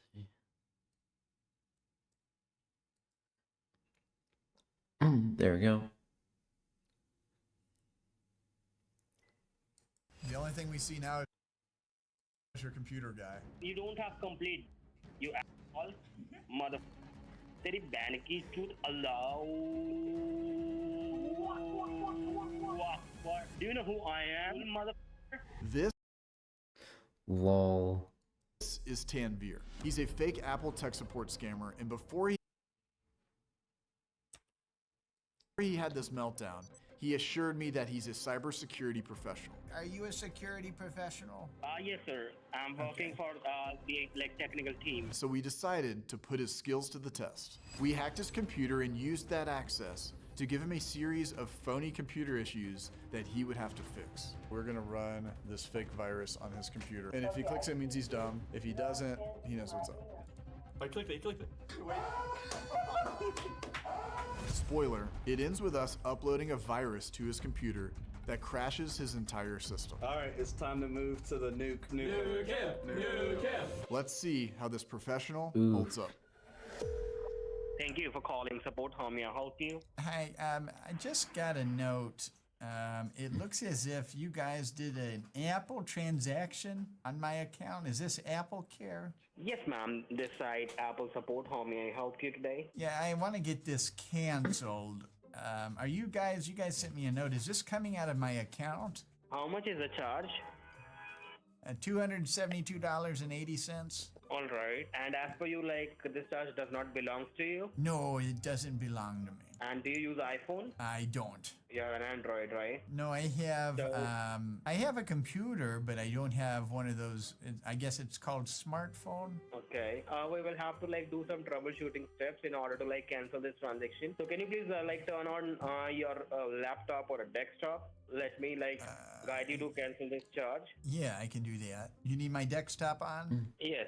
Okay, I'm at Chrome. Type in there G as in George. Okay, G as in George. B as in boy. B as in boy. Dot help. Now click on search. Over the past few months, we've really revamped how we've gained access to scammers' computers. And that's thanks in part to Knight, the newest member of our team. Now, what we would do in the past was I would be gaining access to a scammer system or hacking them, but also having to keep them busy on the phone at the same time. But now what we're able to do is kind of split things up, and I can talk with the scammers, and then Knight works through the virtual infrastructure to get on these scammers' computers. However, on this call, I had to get up to go record something for a video, so I had Knight take over the scam bait. Unfortunately for us, the scammer was too stupid to notice what was going on. Will you talk to him and just like try to talk like this? Yeah. Okay, just do the bait from like away, okay? Yeah, I just stayed over here. Yeah. Hey guys, Knight's gonna run the call really fast. I have to go record something and I'll be right back. So you're not gonna see anything on the screen, but Knight's gonna run the scam bait. Now? So I just see gbbbcare.help. Yes, sir. Search it and let me know. How do you search it? the scammer's gonna try to have Knight download remote software, and that really just allows him to connect to our system and then manipulate our computer as a part of his scam. What did you put like in the browser? Can you spell it out? Yeah, GBB. Try to remove it and try to like enter it again. G as in George, Henry, Edward, Lima, Pussy. What was the last one again? The last one would be like Peter. Like Peter. Okay. Scammers watch these videos all the time, so we're not going to tell you all the details of what happens, but essentially the scammer connects to our system, and that opens them up for us to reverse the connection to their computer, load a little virus, and then have permanent access to their system. So let's skip forward to when I've come back into the stream room from recording, and we'll see if the scammer has figured out that we switched back. What do you see now? Run or cancel? Click on run. Okay. Is that the blue one or the black one? Is it the blue one or the black one? A blue one, sir, where you see run, click on it. Okay, I did that. Now what it says? It says proceed with a code. Good job, by the way. You know, the crazy thing about all of this is anytime someone connects to somebody's computer, they could just hack it. That's what I get nervous about. Not an issue, sir. Just check. Are check you the a transactions of your a account. security professional? Yes, sir. I'm working for the like technical team. Okay, so you're not So do just a one thing. consultant. You're not just a consultant. You're like you're experienced. You're not just a consultant. Yes, sir. I'm Okay. experienced and I know like how to put the security. Okay, so you don't So do- you would never get hacked. Yeah, so do one thing, sir. Just simply check the statement of your account. Just check the transactions of yours and let me know. All right, just give me a second. So now that we've gotten access to this guy's computer, I don't really have any reason to be on the phone with the guy anymore. I'm straight up just gonna tell him he's been hacked. Yeah, I will gonna guide you. First of all, just check the like last 5 transactions of your bank and let me know if you find any like unauthorized transaction in there. The only thing we see now is your computer guy. Do you hear about Rendiga? I'm sorry. You don't have complete. You all mother. तेरी बहन की चूत अल्लाह Akbar. Are you trying to make me fool, mother? Do you know who I am? I'm sorry. I'm just a time waster. My bad, man. I'm I just logged out. I'm just making fun of you. You asshole. Okay, I I'm a just knew time it waster, from and the I'm beginning. sorry. I'm sorry. I'm just a time waster. Okay, please forgive me. I'm from Pakistan. Come catch me. No, you're not. No, you're not. No, you're not. No, you're not. No, you're not. You're definitely from West Bengal. You're definitely from West Bengal.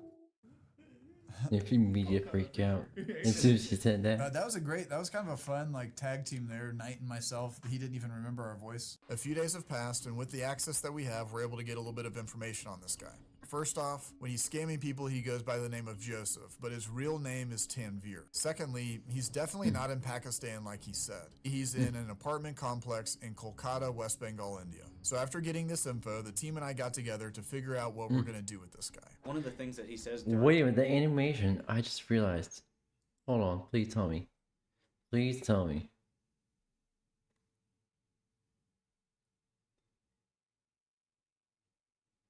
because of the, I just know the animation. It was just one of the channels we were watching. So do they work with Scammer Payback? If so, then that'll be fucking dope. The call. Are you a computer expert? yeah, You ask him. You're like, are you a computer expert? Because I'm worried about getting hacked. And the scammer's like, yes, sir. I am a computer expert. I know all about computers. So it would be funny to do things to his PC, like super easy stuff to fix. But if he's actually not, because he's not a computer expert, he wouldn't be able to. Suggesting we test the scammer's computer skills? Essentially, yeah, but like in a troll way. So we came up with a series of tests. The first one was to pull up CCleaner on the scammer's computer and run these annoying notifications. This one should be pretty easy, although you can't get out of it simply by clicking the X button. You actually have to go into the task manager and remove the process. He couldn't do that. All right, we're gonna load the CCleaner now. Let's see if he's up.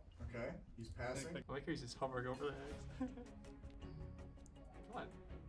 Minimize. There you go. Minimize. That doesn't make any sense.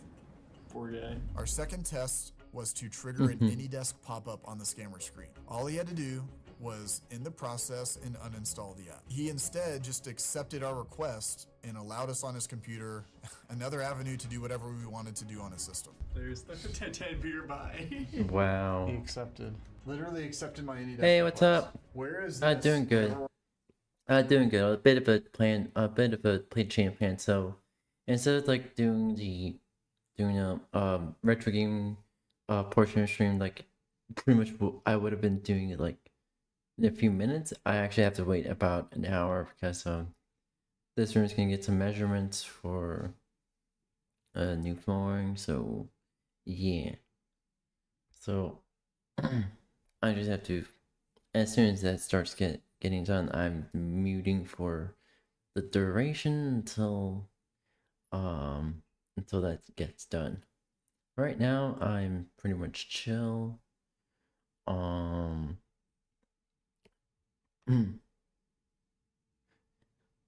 yeah, that's pretty much it. I also been new flooring. There's gonna be new floors. It'd be getting installed.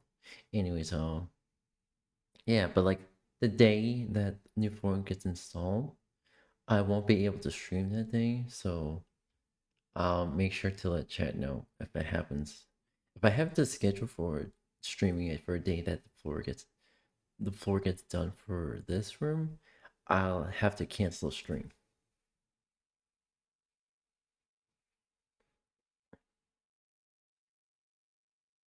Yeah. Anyways, yeah. I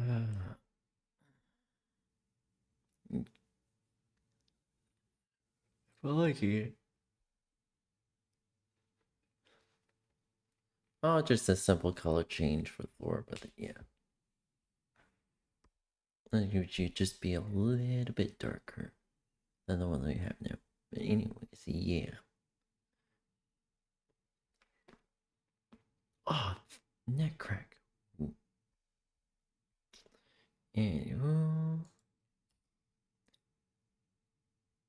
we're watching some Scammer Payback right now. I also been tweaking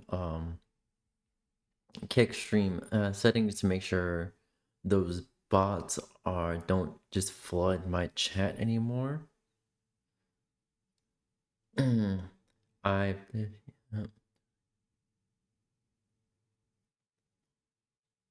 Yep. We're on a call. Oh yeah, he let me have his files. He let me have everything. Let me have the full thing. So now this guy's 0 for 2, and we're gonna give him a little bit more complicated problem to solve. We're gonna load a notification on his screen with a sketchy virus scan and see if he wants to click it. Now, if he does click it, he's gonna get this. This guy that's scamming somebody currently, you can hear it in the background. He's trying to get a little payday before the end of the week, so we're gonna run this fake virus on his computer and see if he can pass the test while he's scamming someone, if he's gonna click on this or not. If he clicks it, that means he's dumb. And if he clicks it, it means he's dumb. If he doesn't, he knows what's up. He knows what's up. Just click it. You're so close. Click either the button or click the notification. Come on. Did he click it? Yeah, he did. Wait.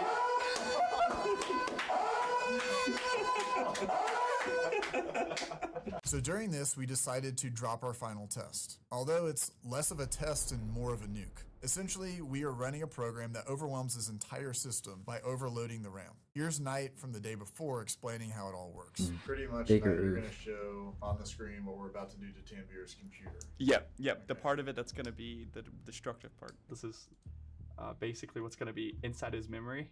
Is Tanvir is a loser, followed by a lot of random jargon. There's gonna be no box, of course, but as you see here, it's eating a little bit of memory, eating a little RAM. And also to just to translate that for some of you guys, why this is important, because this memory or RAM is vital to, let's just say, the workability or usability of a computer. If it gets used up by a bunch of applications and programs or running processes, then you just can't use it. So when he's spiking this, it's making it so he can't load any programs, he can't do anything, and he can't scam people. Can't even right click anymore. Yeah. And as soon as you go open Chrome or something,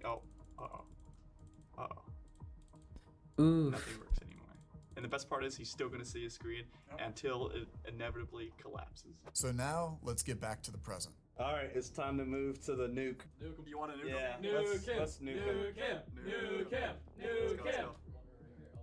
Look at his memory. Look at his memory. It's going out. It's going out. Oh no. Tanvir is a loser. Look. Oh right. Yeah. There's a dude. It took a minute. Your internet is not private. That is true. Hey, listen, we need this to stay here, okay? So just put it. This is. Look at Teams. It's taking so long to load. Look. It's not even starting. Look. It's not even opening Teams anymore. Out of memory. That is how you destroy a scammer's computer, folks. All right, nice work, team. Nice work.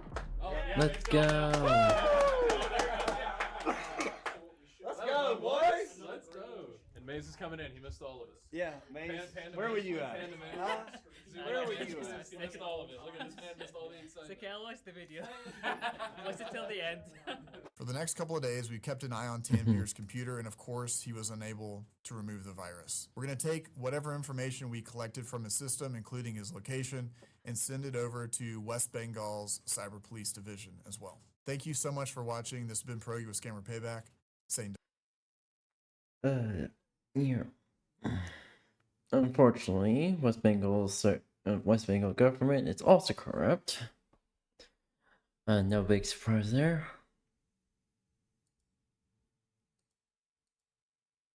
This video is made for educational and entertainment purposes only. Viewer discretion is advised. Most people think of Discord as just a place to talk with friends, play games, or hang out on servers. But behind the usernames and profile pictures, some people take things too far. I'm talking about online cults, mental breakdowns, and tragedies that played out in real time with real consequences. Today, we will be getting into some disturbing Discord users whose stories will stick with you. Let's get into it. Menhaz. Yeah.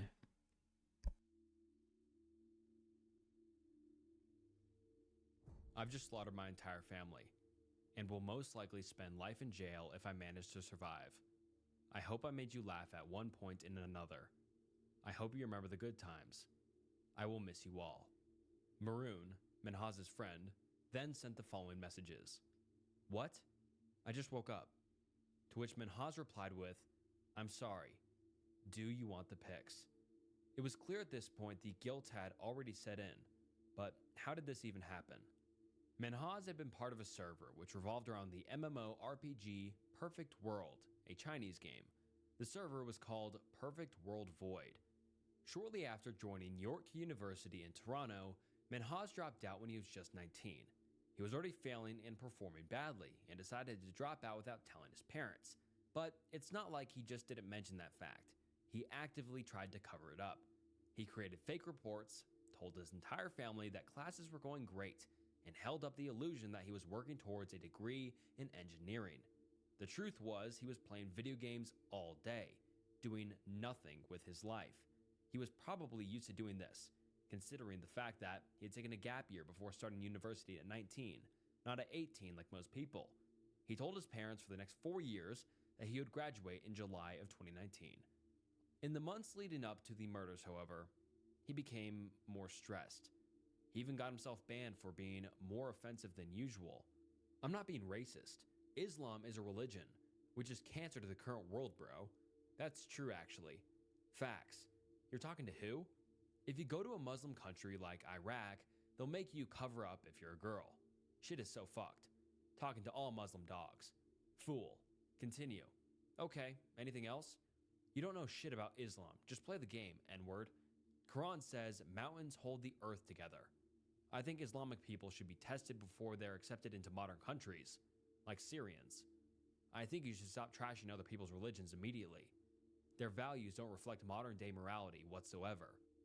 June 2019. Tensions grew higher as his family were excited to see him graduate.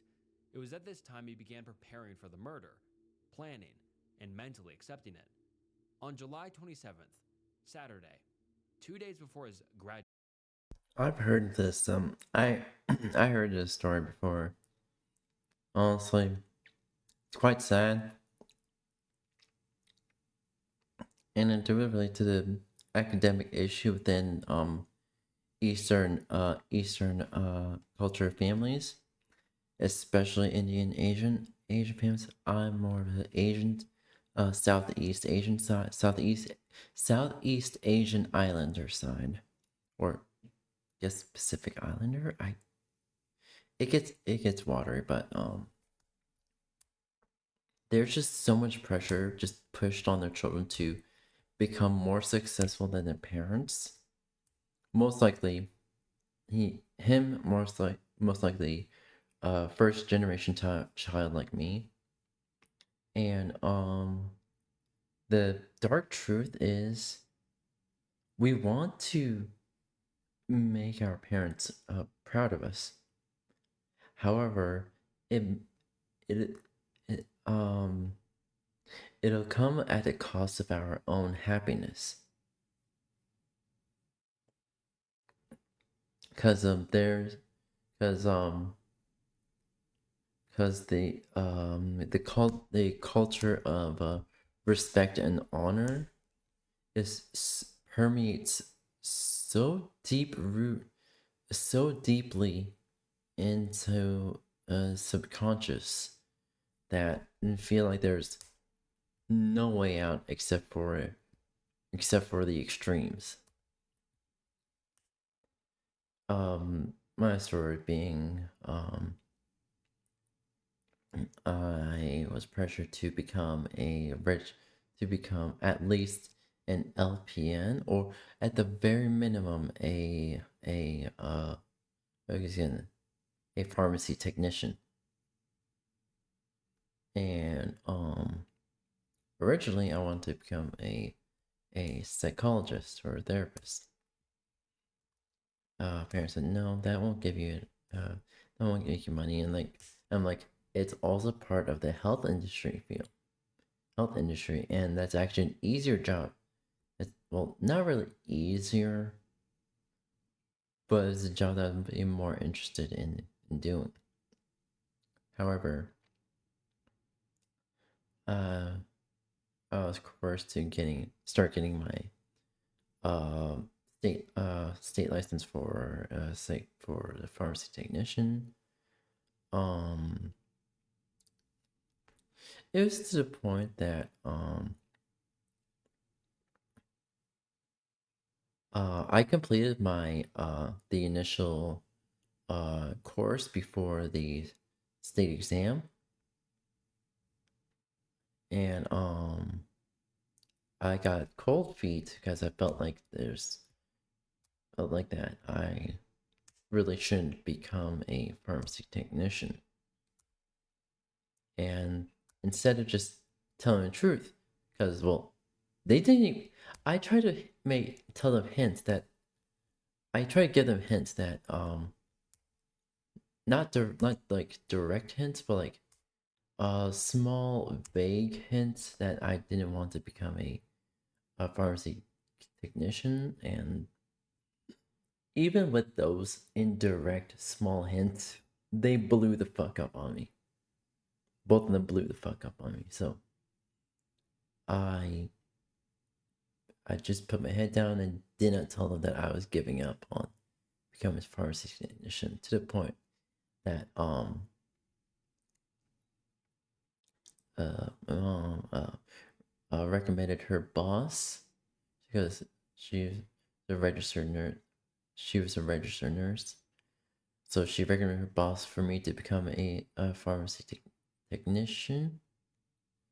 And I kind of gave her boss a big hint. Well, saying along the lines of, yeah, I'm working on getting my state license. I'm not sure how long it's gonna take. That's probably like a big hint. Should be a big indicator. Because if you want to work, like, she worked in a hospital. Okay, so if you want to work in a hospital, you need, regardless of which hospital across the country here, you need a state license for whichever role you're gonna get or going for. And once they found out that I did not get my state license and whatnot, they blamed me. They blamed me for embarrassing them. To be fair, I wasn't honest, and to be fair, pretty shitty of me of not being honest. But at the same time, pretty shitty of them for not even sitting down and talking with me and asking me what I want to do with my life. Instead, they had a clear set path that they wanted to take, or else they would just kick me out of the house.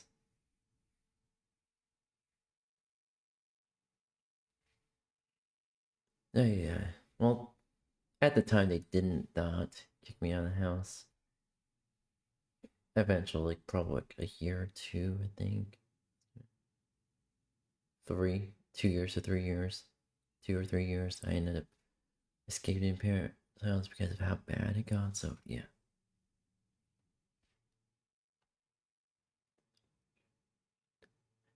It's not necessarily the older.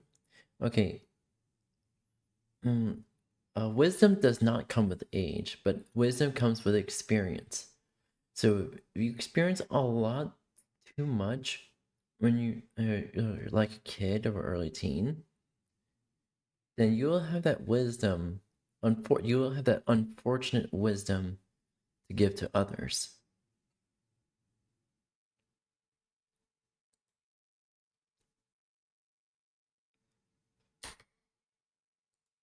Basically.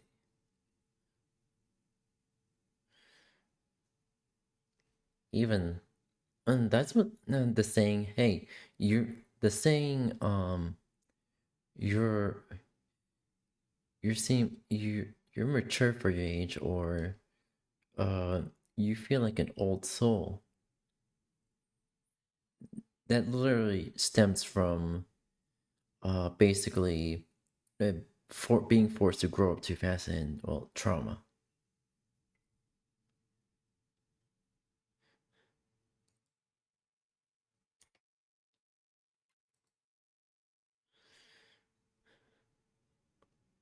Yeah.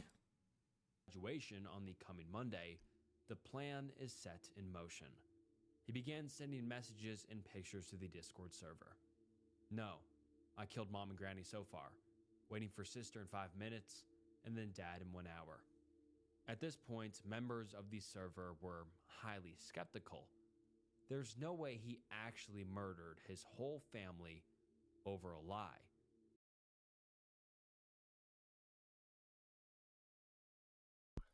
Oh. Here's the thing. Experience and knowledge, they could be two separate things. You could be very knowledgeable about trauma, but never experienced it. Or experience a lot of trauma, but haven't really fully been educated on it. I understand what you're trying to say. And I do get it. But like, even not fully knowledgeable with trauma, they're how do okay, I can say this from experience with trying to help someone fully acknowledge their trauma. They're very mature to begin with, but wasn't really fully knowledgeable on trauma. So, like when I gave them a general explanation, um, they were like generally in denial for quite a while. And I wasn't really pushy. I just told them, hey, I'm supportive of you. No matter what. If you have any questions, feel free to ask. But this is hard to explain.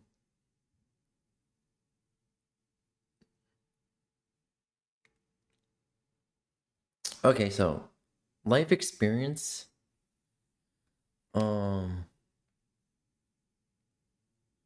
Not everyone is cognizant of their life experience, but they can still be able to do great things. I'm not sure that's making any sense, but not even to me, but like I hope that makes sense later down the line.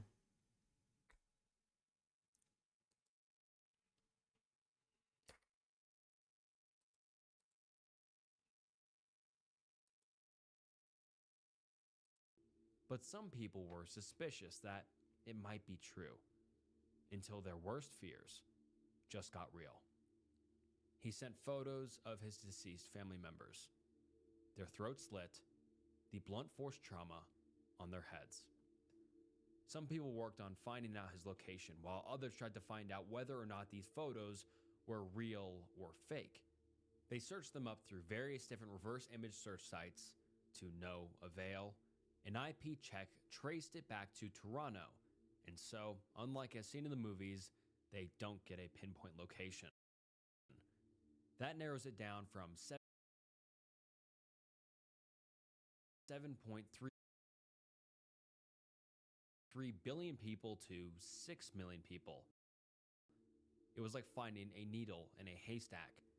But just then, Minhaj logged on to Perfect World. This is what got him caught.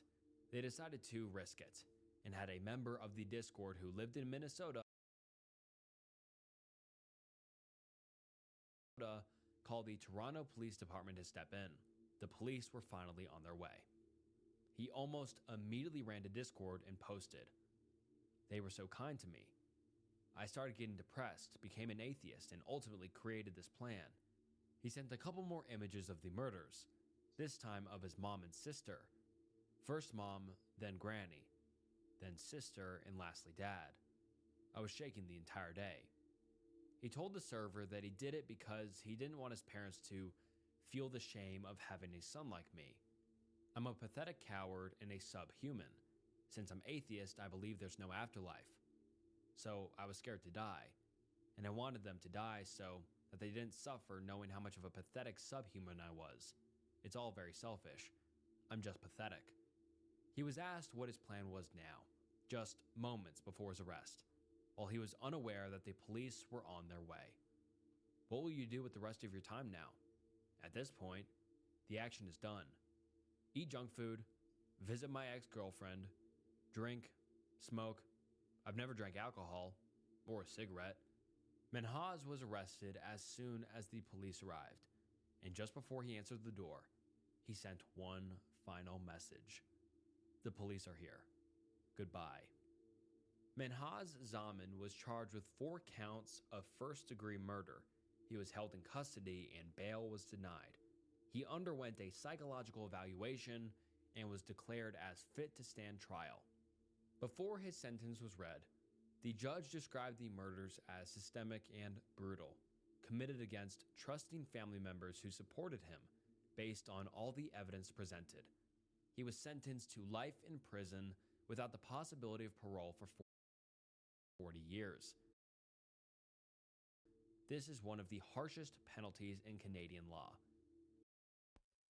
This is generally a tragic, just a overall tragic and it's tragic and senseless.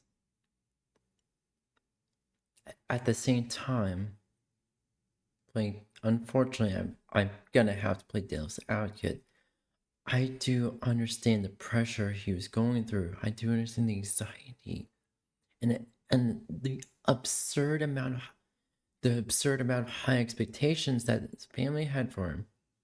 He felt like he was trapped and didn't think he had any other way out.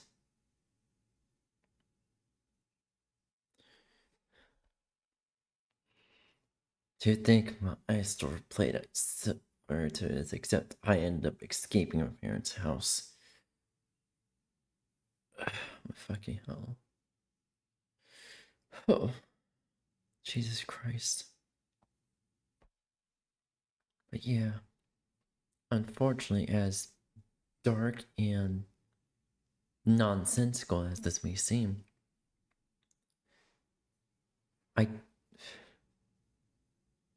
he needs to serve his time in prison, as well as reflect on his actions, and he's not gonna get his family back. He's never getting his family back, and he's never gonna get his life back. And that punishment is very much deserved. At the same time, he didn't really have the resources or the help he desperately needed.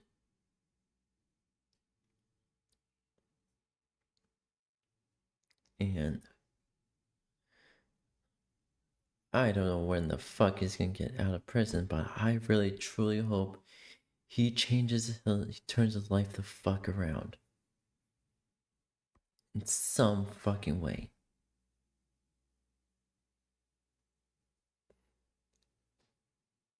I truly hope so.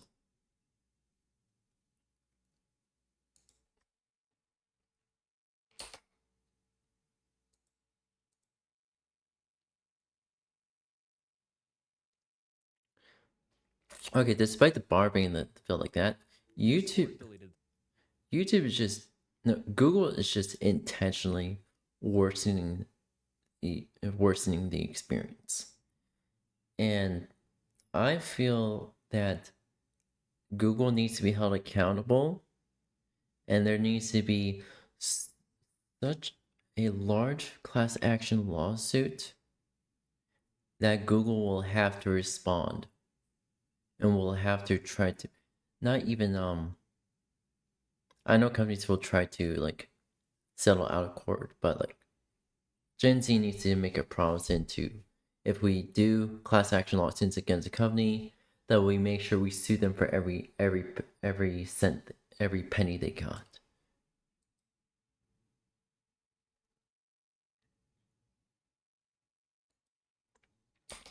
The server, and any and all clones were swiftly removed. Asunder. Sam Hervey, or better known as Asunder on Discord, was a very high-achieving student. Born in 1996, Hervey grew up in International Falls, Minnesota, performing exceedingly well in both middle and high school, although things seemed normal on the surface. Deep down, Sam Hervey had most likely been going through a lot when it came to his gender identity. Being born female, Sam wanted to transition, and did so almost immediately after turning 18. He enrolled in the University of Minnesota, majoring in biochem. Sam underwent hormone replacement therapy and married a classmate from university, Usama Hussein. In late 2020, around September to October, Sam began to display symptoms of a disorder known as schizoaffective disorder. This is a miserable combination of schizophrenia and mood disorders all bundled together to create a very terrifying mental state, not only for the victim but for others as well, as this can usually result in very unpredictable and irrational behavior. He wasn't able to think properly, was paranoid all the time, and was incredibly depressed. It was reported he suffered delusions, hallucinations, mania, and severe depression. And I'm thinking, because like this backpack was in my bedroom when I turned into a werewolf. And It was around mid-January when he stopped taking his meds and began to isolate himself. This eventually led to his spouse, Hussein, to leave him, and subsequently, he dropped out of university. He started cutting off his friends, then family, and became a lot more active online rather than with his therapist, his mother, or his ex. His mother provided support and told Sam, "I will always be available for you, my darling." But things wouldn't get better. That was the last bit of communication either of them had with each other, and Sam had cut off his entire family by May 2021. He needed to get away from it all, and had been thinking about a trip for a while now. A spiritual trip at that, describing it as a pilgrimage. Early in June of 2021, he departed to India, home to many individuals in seek of spiritual guidance. It was here that things got even worse. Due to rising pandemic restrictions, he was waylaid in Bishkek, Kyrgyzstan. He was running out of time and money. He couldn't leave Kyrgyzstan, but he needed his travel visa, and so he spent most of his finances on extending visas. This simply added to his problems, and so now he was in a different country, broke and stranded, and he turned to Discord in early September. He signed up calling himself Asunder and joined a bunch of servers based on mental health, philosophy, and existentialism. Despite this, he would often talk a lot about depression and S-word, wanting it all to end. Asunder, I'm very lost. Should I accept this as the end? I have no support system. I really think the worst part is not having anyone to talk to. Man, I'm really fucking depressed. Like depressed to the point where it's likely to cause other mental health problems. He started to lie. He begged for money online, claiming his parents had died in a civil war. But by October 30th, he said this: "Dude, I can't take it anymore." Why? Because it's the only way to love myself, I guess. And then he created an Hero Tempest, a chat room. Hello, welcome to my S-word chat. I'm trying to host my own virtual funeral. And Hero refers as slang to someone who doesn't want to live anymore. Obviously, he was told by several people not to do it. That was until he met FMLK. FMLK, her real identity still hidden, was at the time a 15-year-old who was part of a notoriously dangerous Discord group known as 764. It's officially known and classified as a decentralized, satanic, neo-N, transactional S-torsion network. So, not the friendliest group of guys. And for all intents and purposes, they are classed as a terrorist group by both the FBI and the Canadian RCMP, or Royal Canadian Mounted Police. She's been I part of remember group this. after proving herself to them for more than a year. Almost immediately, she realized that something was off about him, and she suspected that he was suffering from severe mental disorders. She began to ask him why he wanted to do it. The answer? Aliens. Shape-shifting humans, and the US government conspiring against him. It was abundantly clear he was not taking his medication, but FMLK wasn't helping. In a conversation on Discord, she claimed, FMLK, people say I make people commit S-word. Everything they do is their own choice, LOL. I just help them pick a choice. But she was doing much more than helping. When are you going to do it? What are you waiting for? You can do this. She kept on encouraging Sam, and so he planned a place and time. He chose an ancient pilgrimage site, Rescue Mountain. Sam then DM'd FMLK. Asunder, today is the second to last day of my life. I just bought the gasoline. Right now, I kind of feel like it was always meant to end like this. He would continue to send messages, not only to FMLK, but to others as well. Bruh, I'm crying and I can't sleep. I don't want to go away. I don't want you to go away. I don't want the story to end, but I understand why it has to. I'm on the bus now. 29 people were in the server, waiting to see if he would actually go through with the deed. That was until he actually joined the voice chat. He propped his phone up, sat on the ground, and prayed for a bit. And then he began dousing himself in gasoline before lighting a match. For the next 30 seconds, he was burning alive, writhing in pain on top of the mountain.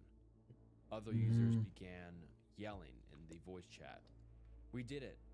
It's so funny. That's the worst death possible, man." Before FMLK spoke.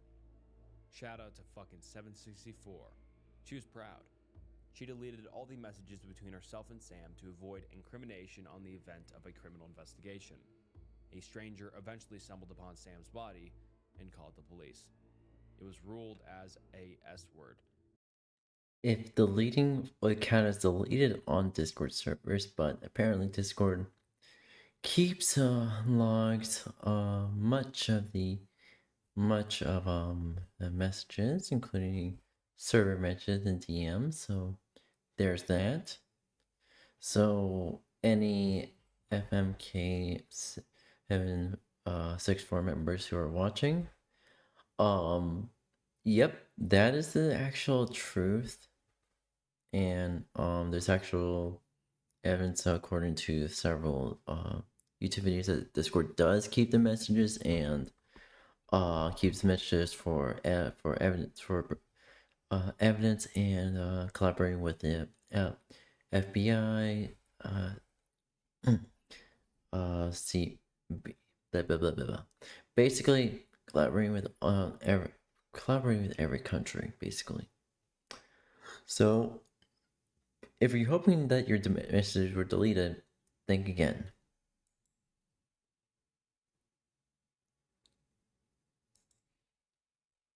His belongings had been shipped back to the States, with the authorities noting his mother. She had absolutely no clue that her child was part of these online groups, or that at least 25 people watched him end it. Peyton Gendron. On May 14th, 2022, Peyton Gendron committed a racially motivated mass shooting in Buffalo, New York. The 18-year-old killed 10 people and injured a further 3, all of them African American. Wearing body armor and a head-mounted camera, he started shooting in the parking lot of a top supermarket, killing 3 and injuring 1. Then inside the store, he killed 6 more people and injured I another remember 2. this. A couple minutes later, officers and firefighters would arrive on the scene. Many of the employees and customers hid in the store's break room, which they barricaded with a desk. An armed security tried to stop him, but his bullets were deflected as Gendron was wearing body armor, who returned fire, killing him.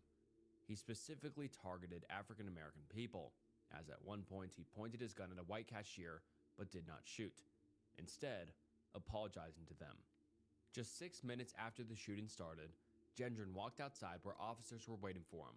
Initially, he had his gun aimed at his throat, intending to commit S-word, but officers convinced him to drop the gun. If the police hadn't arrived as quickly as they did, Gendron apparently had plans to continue his attack on more locations. Gendron had been planning this specific attack for months, but the motivation for this horrific hate crime started well before. As a kid, Gendron was very quiet and rarely attended classes. According to former classmates of his, he himself described his childhood as socially isolated and that he was extremely uncomfortable around people. In some of his chat logs, he said, "I would like to be able to say I had quite a normal childhood, but that is not the case. It's not that I actually dislike other people, it's just that they make me feel so uncomfortable. I've probably spent actual years of my life just being online, and to be honest, I regret it. I didn't go to friends' houses often or go to any parties or whatever.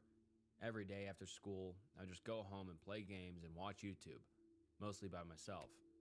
His parents were civil engineers, and he was also planning on becoming one, enrolling at a SUNY Broome Community College in Binghamton for an engineering science program. A year prior, in June 2021, Gendron was investigated for making a threatening statement at his high school in Broome County. It is not exactly clear what it was. A government official said that he threatened to commit a mass shooting at the graduation ceremony, whereas NBC News said that he said, "I want to murder and commit S-word," in response to his teacher asking him his summer plans. Gendron himself said that in an online chat log. He was detained in a hospital for 20 hours for saying that he would commit murder S-word in an online assignment for his economics class. He wasn't charged for anything, however, as police thought that he hadn't made any specific threat that would result in further action being taken. His guns were also not taken from him. Gendron had an interest in guns, but in rural New York, according to his classmates, that really wasn't uncommon. He had several rifles, such as the Bushmaster XM15 AR-15 style rifle that he Honestly,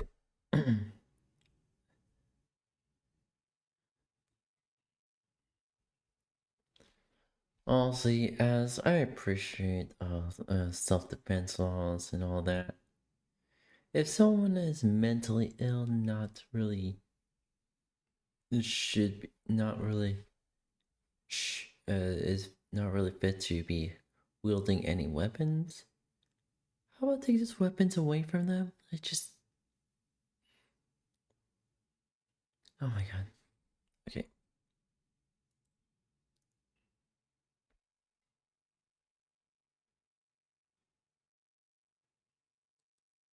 used in the shooting. He had several racist references on his rifles, such as the N-word, and references to other white supremacist mass murders, such as Brenton Tarrant, who was responsible for the terrible Christchurch shootings. The acronym SYGA-OWN, which stands for Stop Your Own Genocide Against Our White Nations. The year 2083, which refers to a manifesto of Anders Breivik, a neo-N who killed 8 people in Norway, and also a drawing of Archangel Michael's cross, which refers to the fascist Romanian Iron Guard. Leading up to the attack, Gendron had written a sort of journal in a private Discord server that contained only him in it. Half an hour before the attack, several others would be invited in, but Discord officials said that prior to that, there was no evidence of anyone else having access to this. He was also planning on live streaming it with logs as early as November 2021, showing this. Apparently, he had also scouted out the supermarket before, sketching its layout and visiting it, and several other locations that had majority black attendance, such as churches, malls, and schools. He considered attacking a synagogue, but the date he chose, March 15th, did not occur on a Saturday, so there would not be that many Jewish people there. He released a 180-page manifesto on Google Docs 2 days before the shooting. It has details such as date of birth that match with Gendron. Therefore, the author of the doc is confirmed to be him. According to the document, he started off as left-wing, however later became radicalized after he spent a lot of time on 4chan, specifically the POL discussion board and also the Daily Stormer, which is a neo-N website that advocates for the genocide of Jewish people. He apparently saw infographics, shitposts, and memes on these websites since early 2020. Mainly, the manifesto is focused on mass immigration, which is a contentious hot topic in politics even now. Specifically, it centers on the far-right Great Replacement theory by Renewed Camus, which claims that immigrants are being brought in to genocide white people. It also says that Jewish people are responsible for the push for transgender rights and several other debunked racist and anti-Semitic viewpoints. Gendron wasn't particularly original either, as analysis by the Khalifa and Hare Institutes revealed that 28% of the document was plagiarized from the manifestos of other white supremacist mass shooters, especially the Christchurch shooter. If you exclude discussion about guns and equipment and memes from the internet, this percentage jumps to 57% of the document. Livingston County Jail in Geneseo, New York. He is still facing federal charges, however, and the Department of Justice is looking to inflict the death penalty. The trial is set to begin in January of 2026. Yep, that's also sad, senseless, and tragic.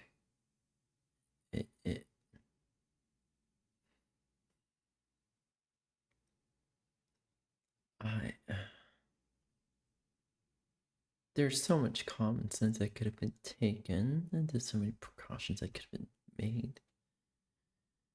But the result is result. Unfortunately. Anywho, I'm gonna be moving on to Lego Star Wars: The Complete Saga. I'll set it up real quick, and we'll be on our way. In Lost to the war, shot me dead. I was lost and sad to the voices in my head. I'm gonna get up again. I'm gonna get up to another day. I'm not giving up again. I'm gonna get up. I'm gonna get up. I'm gonna get up again. I'm gonna get up to another day. I'm not giving up again. I'm gonna get up. I'm gonna get up. I'm gonna get up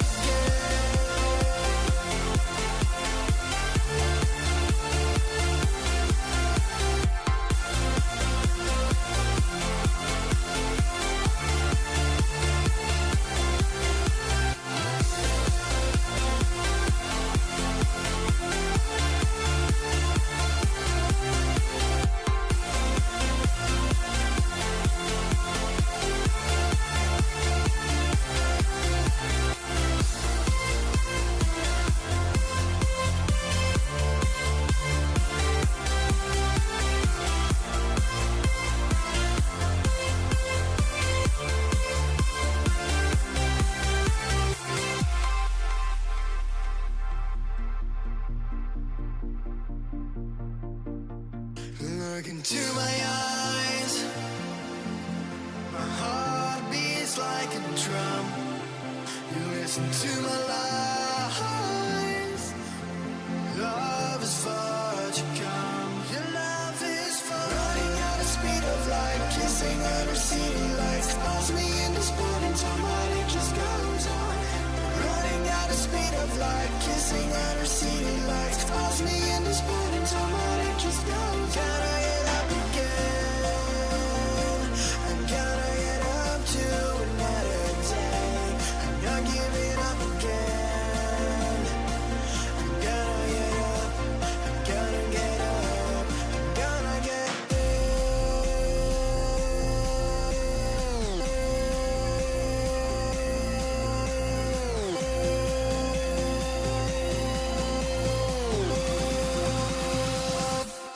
gonna get up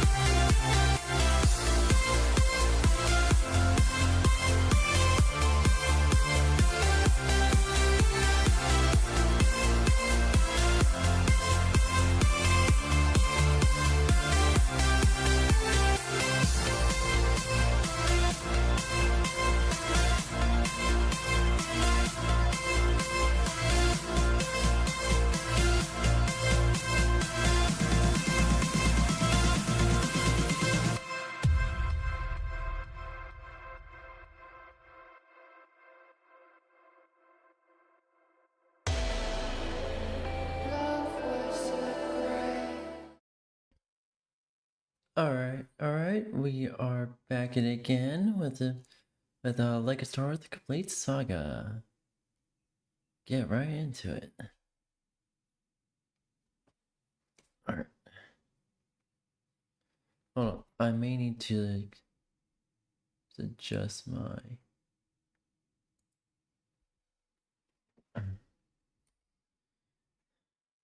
Here we go. Yep. Alright. Here we go.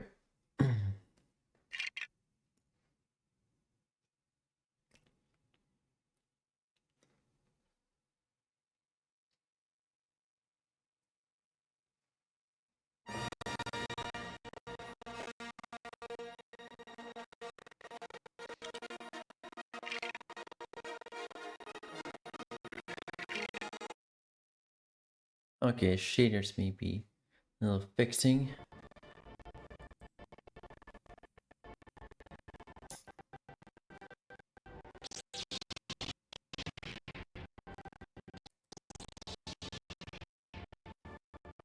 Hold on. Emulation. Hold on real quick. I'm gonna need to do configuration.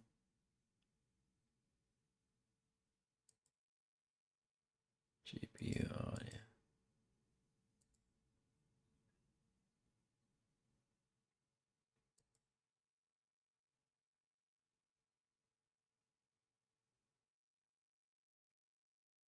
Alright, GUI.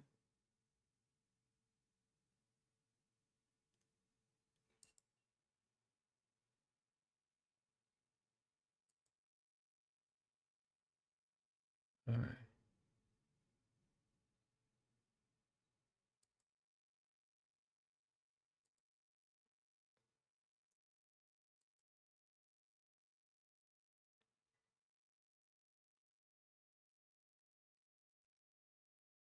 Okay.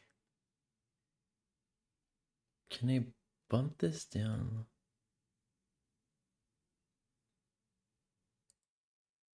And it's GPU.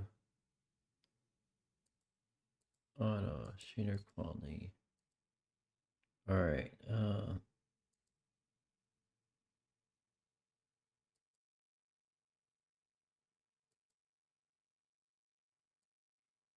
into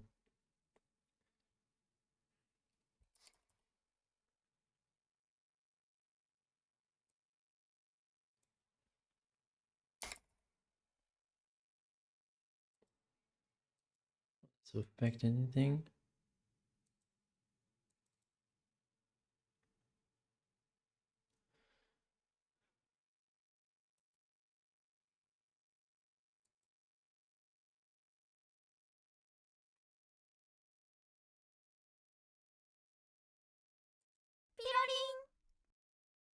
Alright. There we go.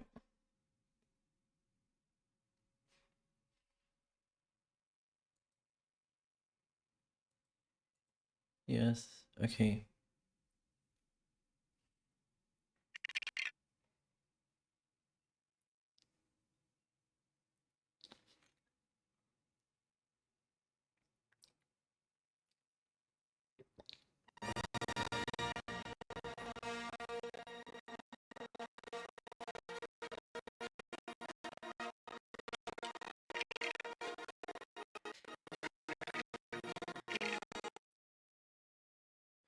I wonder if there's something wrong with the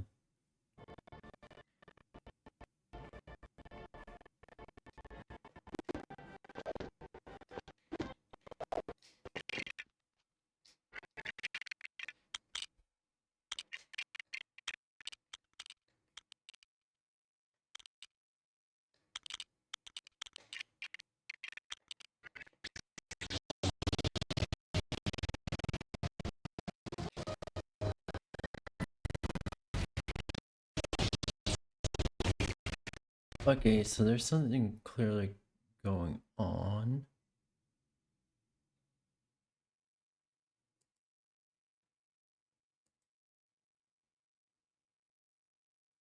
Does that support required DMA host GPU?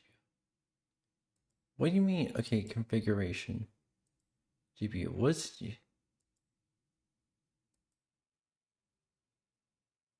okay?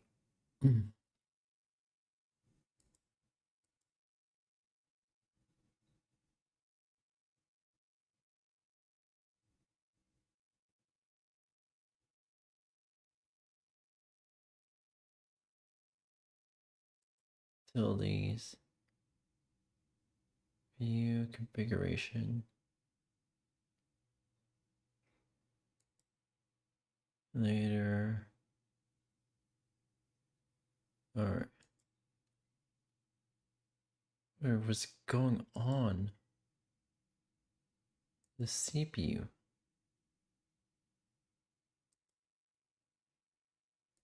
Mega.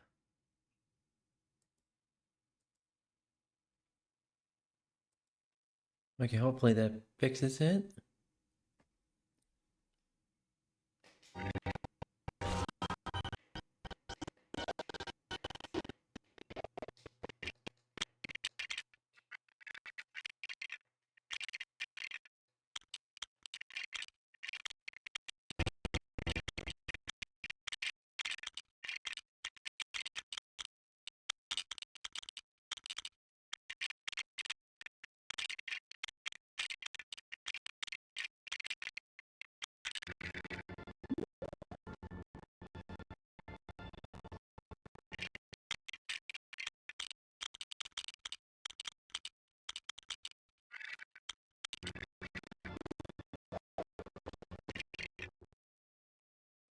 Okay, so, oh my god. Configuration, GPU. Vulkan.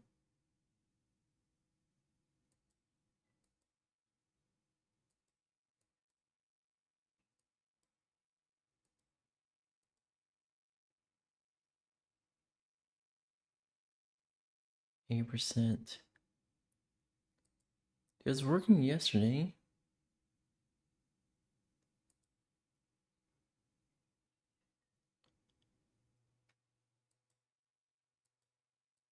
Advanced.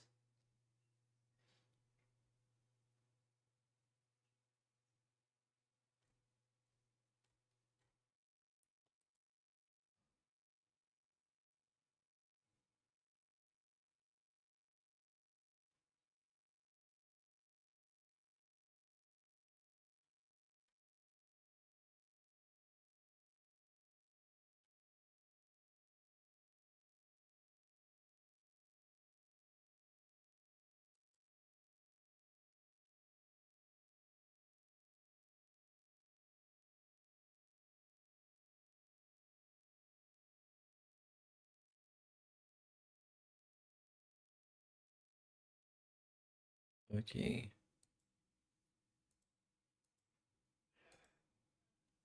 Alright, so I may need to be muted for a bit. Because the person's here and yeah.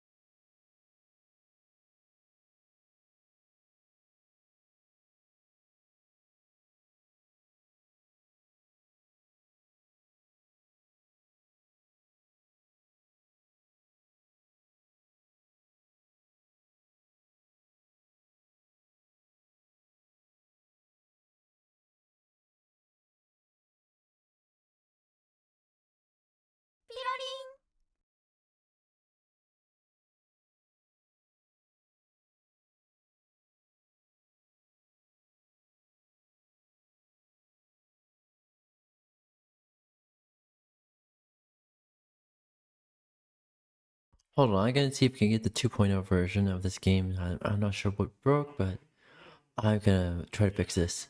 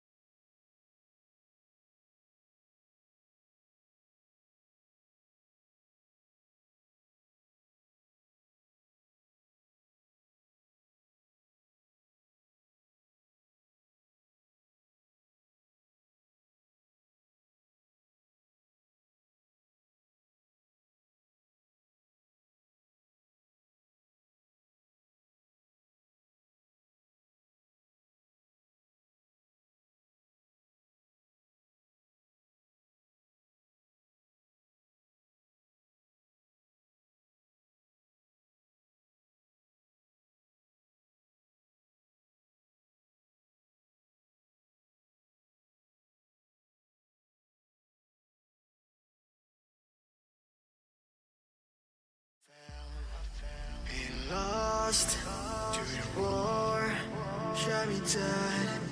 I was lost and sad to the voices in my head. I gotta get up again. I gotta get up to another day. I'm not giving up again. I gotta get up. I gotta get up. I gotta get up again. I gotta get up to another day. I'm not giving up again. I gotta get up. I gotta get up. I gotta get up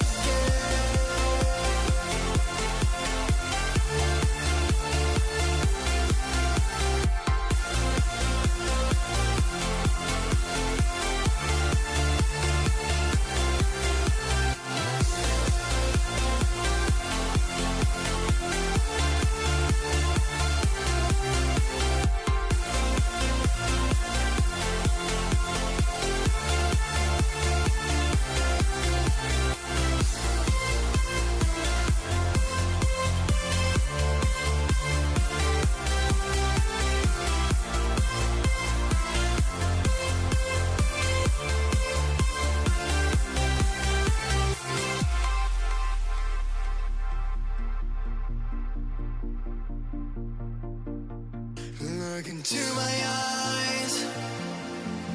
My heart beats like a drum.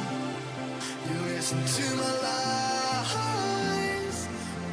Love is far to come. Your love is far. Running at the speed of light, kissing under city lights. Lost me in this morning time, but it just goes on. Running at the speed of light, kissing under city lights. Lost me in this morning time, but it just goes on. Gotta get up again.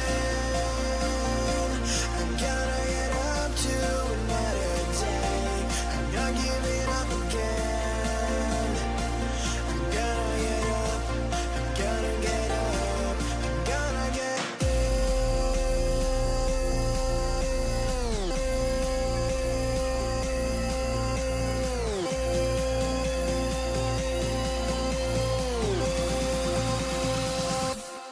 Gotta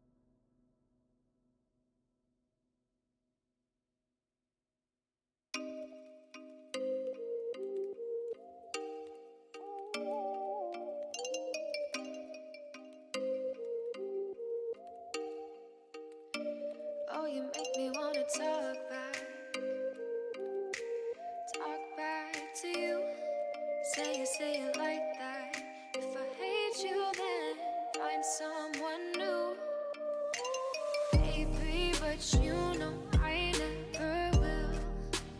No, so I choke you down just like a pill.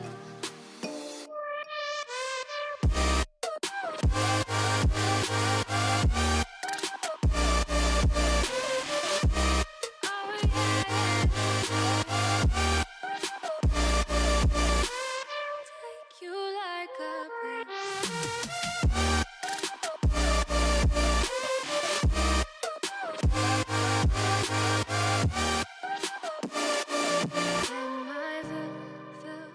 fill you like a pill to get my fill. No, do me in the worst way. Don't let me sleep, never say sorry. Oh, maybe I'll leave, baby, but you know I never will. No, so I choke you down just like a pill.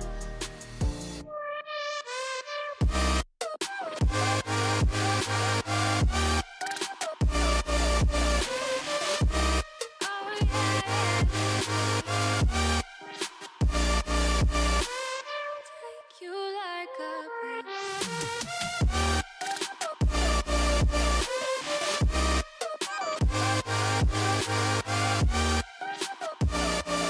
get my fill.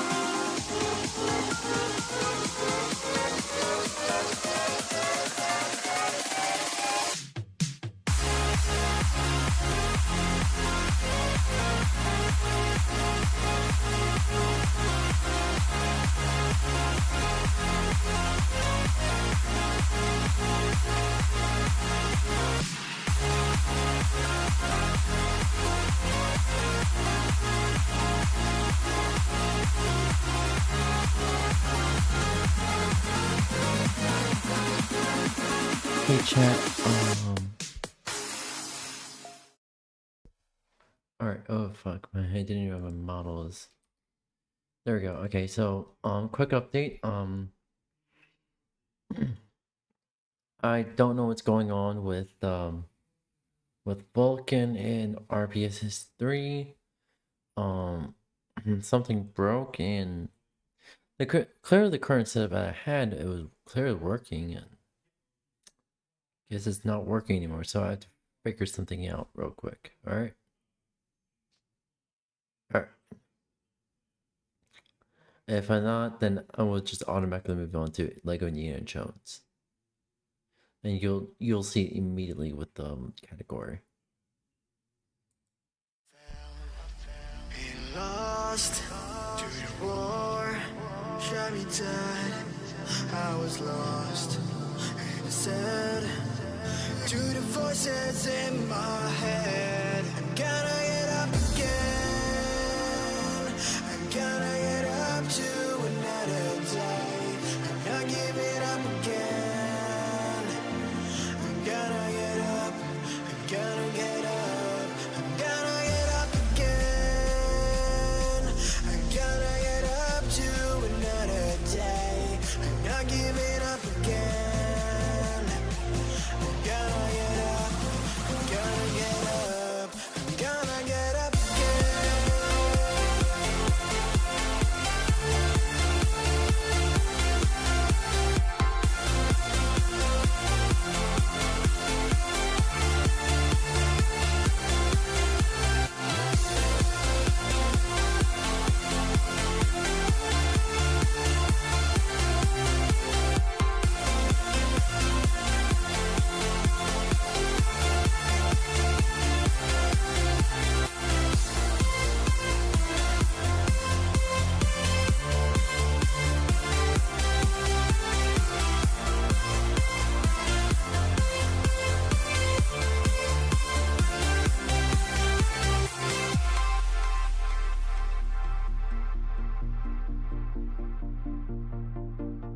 Look into my eyes.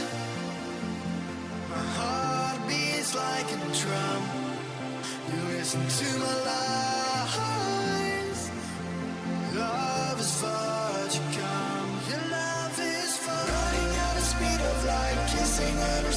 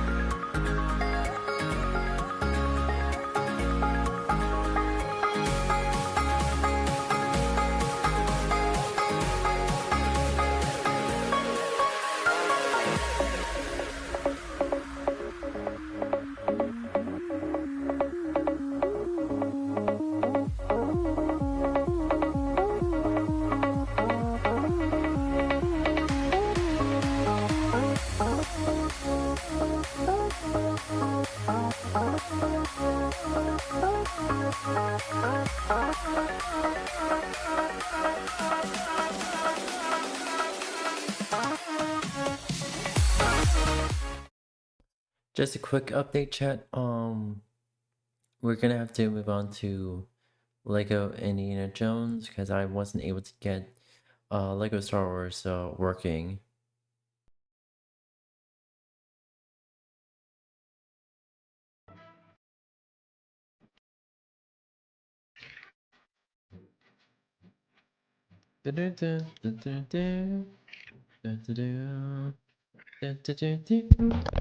Shit, fucking Mike, god damn it, fuck you, Mike. Stay, fucking hell.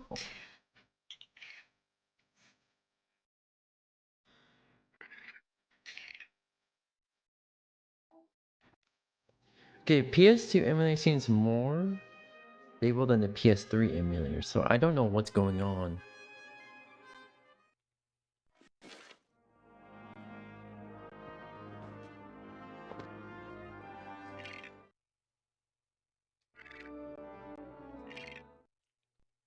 System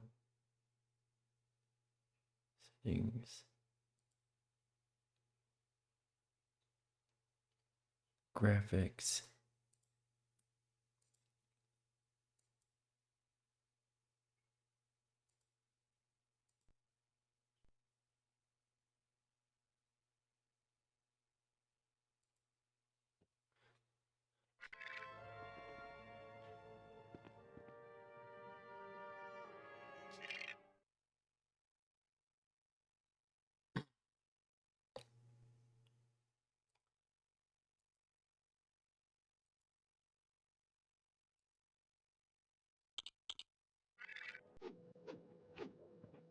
Alright.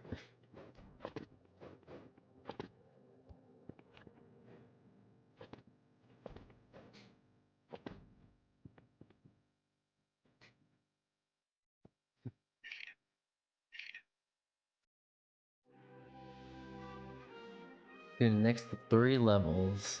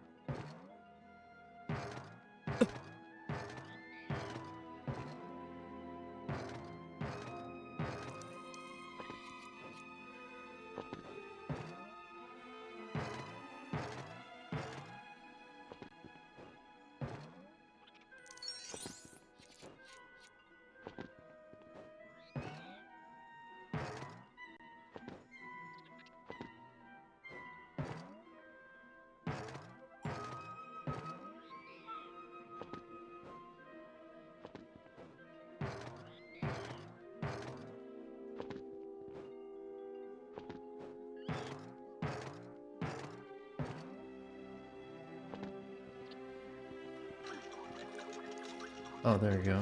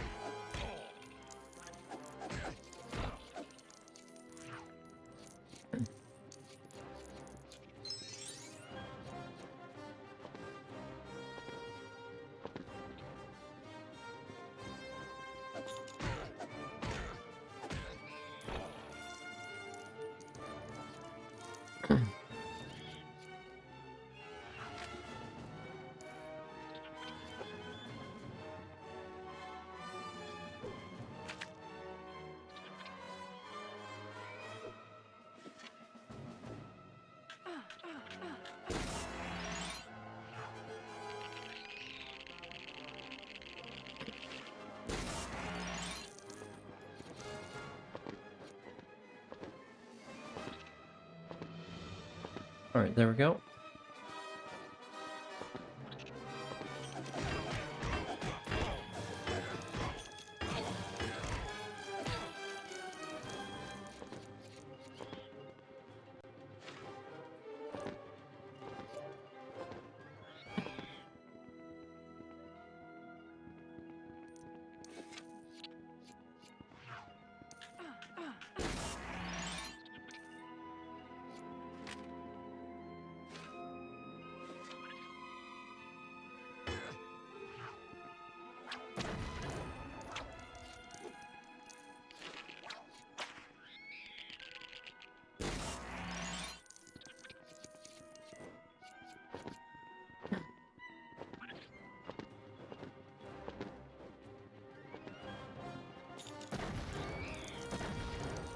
Okay, we need to find a second.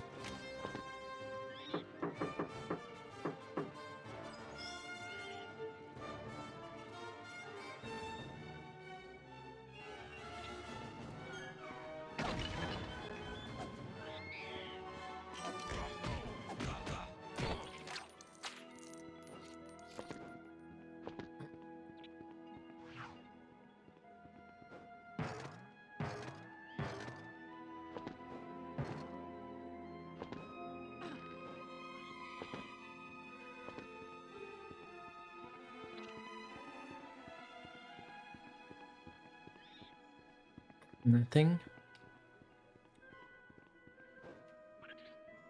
Okay.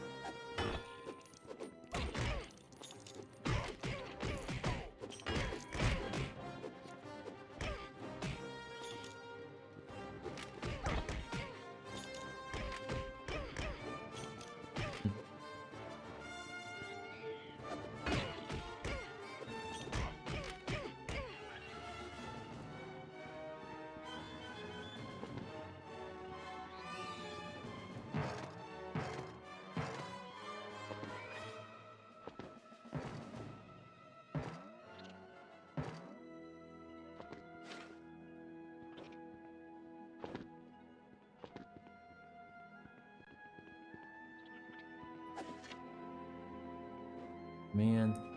Okay, so where could other key be?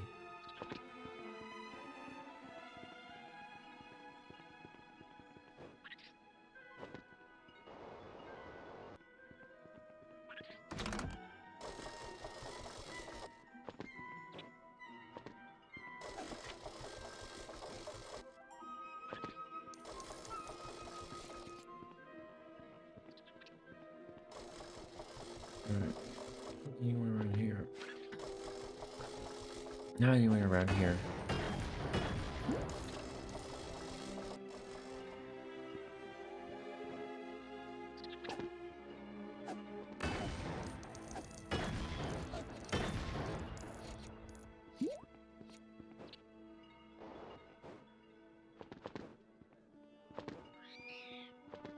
Yes.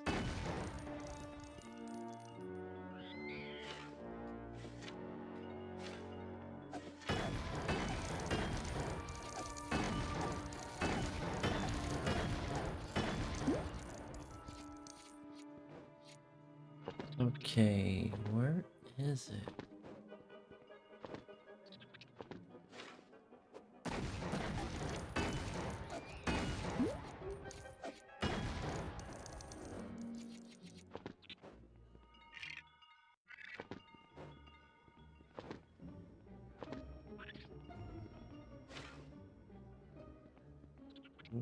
Where is it?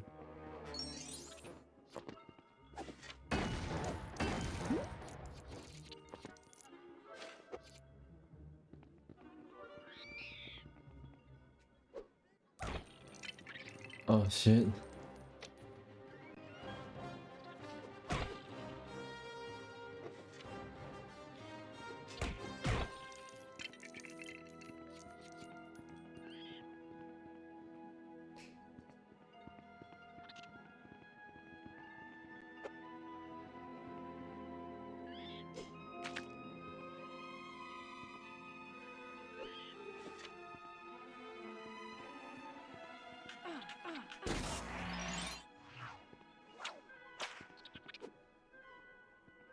Able to use it?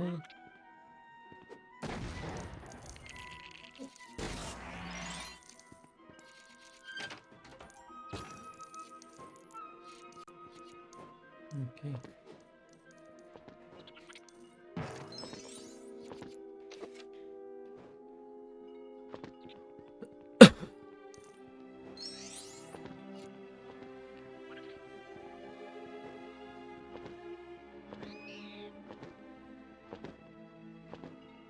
Okay, finally found it.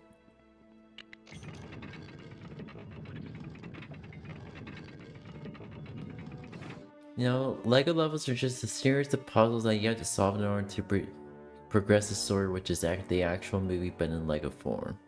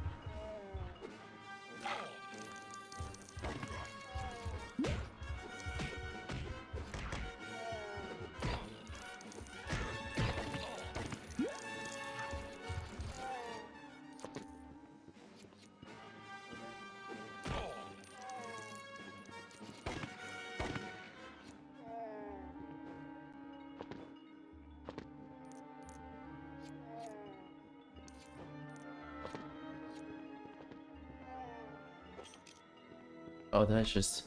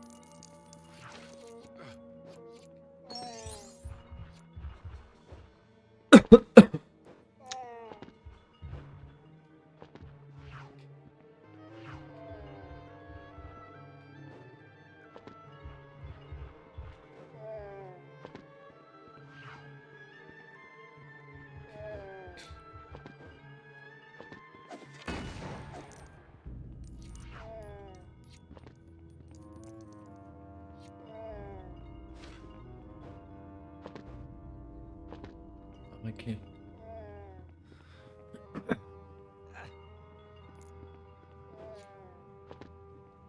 Okay, I'm lost.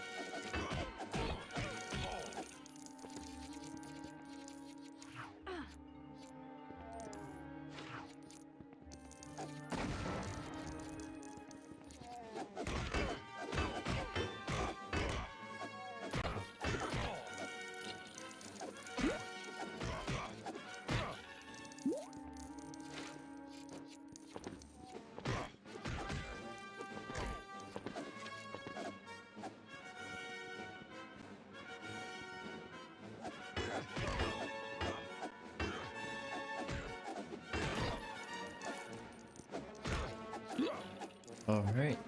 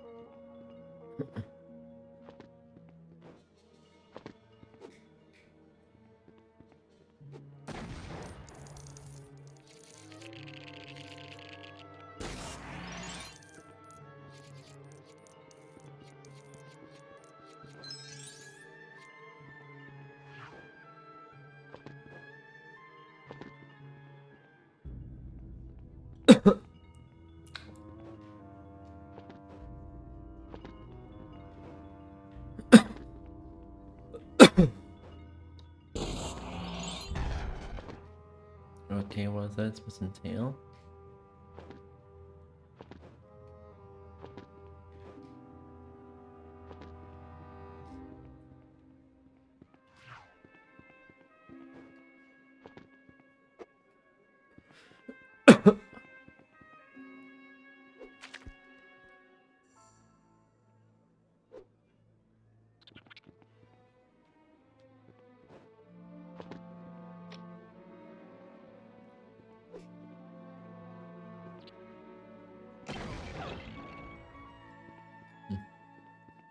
Lol.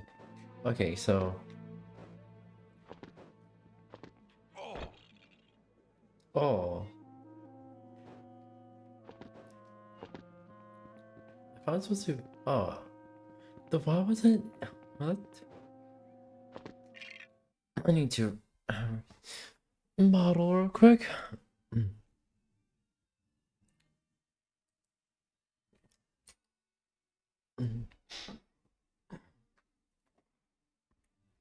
Okay.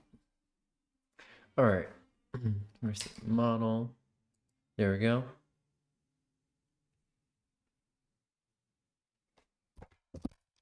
Fucking out with them fucking mic.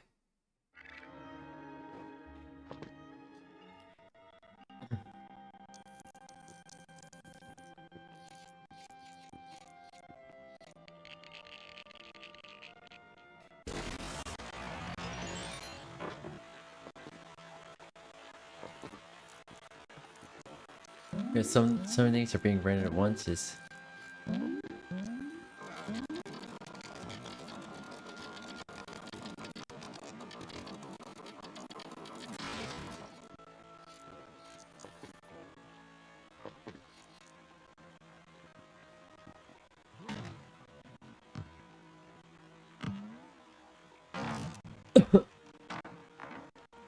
there we go.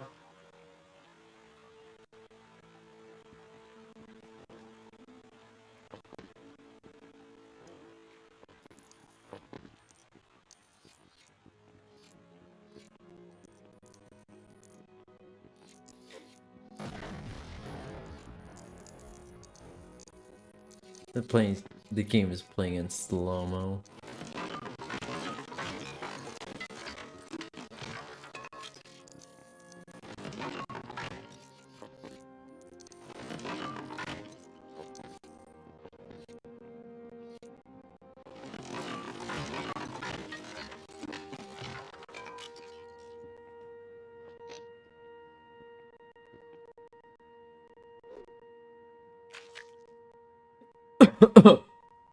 Shit.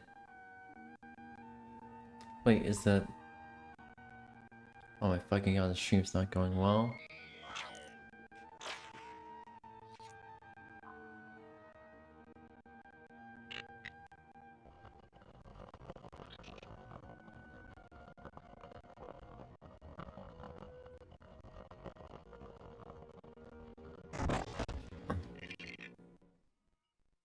Why is the GPU being used?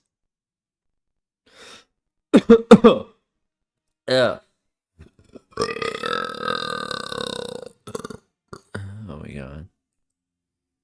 Okay, GPU solid 64. 40. Okay, what's going on with our streams now?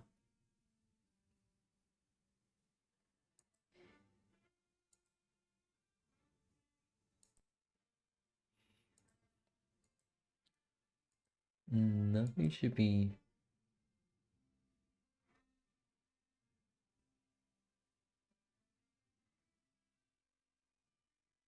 So it might be caught up on... Okay, so... Alright, so now stream is finally caught up. I don't know what happened. But hopefully it doesn't hiccup again.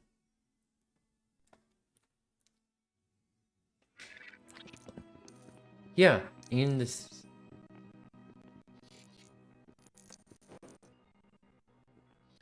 Let's get through this.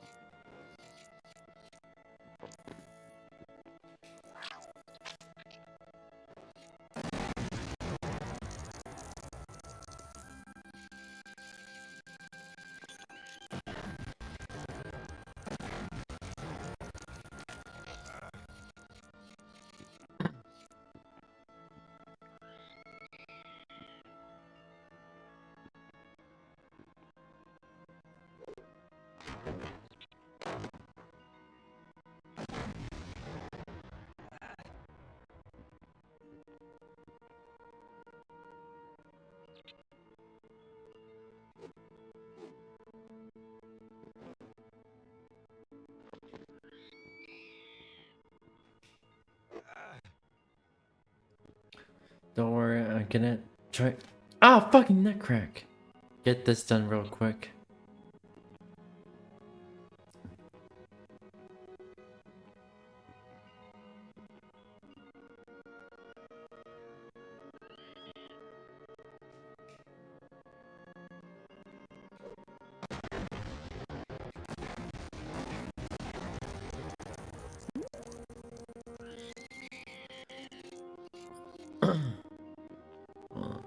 Once.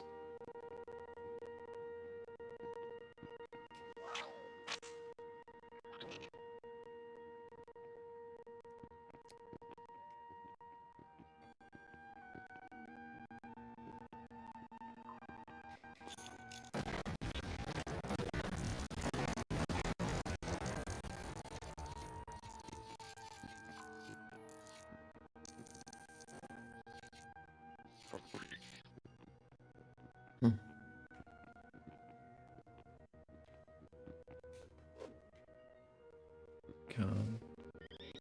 What do I do?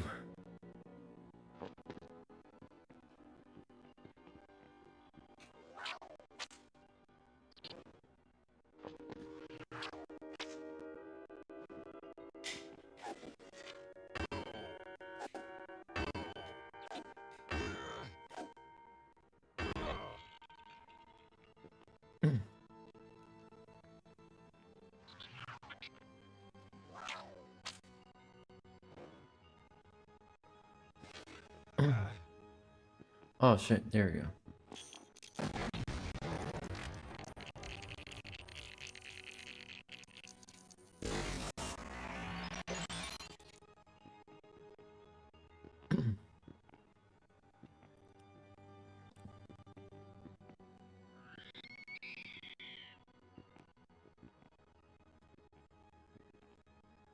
Ah, fucking neck crack. Ah, fucking neck crack.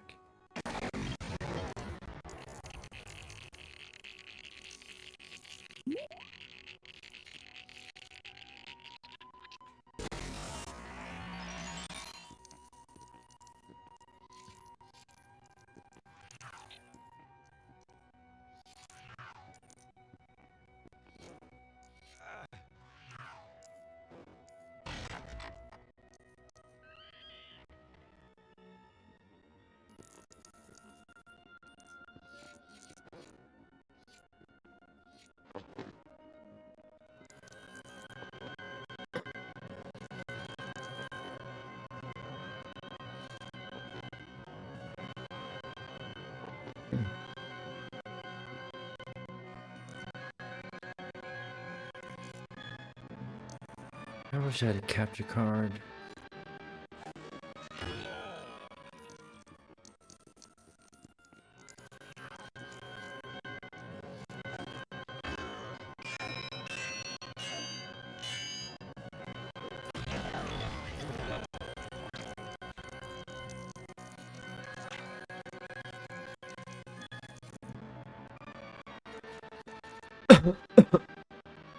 Okay.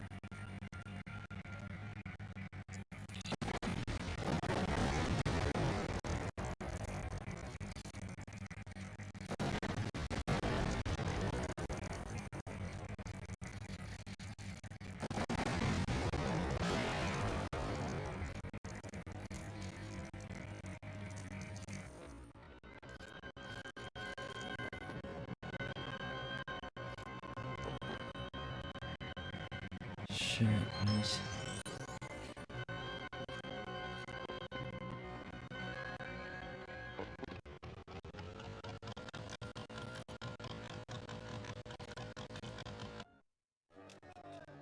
Alright.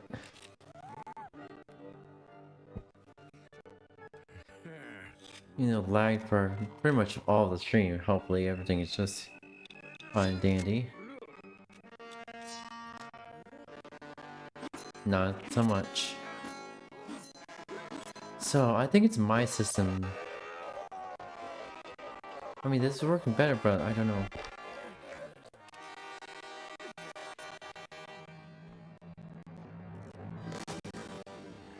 No.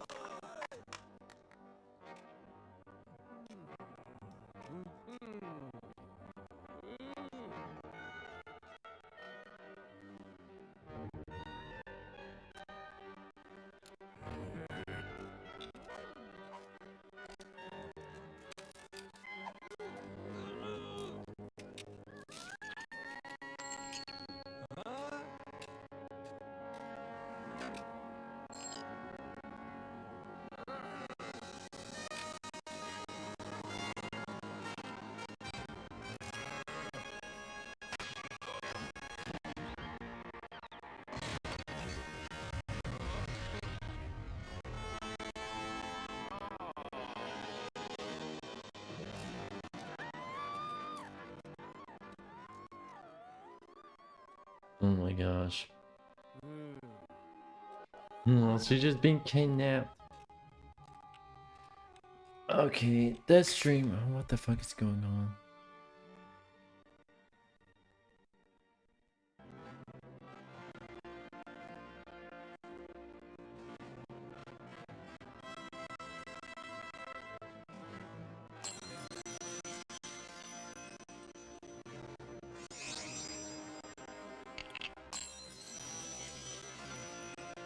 Okay, something's going on.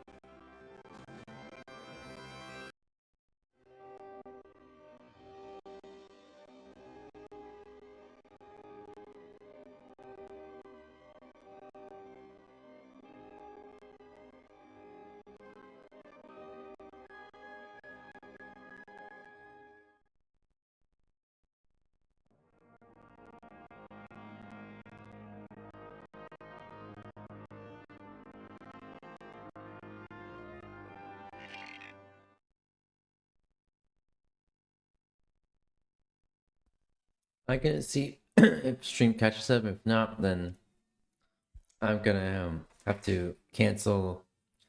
Like, oh my god, I don't want to fuck it. Is it something with my PC that's going on? Is it a driver update? I can double check for a driver update.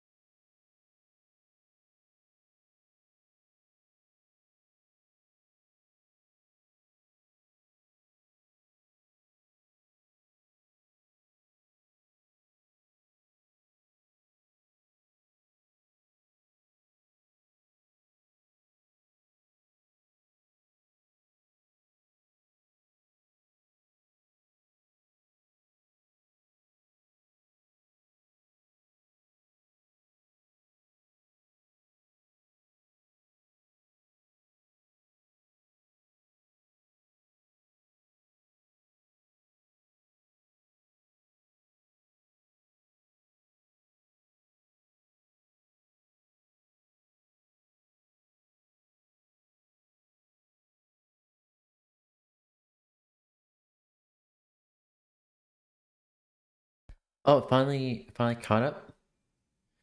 Oh, finally it caught up. I mean, it's about time it caught up. Like, seriously. Anywho, see here.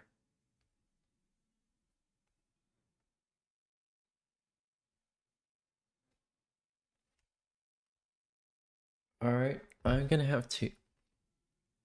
just gonna boot up some videos for us to watch. Cause I don't know what happened. To explain the best I can of what was going on. Let's see. Okay, Lego Star Wars failed to boot at all for whatever reason. So it was before I updated RPSC 3 or the PS3 emulator. Basically something was going wrong. Even though the setup's perfect. The setup worked perfectly yesterday. Sorry. The setup worked perfectly yesterday, and I don't know what had happened to it, or what could have possibly basically had it bricked. Not necessarily bricked, but essentially, it's the same ISO I had like for years. So I don't know what happened. Maybe something with the emulator boot up sequence, just something fucked over. But outside of that, I really don't know what happened. And matter of fact is that with also Lego Indiana Jones for the PS2 emulator, it was just laggy. The game itself was so laggy, so slow, so laggy, and I basically don't know what had happened, and it was so laggy it affected the stream as well. Oh, I'm thinking it's a combination of hardware, a hardware error, a hardware issue, with the emulator itself, hardware communication issue with the emulator, and combined network issue as well. So I don't know what had happened.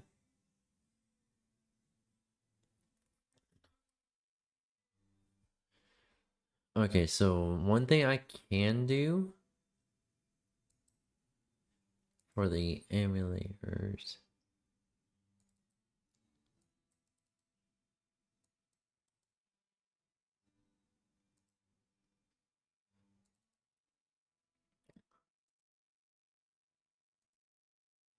One thing I can do for the emulators, configure.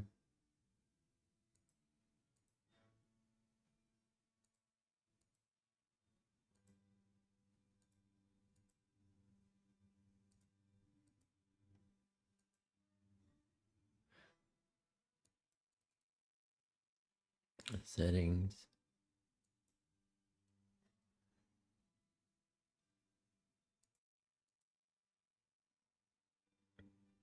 Okay, so I make sure for next time if just having the emulated PSN for PS3 emulator is turned off. If that, I'm gonna test out tomorrow if that works. PS2 is fine since I had a network turned off for that one, except it's just really laggy. Like it's even so it's not. I know it's not laggy for Midnight Club 3, except for the menus. And for Need for Speed Underground 2, it is a little bit laggy in game, very heavily laggy in the menus, and outside that, I don't know what's going on with the Lego Star Wars and Lego Indiana Jones. I'm gonna have to investigate that myself. I do apologize. I was hoping to have a good time, and it just didn't happen. I hate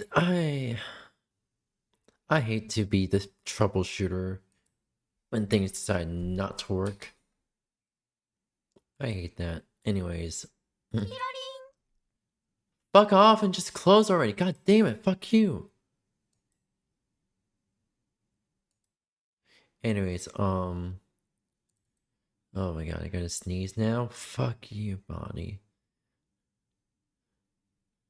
Help! Uh, uh, fuck.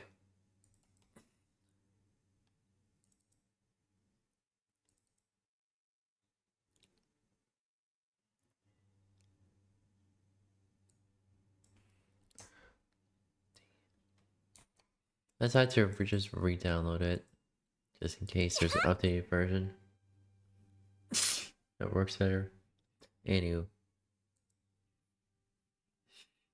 with that being said, we're gonna be going on watching some YouTube videos.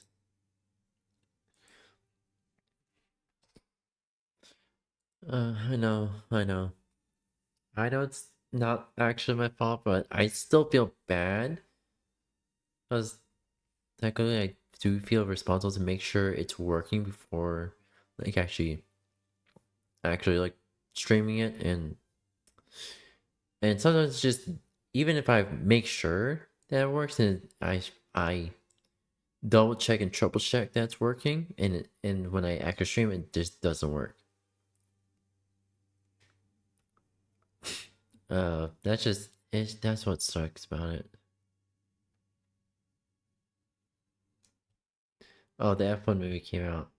Now that's my entire recommendation. It's just F1 movie this, F1 movie that. I just want to watch something that I'm actually interested in.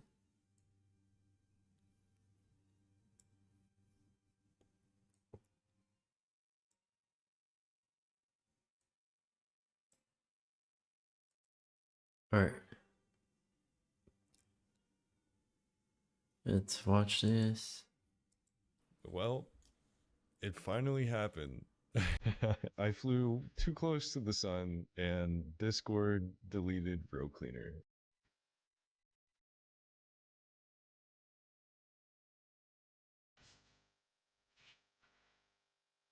If you're new to the channel, I am a Roblox YouTuber. I make videos about Roblox, mostly about safety issues. One of the biggest ones.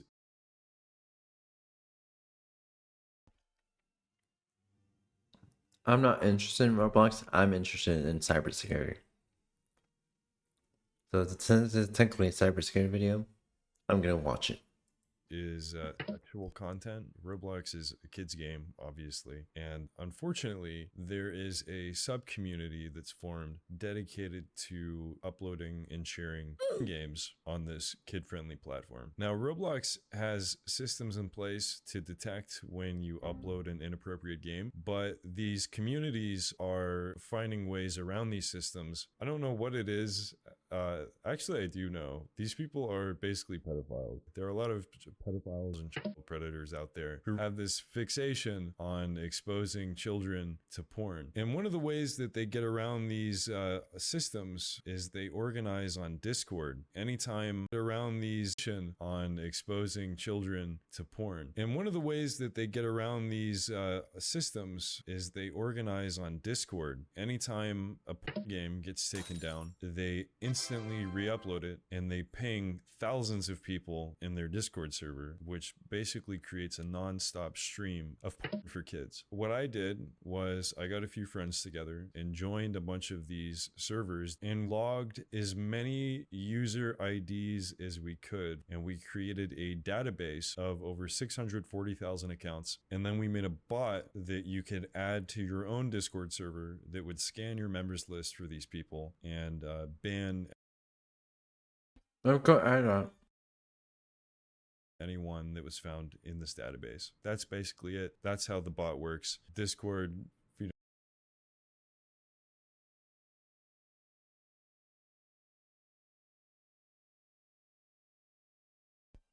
Hold real quick.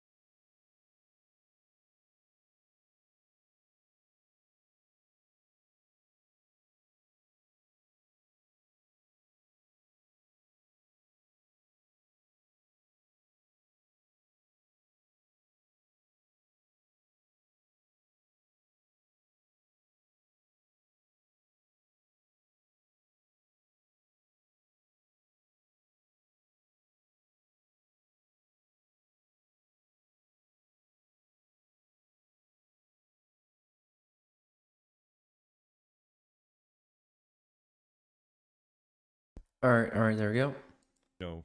Is not happy with this. That's members list for the bot that you can add to your own Discord server that would scan your members list for these people and ban anyone that was found in this database. That's basically it. That's how the bot works. Discord, is not happy about it. I am a little surprised, especially when you look at the reasons that they gave. First, they accused me of discrimination. They said that my bot was targeting people based off of protected characteristics. Okay, let's break this down. The only characteristic that we profile people based off of is being in servers dedicated to showing porn to kids. That's not a protected characteristic, Discord. I'm pretty sure that's a crime. And keep in mind, these servers are not small.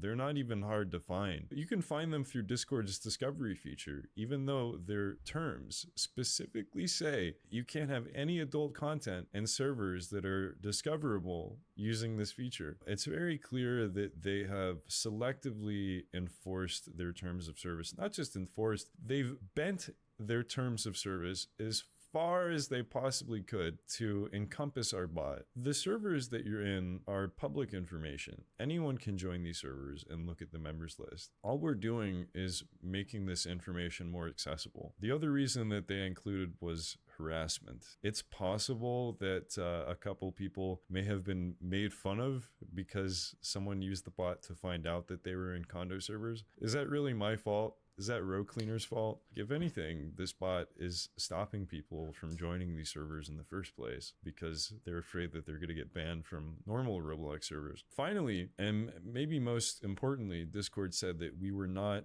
honoring requests to delete people's data. And by data, they mean the user IDs that make up the database that Row Cleaner bans people with. This does not make a whole lot of sense because Row Cleaner's database is basically a ban list. If you have a Roblox game and you have a ban list of people that cause safety issues in your game, can someone just send you a message demanding that you remove their ID from your ban list? What would even be the point of having a ban list if anyone could just demand to be taken off of it? It doesn't make any sense. And it's really stupid that Discord expects me to do that. It's frustrating because the whole reason that Row Cleaner exists in the first place, the whole reason that people need a bot like this and why the bot was so successful. We were in 23,000 servers. That's 23,000 people that said, this problem is so bad, I need to install a bot in my server and give it the ability to kick and ban people because it's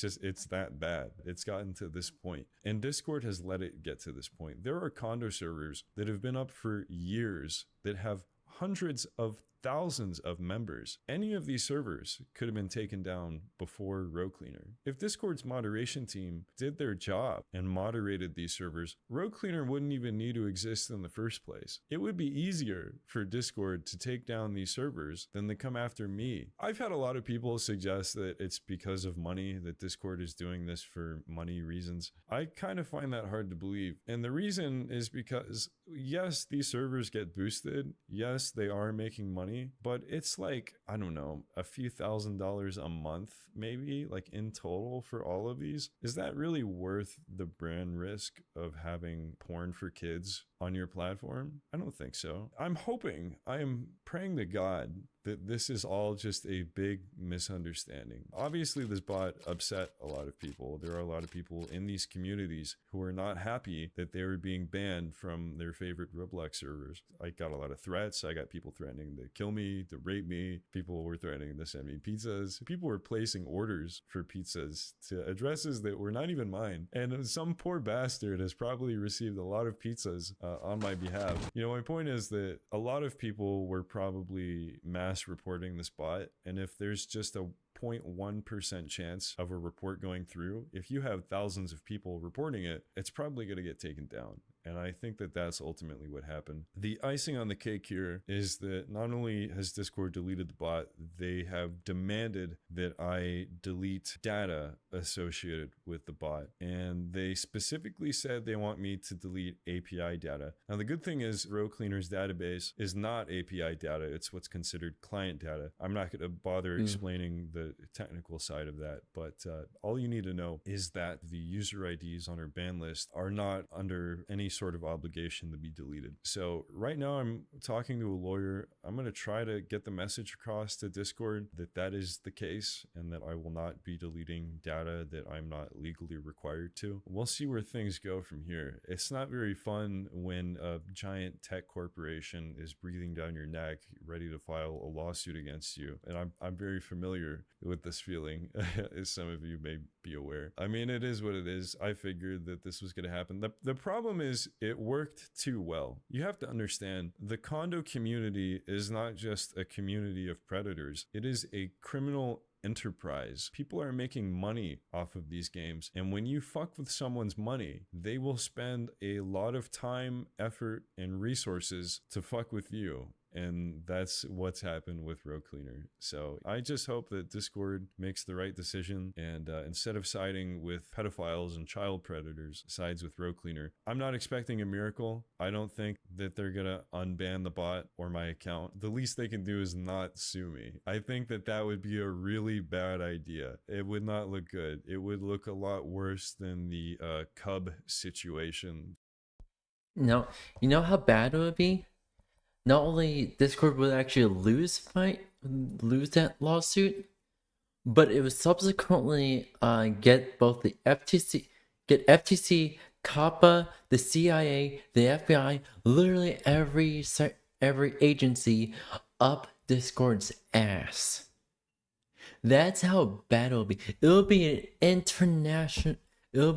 international crime. Basically, literally, the US, the EU, literally almost every country would simultaneously sue Discord.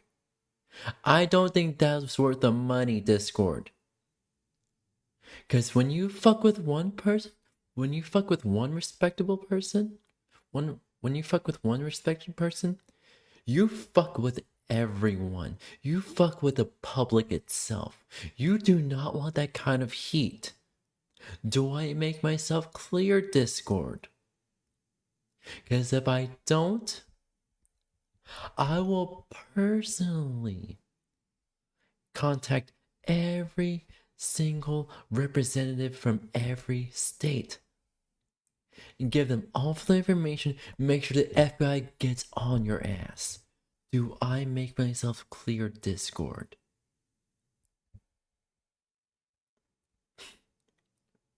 If you think I'm bluffing, you have no idea how petty, how ambitious, and how determined I'll be to sue your fucking ass, either directly or indirectly. Do I make myself clear, Discord?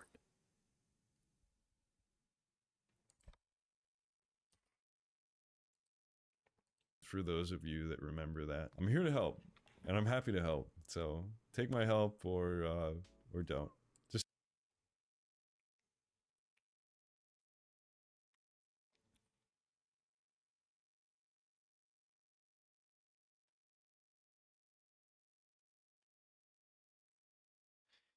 Oh, okay. We all know how Crunchyroll was literally sucking up to SAG-AFTRA and the voice actors, giving the SAG-AFTRA voice actors a freaking safe space to literally promise that they would never use AI. If y'all don't know, Crunchyroll CEO literally promised that they would never use AI. Well, it looks like that is not the case here with a ChatGPT coming through for a translation in one of the freaking subtitles. Crunchyroll literally used to be a pirate site. That's a fact for you, all of it. If you guys didn't know, yeah, I did know it. I'm glad Kaylee got fired. Yeah, Corporate slop. If you're gonna lie about not using AI, how about put the effort in to cover up the evidence? Oh wait, you don't. You don't have any common sense. You don't have any common sense. Nobody does. Absolutely, but look at this. One of the CEOs actually promised a long time ago that they would not even in April 18th, 2025, that they would never use artificial intelligence. He said they had no plans of using it in the future, and that 3 months ago. Almost 3 months ago. included anime production or voice acting or the creative side. Okay. Dude. Hi, YouTube. Yeah, bro. I love ChatGPT. Abso-freaking-lutely. Crunchyroll CEO said this 2 months ago, by the way. Today, they got caught for AI usage on new anime. Crunchyroll CEO says they won't be using AI in anime production. Crunchyroll CEO Rahul Perini said the company has no plans to use artificial intelligence in the creative side of anime production, including voice.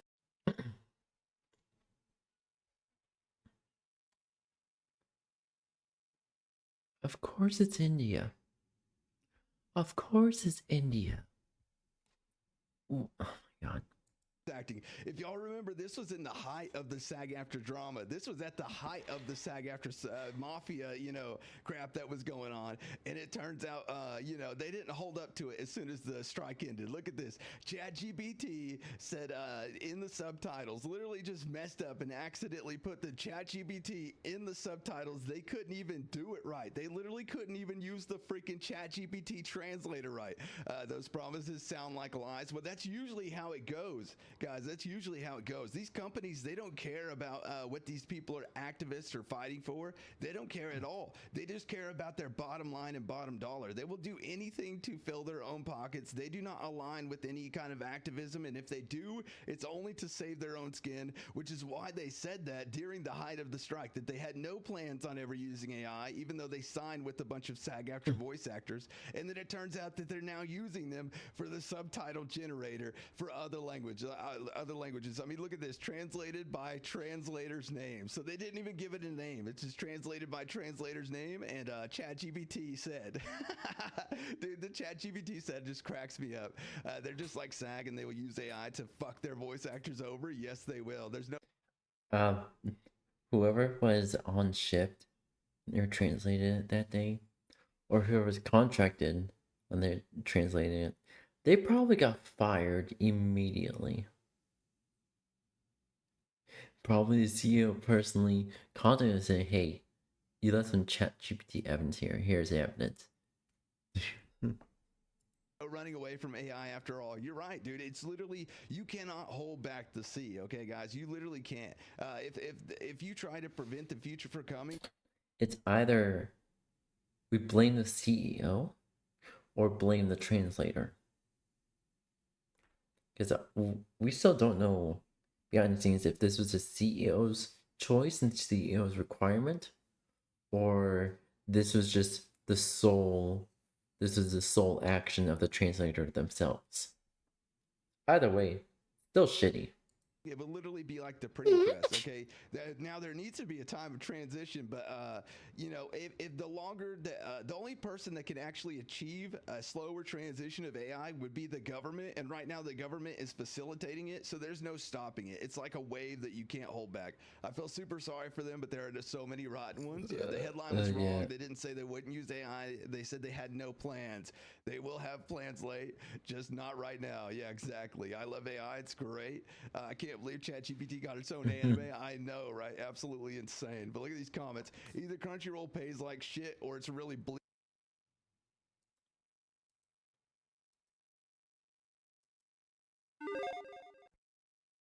The as of now not so jolly green giant Microsoft Xbox just pink slipped about 9,000 people July 2nd, 2025.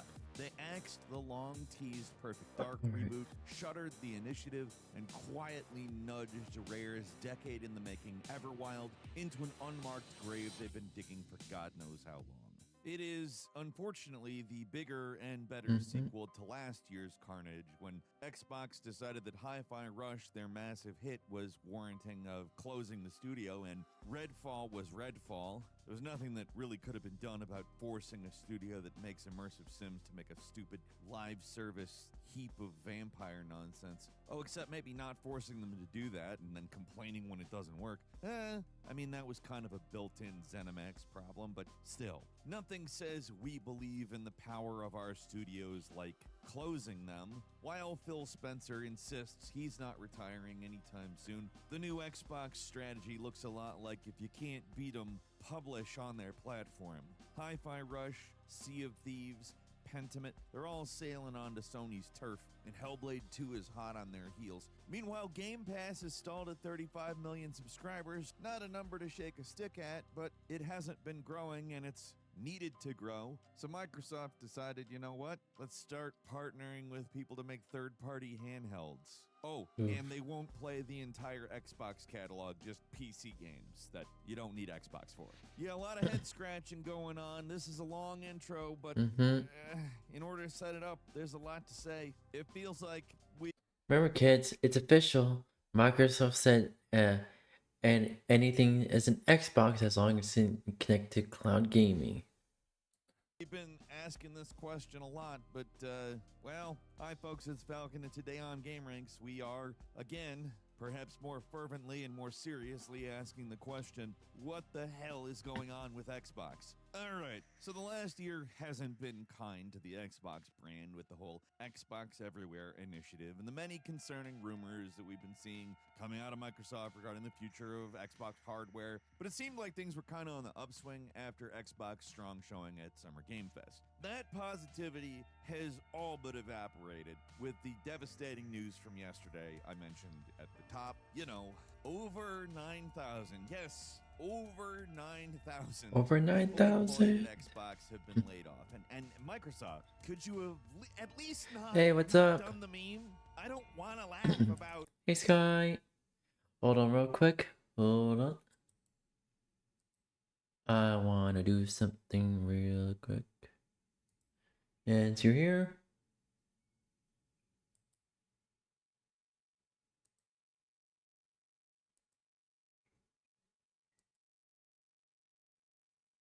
Alright, there you go.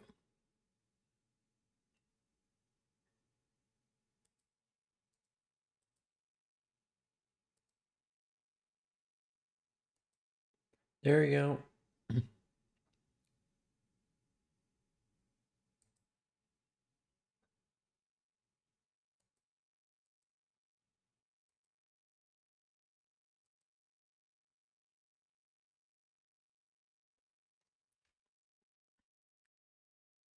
Alrighty.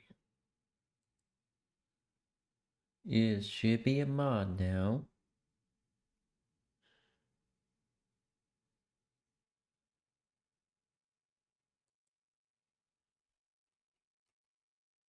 Alright, Ben. A bunch of people losing their jobs.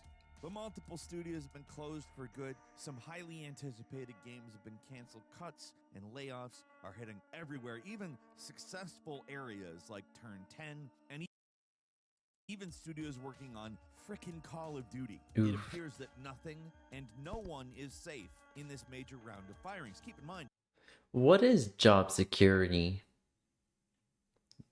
That doesn't exist anymore. Job security? What is that? I heard that was a thing, but that doesn't exist anymore.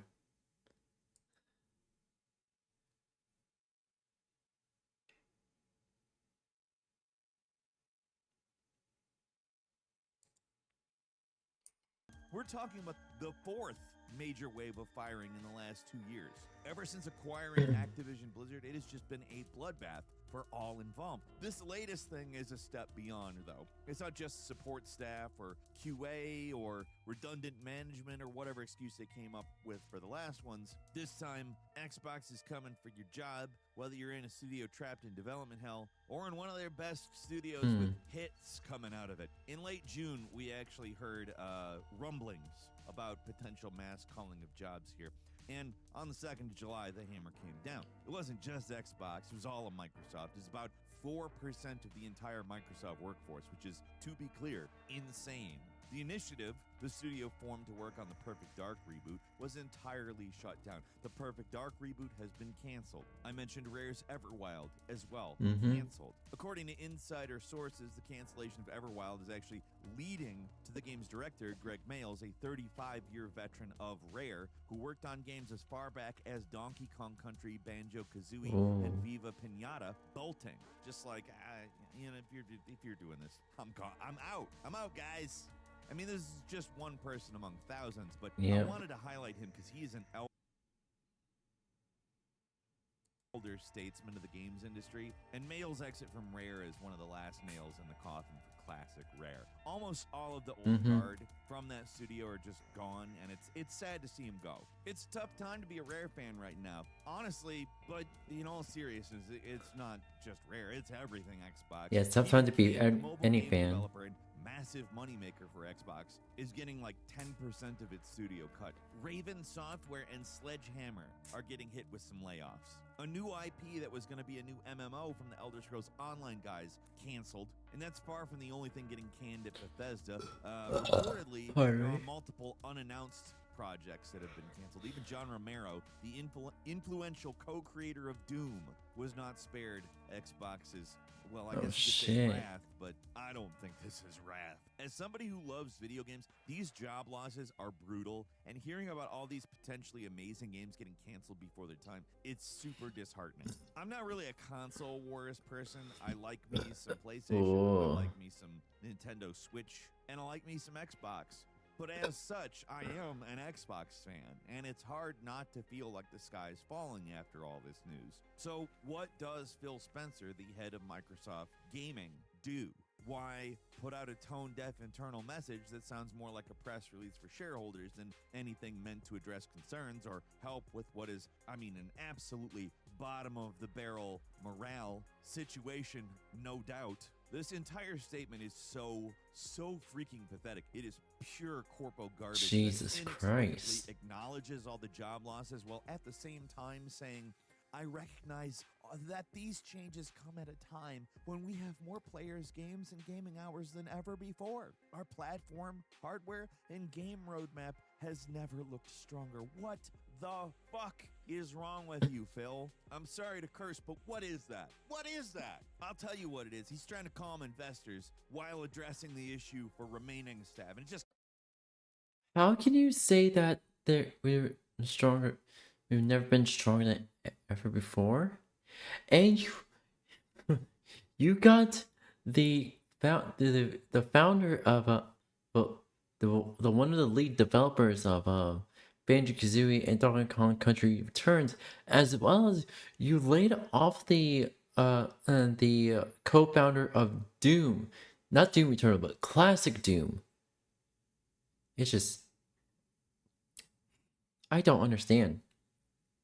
I don't understand this tone deaf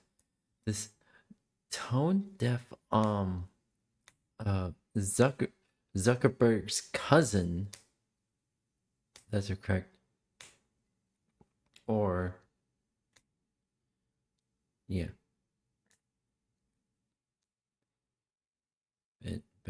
Or what was the leader of Amazon again? John Bezos? Jeff Bezos. And this tone deaf Jeff Bezos' cousin is fucking absolute shit. Absolute shit.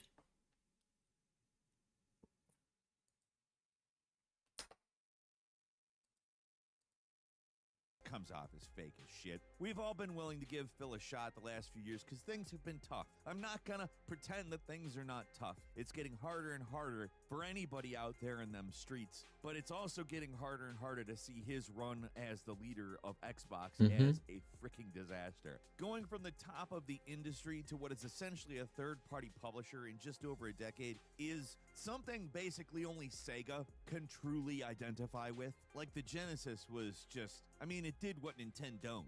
And the Xbox 360, yeah, it had some pretty big problems to overcome, but they did right by consumers, and that built the brand in a massive way. It's arguable that the Nintendo Wii won in terms of pure sales, but culturally speaking, the Xbox was the winner, right? Yeah. Now, a lot of homegrown Xbox franchises dead in the water, floundering badly. The Division is entirely propped up by their third-party purchases of Bethesda and Activision, and even then, it seems like, at least right now, the purchase of these massive studios is hurting them more than it's helping Xbox. Like, look at how many cuts are being targeted at Bethesda and Activision. It's not just Microsoft stuff here. It's across-the-board gaming division stuff. With how things are going at Microsoft, along with all the reports we're hearing at EA and jobs getting cut there, it's hard not to feel like the bottom is falling out of the U.S. games industry. Mhm. If this really is the beginning of the end of the U.S. dominating video games, it's at least partially a self-inflicted wound, fueled by reckless consolidation and tech industry greed, buying up everything they can without actually understanding why people buy video games. It's honestly completely infuriating, but it's the narrative that's being built. It's not just the U.S. games industry, honestly. There's reports that video game spending is just down across the board. After COVID, all these companies bet on infinite growth. But hey, remember how we were all stuck indoors and the best thing to do with that situation is play video games? Yeah. And now we aren't all stuck indoors anymore? Oh, Mhm. there's a shock. Were these people thinking that the disease was going to keep us inside forever? Like, that wasn't the new normal. It was an aberration in human history. That's Mhm. not how human history works. I Yeah. know people like 28 years later, Yeah. but that wouldn't happen, man. Not just the whole zombie aspect of it, but, like, they die out. The zombies die. They can't think. They just do rage shit. And eventually you run out of energy. That's how diseases work. They become less as they spread antibody. We don't need to get into it. I just can't fathom the reaction from all these companies that because we're in a pandemic and we're locked down and everybody's playing video games, that's how it's always going to be. I just can't fathom that. There's no set of information that implies that. And yet, oof, geez. And the younger generation is literally getting priced out of their own hobby. Games that casual audiences might actually want, like Perfect Dark, they're not getting made, and Halo is not out of the woods. Who even knows what's going on with 343 right now? Yeah. I know this is a real downer, but it's pretty hard not to be frustrated with this news. If there's something I can say to counteract the negativity, it's that Xbox isn't dead. All the news that's been dropped the last few days is bad, but that doesn't mean it's over. It means there's some major reshuffling going on. They do still have more than 40 games in development. There's at least one more Xbox console in the future, probably. At least that's what we're hearing. Game Pass isn't going to go away. 35 million subscribers is a lot. It's maybe not the license to print money Xbox and Microsoft hoped it was, but 35 million subscribers is a success. They should hold on to that because that's, if I'm not mistaken, the current game subscription service that is successful. Like, if there's a Netflix equivalent, it's Game Pass. So the news isn't all bad. It's important to keep in mind that even with all the internal issues at Microsoft, they're de facto still the #1 games publisher in the world. That is because they own both Bethesda and Activision, but still Xbox isn't going anywhere. And yeah, it's easy to lay the blame on Phil Spencer, and certainly he does deserve plenty. Sarah Bond, the president of Xbox, and Max Booty, the president of Game Content Studios, they deserve some blame here as well. But I do want to say this. At the end of the day, they are also just cogs in the Microsoft machine. Phil still has to answer to Satya Nadella, the CEO and chairman of Microsoft, and you better believe that it was probably him and not Phil that was pushing for the reduction in staff. Phil's just caping for it. Unfortunately, though, at the end of the day, Xbox is a small portion of Microsoft's frankly massive empire. The successes and failures of that division are just a drop in the bucket compared to the revenue that the other divisions bring in, which is an important and humbling reminder of just how seriously the company takes the division, which appears to be not that much. In the past few years under Nadella, it's felt like the sword of Damocles was just hanging over Xbox, waiting to fall. We have no idea what's going on behind the scenes. It's all pure speculation, but it literally just could be that rather than a string of bad decisions. I don't know that I would say it's that, but Phil could have been trying to stave the inevitable off for the past few years, just trying to keep the gaming division alive when the vultures at Microsoft's other divisions are circling. I want to note that this is possible and probably some of the explanation at bare minimum, but it's also not to say that the Xbox team hasn't made serious blunders. The way they've handled their internal studios like 343 The Coalition and the now closed The Initiative has been a disgrace. Xbox was handed some of the greatest IPs ever, like Halo, Gears of War, and yes, Perfect Dark. There was major potential there, and they squandered it with poor management. We've been quick to praise Microsoft's hands-off approach to game development in the past, and it's led to some amazing stuff, especially from Obsidian, who are proving to be the MVPs of the entire division lately. Seriously, you know who I haven't had to mention up till this point in the video? Obsidian. That is of note, to say the least. But in the case of other studios' management, like of Halo and Gears, specifically. Maybe a little more hands-on would have been helpful. If they had, maybe the initiative wouldn't have floundered for nearly 10 years with basically nothing to show for it with Perfect Dark. Like, I'm sorry, but it's not that hard to make a Perfect Dark game. You could literally just reboot it and do the first game's plot with some changes, and I think everybody would be pretty psyched as long as it turned out well. Like, it doesn't even really have to be original as long as it does what it's supposed to do and adds enough that it's not just the same game again. Like, the initiative was formed in 2016.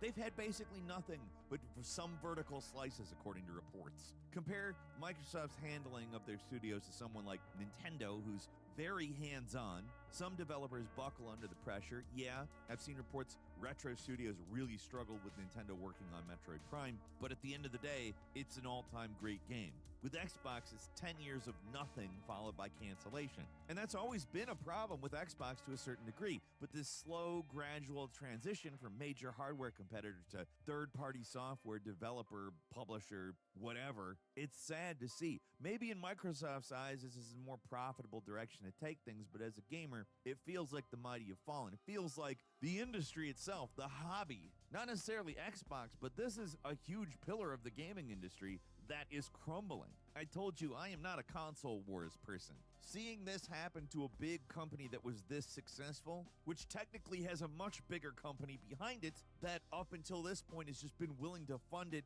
to no end. I mean, if you don't see something in those tea leaves, I don't know if you're looking. That doesn't look good. Like, I will say it could be an economic response to the post-COVID dip, and it may eventually even out. Maybe all this doom and gloom around Xbox is unwarranted. Maybe they had to make these moves, and this is stuff that will end up working out in the future. I don't know. But as an old-time game bird, someone who's watched this happen to Sega and now is watching it again with Xbox, but now in a completely different economic climate, seeing how things have been going the last few years just really sucks. I don't really care about Microsoft's bottom line. I care about video games. In the case of this situation, I care about Xbox games and positive feelings I've had about the original console and all the amazing games back on the 360. But more and more, the division feels less like that Xbox and more just Bethesda and Activision, because they're really doing the lion's share of the game publishing now. Almost all the old stalwarts at Xbox, the games that put the console on the map, they're seemingly dying. I hope that's not the case. I hope Halo comes back bigger and better than ever, but right now, Me too. that possibility feels very distant. So to answer the question, what the hell is going on in Xbox? What the hell is up with Xbox? What the hell is this? Well, a lot of people No are getting idea. fired, and some highly anticipated games are getting canceled. Unfortunately, the vaporware nature of both Perfect Dark and Everwild means that the cancellations are probably justified. These were probably money holes. That doesn't make it not sting, though. What really sucks is the loss of all these other unnamed games from Bethesda, including a new IP from ZeniMax. It all just looks really bad for Xbox on the whole, but this was the inevitable result of their purchase of Bethesda and Activision. Like, that's how industry stuff works. Jobs are gonna get lost, but I don't know if anybody really predicted how bad this was going to get. The cutting around 50% of the staff at Turn 10, the guys behind Forza, is especially brutal, as are the cuts. We predicted, we kind of had a hunch that all these layoffs, it was only going to get worse, but to the extent in how fast it was going to get worse, we're flabbergasted, basically.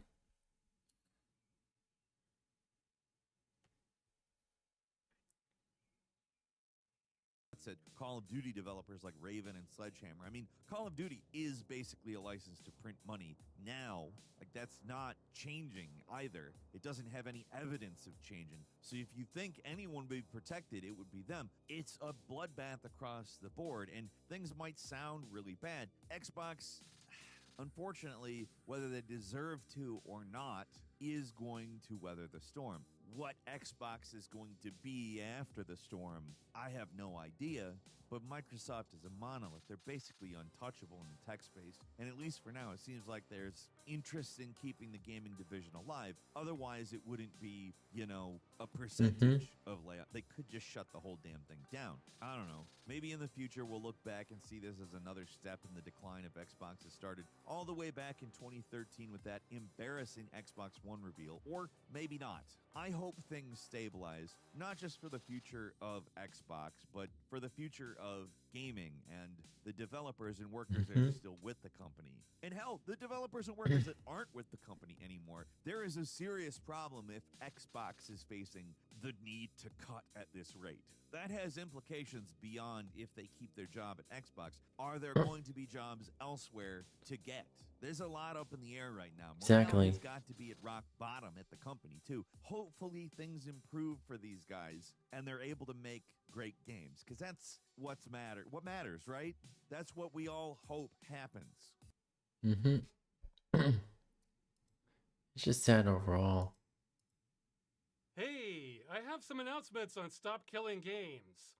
And I'm going to be looking away a lot because my mind tends to go blank when I look into the camera, and I don't want to memorize this. Okay, the breaking news. The European Citizens Initiative has crossed 1 million signatures. Except it hasn't. Huh? This is going to kill morale, but there are two things going on here. The first we knew was coming. Every time somebody makes a mistake when they sign the initiative, their signature gets invalidated. So that means we need more signatures to make up for everybody's mistakes. It kind of reminds me of multiplayer games. Okay, so there's probably some YouTubers who forgot to say that this signature is only for the UK and EU countries only. This signature is only for the UK and EU countries. You cannot sign it if you don't live in either of the two. I'm guessing some YouTubers forgot to say that and encouraged people to sign up, and it just fucked everything over. Whoever fucked up like that, they need to take accountability. They need to step up and take accountability. When you see somebody who just has no idea what they're doing, like they're attacking a wall or something. Or maybe it's a sophisticated botnet spoofing hundreds of thousands of signatures. I have no clue. In fact, I noticed a few days ago, we were getting a good rise in the day European time, but then it would fall off a lot at night because people were going to bed. Now it seems like it's rising.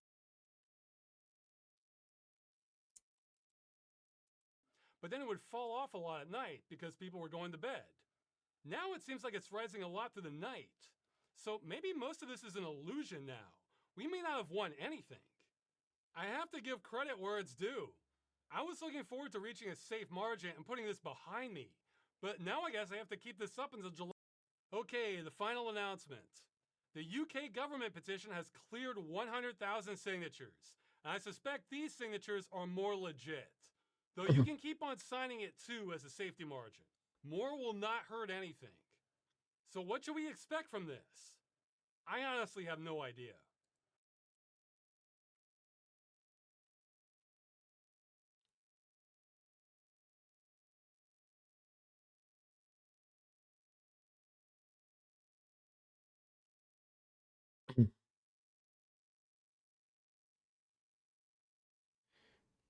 I suspect the person who was bashing on Stop Killing Games actually hired someone to DDoS him. And if that's true,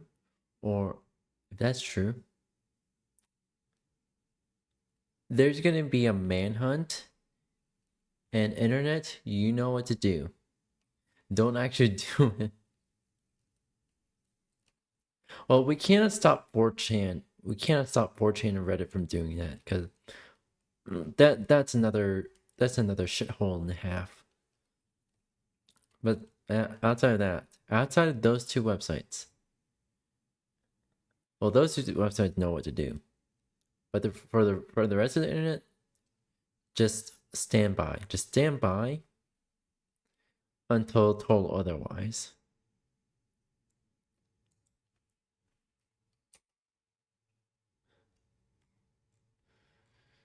Alrighty.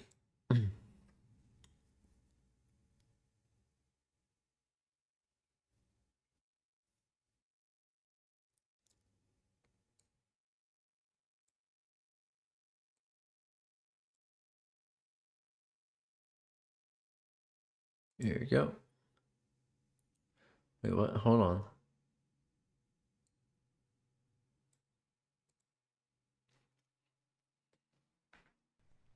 As in cat, K as in cat, 350.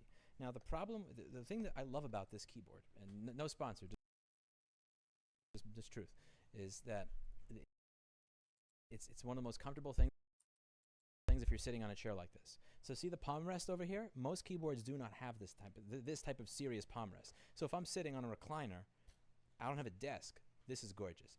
There's no keyboard that I've felt that's like it. And it has a really nice layout. I have good volume keys at the top that are real, dedicated, bulky volume keys, and the entire keyboard just feels beautiful. Now the problem with this keyboard is that the wireless receiver and transmitter for this is a complete piece of dog shit. So like, I have this thing right here, right? I have an extension cord. I have to put this right next to me. And there are some times over the course of the stream that you may have seen me lifting the keyboard because if this side is not up and like right next to this, it doesn't fucking work. I've owned several of these keyboards. It's happened to me in happened to me in 2 different houses and 2 different apartments across different computers, different everything. Where's Ross? Ross left half an hour ago. Watch the first hour and 30 minutes of the stream. It's the worst. And I've tried other wireless keyboards in mice, and they all work. I've tried even this mouse. This mouse is using the exact same receiver, and it works. It's just this fucking keyboard. I don't know what it is. It's like they suck. That particular thing sucks, and I can't find a wired version of this. So, but this is still my favorite keyboard. So I will have my USB cable in my little dongle, and I'll put it right next to me while I'm working, so that I could use this keyboard because it's one of the best feeling ones I've had. The new keyboards, oh, they're such shit. Like I've tried to look at the new keyboards that they have, and like fuck these things. These are horrible. Look at this. Look at this garbage. Like, what the fuck is this? Like, this is hipster shit. Hipster shit. What the that's the worst hipster shit. Like, all of this is just, ugh. I don't know what the fuck I'm gonna do with this. What is this, an Apple keyboard? This is uncomfortable. Apple keyboard. This thing is absolute dog shit. Like, fuck this. I don't know how anybody could ever type on this. This Yeah. This one over here, MX keys, mechanical. This is going for they're going for the trend because people like the cherry keys and all that, so that this is chasing the trend and copying what other people have already done better. This looks like a tablet keyboard or something. Like, no. This looks like it belongs on a fucking iMac from 1999. Again, more mechanical. Yeah, fuck all this. I want my K350. Okay, All right. Hello, guys and gals. Me, Mudahar, and ladies and gentlemen, I gotta be pretty real with you. The worst part about YouTube as a hobby is honestly the comment section, and it's not to do with the comments you guys write. To be honest with you, I don't care if you guys, love me in the comments or you guys absolutely dislike me. I love reading the discourse when it's human beings talking. But obviously, I'm sure some of you guys know, and I'm sure a lot of your favorite creators have probably seen this. There is a serious problem with YouTube bots. Now, I've talked about this before, so there's no reason for me to be making another video unless there was some pretty serious criminal shit happening in the comment section below. Now, normally I wouldn't care about bots so much, and there's multiple types of them. Like, you'll probably see, like, the bots, as soon as I upload a video, you'll go into the comment section, and they're like, wow, I found this video really inspirational, Muda. You really changed the way I live. Wow, thank you for existing. Yeah, I know that's a bot, okay? Like, 100%, that has to be a bot. The video came out 1 second ago, and you already wrote the comment, okay? Get out of here. I could talk about stretching my anus to, like, extreme degrees, and these bots would post that crazy comments. Wow, I found this video really inspirational. But I'm talking about these specific comments that, the bots that I'm actually talking about, however, have been sharing CP in the comment section. Okay? Cheese pizza. Yes, ladies and gentlemen, there are YouTube bots now that are now basically spreading links that you can access, links that go to Discord, and on these Discords, they are openly sharing actual CP, CSAM material, exploitation material. So, how does this happen? How is this occurring? And I'm going to obfuscate some names because, to be honest with you, I don't want to give attention. And this is such a serious issue that, again, I feel like giving attention to these specific individuals just gives them power. So, one of the comments that you'll see, for instance, are, these random bot accounts where they'll say, I posted a preview of Daisy's Destruction on my page, full in description. Now, obviously, if you're ever a fan of my Dark Web series, you know what this specific video is referring to. It's quite possibly one of the most evil, illegal videos that are on the dark web or just on the internet in general. If you want to learn more, there's a great documentary about Peter Scully, the scumbag behind this. I believe it's 60 Minutes Australia. Really, really dark, raises the hair on the back of your neck type of shit. But again, it gets even further. This is an issue that was out about a year ago. And again, this was posted 1 year ago on Reddit. What is the deal with, again, this group, and why is this happening? So on every big YouTuber's video, there's always a weird bot spamming hundreds of links to illegal material. One of the most horrible things I've ever seen them post to is, again, Daisy's Destruction. How is that allowed on YouTube? So one of the reasons why this is kind of allowed on YouTube is apparently these people have been trying to bypass the actual moderation. So for instance, if you take some of their comments, like these bot comments, you basically highlight it all, you copy it into a text editor, you might notice that they're abusing Unicodes like right to left, where certain languages like Arabic, Hebrew, anything that is written right to left, they will be abusing, these mechanics so that it will look normal to the human eye, but to a computer, to a AI moderation tool, it'll just look like garbled gibberish, okay? It'll be like the weirdest text they've ever seen, which makes moderation, I guess, difficult. And this is just one of the tools in these scumbags' arsenal. Now, thankfully, YouTube does actually deal with some of these channels. I would say quick, but not quick enough. And the reason I'm making this video is that, I just... And that is why, I have, the YouTube spammer purge, and I have that set up so whenever I just run that once a day and wipe out any spam comments. Decided to investigate and go down the rabbit hole. So for some of these accounts, they were posting on my channel as they were posting on all other YouTubers' channels, right? And they would post, again, constant slurs, racial slurs. They'd say stuff like goy, so on and so forth. You could probably imagine what these slurs are going to. But every time you would go to the profiles for these pages, in the YouTube bios, they would have these Discord links. They would have Discord URLs that you could click on and access.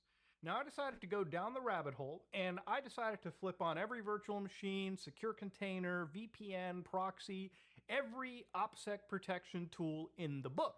So I do not recommend you do any of this on your own. Chances are, if you just go into these areas, they will flood you with illegal material. But anyways, So if you're running a YouTube channel, best thing to do is to, if you ever see like any of those spam comments, instead of highlighting the whole thing, highlight put it in your custom banned words, well, as phrases. Put it as 2 words at a time. And whenever spam comes up, it'll immediately get blocked. No matter how much they try to bypass it, it'll just immediately get blocked. I decided to check these Discords out, and to no shock of mine, there was very, very visible illegal material. To the point where, obviously, I reported it via Discord. I did every reporting I could to law enforcement agencies, as you should when you come across disgusting shit like this. But then it got even deeper. It led me to an entire forum group where apparently these people are openly, on the clear web, just sharing illegal material. Chances are, they're even more present on 4chan. So we gotta start investigating 4chan and hunting them down. On that as well. Material and operating raids against each other. But to give you an idea, anytime you would connect to these discords or something, right, there would actually be, conniving scumbags on these discords where they would abuse the private message system and actually send users adult, CSAM material. This is why I have mine restricted to message requests instead of like allowing any DMs on Discord. Or at the very least, so I have 3 layers of protection for my DMs. First layer is just blocking all message requests. Basically, if you try to DM me, it'll just block it. It won't let you send anything. And the second layer of protection is just on. So I have been working on a Discord bot or on a Discord app, a bot app on my own. Just to protect my DMs. If there's any illegal material or any spam, just automatic report. I'll get a notification on my PC and on PC and laptop. And if it's bad enough, I'll personally report it to authorities and gather all evidence, give it to the authorities, and then and after I do that, just immediately delete the DMs in question. Illegal material. So this was a post from a year ago where a user claimed to be banned from Discord for reporting a CP server. Their account literally got suspended due to serious policy violations. And you might be wondering what the policy violations were. They broke the rules for child safety. So the way that I understand it, these scumbags guide young children or unsuspecting idiots into their Discord servers, right? Because, kids just click down the rabbit hole or anything. They'll join any Discord you give them, okay? We're all dumb kids. The difference is, when I was a dumb kid, there wasn't these kind of calculated scumbags on the internet at this level of prevalence. But so a kid joins a server, they get sent illegal material, the scumbags report the victim's account, and then the victim's account obviously appears to possess, some level of illegal CSAM material, which probably gets them into trouble, not just with Discord, but definitely would start an investigation, I would imagine, with law enforcement agencies as well, especially when Discord is kicking you off for that reason. So the user says there's a bot channel on YouTube where they post really deranged comments. They went to research, joined the servers, and found out that the owner admins were sending gore and shit, and later I found out from members that they sent actual CP and servers. And they just keep creating new servers if they get banned. Yeah, Discord just has the biggest predator problem imaginable. So as a normal person, I reported it and left the server because I don't know what else to do. After several days, I got 3 Gmails from Discord. First was that my account was disabled, then the second was that my account was permanently suspended, and the third was thank you for reporting me. So they went into their account standing, and they were permanently suspended for child safety. So according to this user, and again, I don't know everything in the back end that happened, but hate Discord for ended that. up getting banned for reporting this kind of disgusting behavior. And it really seems like they Uno reverse carded on him. And again, obviously, some guy in the comment section literally says, yeah, you should have done that on an alt. And yes, that is true. You should not be investigating these things, period, unless you actually know the kind of scumbags you're dealing with. These people are willing to not just get rid of your account and guide you into these kind of places, but they're also willing to try and attempt to hack.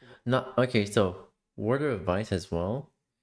If you're gonna investigate someone, make sure to do that on an alt account. Not only on an alt account, on a separate dedicated device, a separate dedicated PC or laptop for investigating people, and just run if you like recordings except for to give their authorities or like for like YouTube or streaming. Use a capture card. Get a capture card, even though it's expensive. It's gonna be mild. It'll be worth your investment. Little children, hack any unsuspecting victim, and God knows do whatever with their stuff. Now, YouTube, when it comes to moderating comments, you know, they actually did do something pretty, wild back in 2019. They actually shut down comment sections for a lot of family channels. So, for instance, one large family channel is this channel called Jordan Matter. Now, for anybody that doesn't know, this is a huge channel that obviously, you know, they share videos of their child, right? Like kids become parents for a day, daughter's new best friend, blah, blah, blah. And they're pretty popular. Like these videos get like 70 to 80 million views, okay? And even nowadays, they're still pulling in millions of viewership every day. It's literally just a little girl put up on the screen, dad records her, posts it all online. Now, his channel got his comment section turned off. So again, from 6 years ago, back in 2019, he kind of talked about this a little bit. Hello everyone, I am at Caesar's Palace in Las Vegas. I just snuck into the pool. I'm not allowed to be here. It's closed. Let's go swim. Man, I love how they try to like convince the children watching. Ooh, he snuck around. No, he paid for filming privileges. Come on. Do you know why they did that? Comments, just like they have, because YouTube has disabled all my comments, just like they have on thousands of other family channels. Do you know why they did that? Because a few people wrote comments that were inappropriate on certain family channels, not mine, and as a result, they just shut down comments on everyone.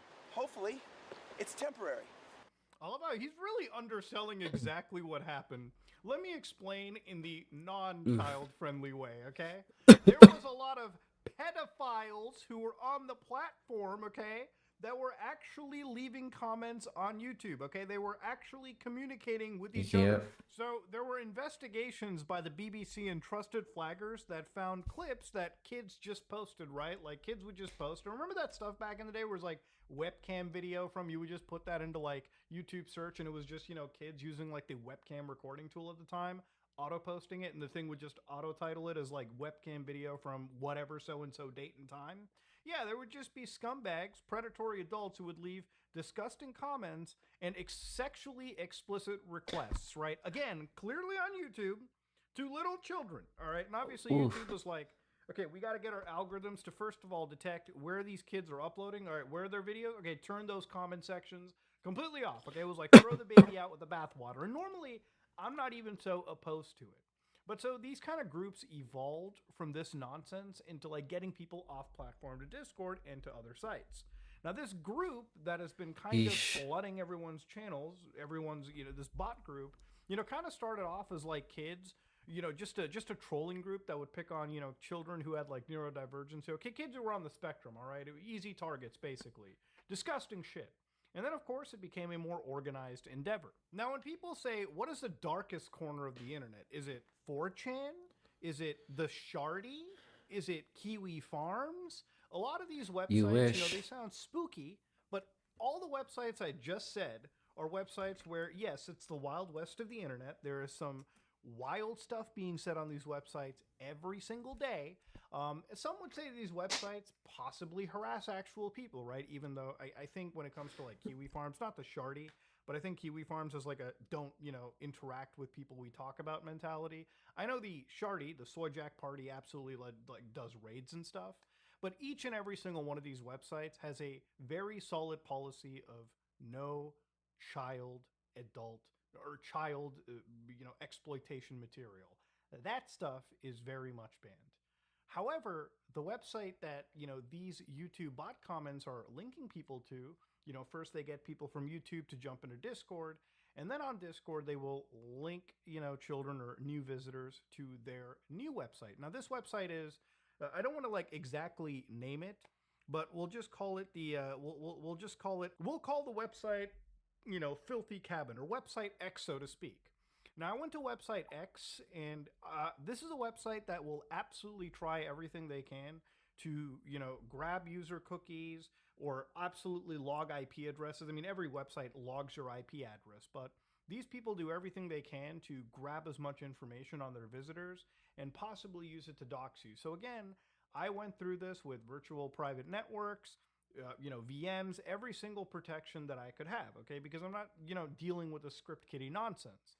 And this is where it gets really disgusting. So on their website, obviously, some of the things that these people talk about very openly, clear web stuff, by the way, they have a dead crack baby thread. So just kind of shows you the disgusting sickos we see. Inside the media tab, where everything can be posted, gore, allowed everything, they're openly posting or talking about child, material. Inside the Q&A, where somebody asks, should I eat animal feces? What animal should I kill on camera?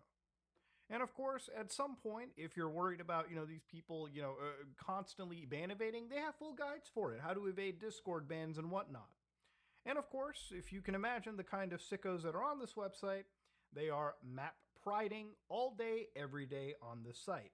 Now, I don't have to explain to you what the fuck map pride is. So one of the staff members on this website says, please calm.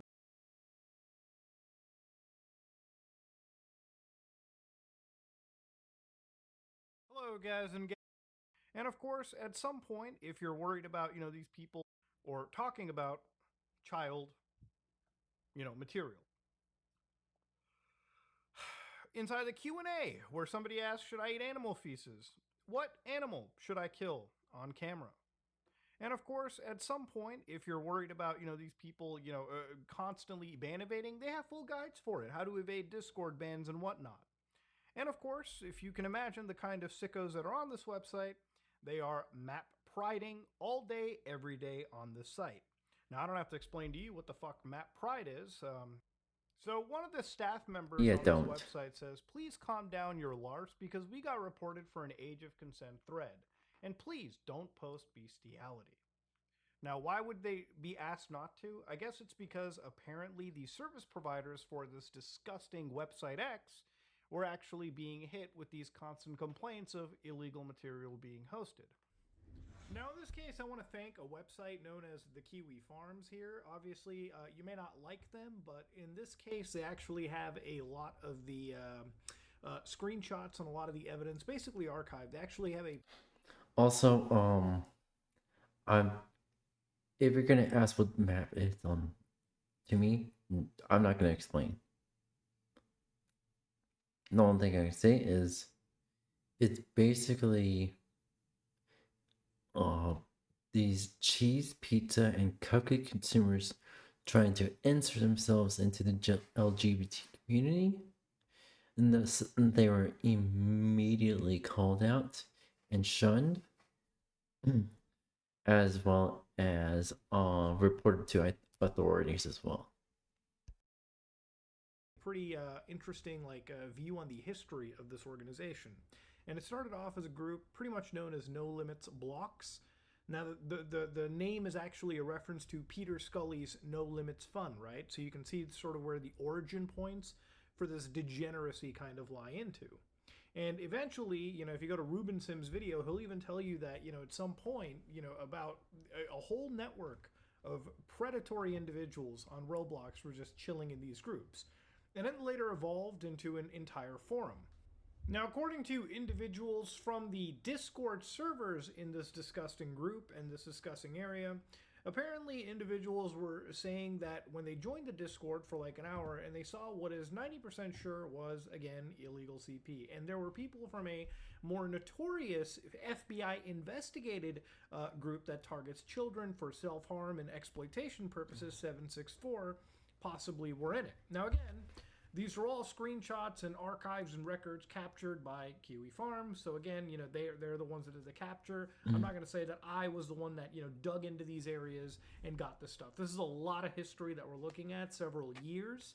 And, it's all out there in the open. And unfortunately, these people are pipelining and just commenting all on actual YouTube videos. But I think it's just insane that, we kind of live in a world where, years ago, many years ago, if you ask somebody, how do I find illegal stuff on the internet? You'd have to go to the dark web. Mm-hmm. But it's disgusting that the pipeline for accessing this disgusting material, it just takes a few clicks on YouTube now, all through the comment bots. I mean, going down this rabbit hole is such a mentally obliterating thing. Because again, the amount of police reports and the amount of tips that you have to file and the reports you have to make on really disgusting stuff shouldn't have to be happening. This stuff shouldn't have happened in the first place. It shouldn't have been a thing's fault. It shouldn't have been a thing. But unfortunately, comment bots on YouTube have jumped from saying meaningless shit. And I remember back in the day when I was younger, guys, comment bots used to just post cute little chainmails, right? Like it used to be cute little like creepy pastas almost. And now in 2025, and again, this stuff has been going on since like the early 2010s, but it's gotten really bad in the last couple months to the point where, again, they are openly, very quickly, within a couple of clicks, leading children, leading anybody off onto Discord platforms, and then through Discord, pipelining them into a clear web, disgusting website where the most illegal material is being openly shared. Now, again, I'm just going to say for the record, I haven't opened up any of their image threads, but being that they're so brazenly talking about it, I have no reason not to believe that illegal stuff is being shared. But the fact that it's being done so openly and, you know, they're just trying to get people to jump onto it. And, you know, it'd be one thing if this was in the darkest corner of the internet. But the fact that these people are pipelining individuals from YouTube and other large social networks, that needs to stop. You know, and I really, you know, with all the AI shit that YouTube has been pushing and stuff lately, I really wish some extra effort is put towards stopping this specific behavior. Because I'll be real, man, like YouTube is not a job for me, but you know, it's a hobby. And I think the worst part about my hobby is not like, you know, oh, I got to record a video or edit the video or do something boring in the process of making a video. No, it's the fact that I have to basically full-time job the moderation sometimes. And I have to try. And no matter how much you whack-a-mole against it, these people keep surviving and they keep posting. And you might be like, Muda, you talking about this probably makes the situation worse or maybe makes you I'll probably one day fork Theo Joe's YT spammer purge and probably upgrade to my own fork, probably with more stricter security and stuff like that. But also make another fork in this game and called probably something called like multi-streaming purge. Well, streaming spammer purge. There you go. So just basically a bot that can actively moderate your YouTube channel, actively scanning like YouTube, Twitch, and Kick, seeing what bots are spamming, and then actively insta banning any bots that show up within a split second. target. And at the end of the day, look, that's still no excuse. I think most people don't know how bad the situation is, but I really feel like if this blows up and at least like people are kind of talking about it, maybe, you know, a site like YouTube can maybe make this a priority focus. Let's get right into it. Number 8, Tick Twist Terror. Your first instinct might be to grab that little bloodsucker and twist it like you're opening a jar, but that's exactly how you turn a simple tick bite into a horror show. When you twist, the tick's head snaps off like a cheap plastic toy. Now you've got tiny tick parts stuck in your skin like the world's worst splinter. And it gets worse. When you twist or squeeze the tick, it basically throws up inside your skin. Tick vomit in your bloodstream. Some people try to burn the tick off. When someone's core temperature drops too low, their heart starts beating to a different rhythm. It's like an engine trying to run on frozen fuel. Suddenly blasting that cold body with heat, especially on the arms and legs first, can be deadly. Here's what happens. Cold blood in their limbs rushes back to their heart like a tidal wave of ice water. The heart, already struggling with its own frozen beat, basically gets hit with cardiac brain freeze. Think of it like throwing ice-cold water on a hot glass. It can crack from the shock. The right way to help? Start with the core, chest, neck, and groin areas. Use warm, not hot blankets or heating pads. Something wild happens inside your cells. Tiny ice crystals start forming in your skin cells, literally shredding them from the inside skin. Some people have learned this the hard way by grabbing frozen metal poles with bare hands. The damage Yeah. can range from minor burns that heal in a few days to permanent tissue damage. Preventing Yeah. this is super simple. Always wrap ice in a thin towel before putting it on your skin. Don't leave it on for more than 20 minutes at a time. If your skin starts feeling like it's burning or tingling, that's your cue to remove the ice immediately. Same goes for ice therapy. Always need that barrier between the all day at the beach looking like a lobster in training. Your first instinct might be to grab that trusty jar of bath. Instead of oil-based products, go for something water-based with aloe vera. These lighter products actually help your skin cool down instead of turning it into a human oven. Keep your aloe vera in the fridge. Aloe vera gel. Duly noted. Duly noted.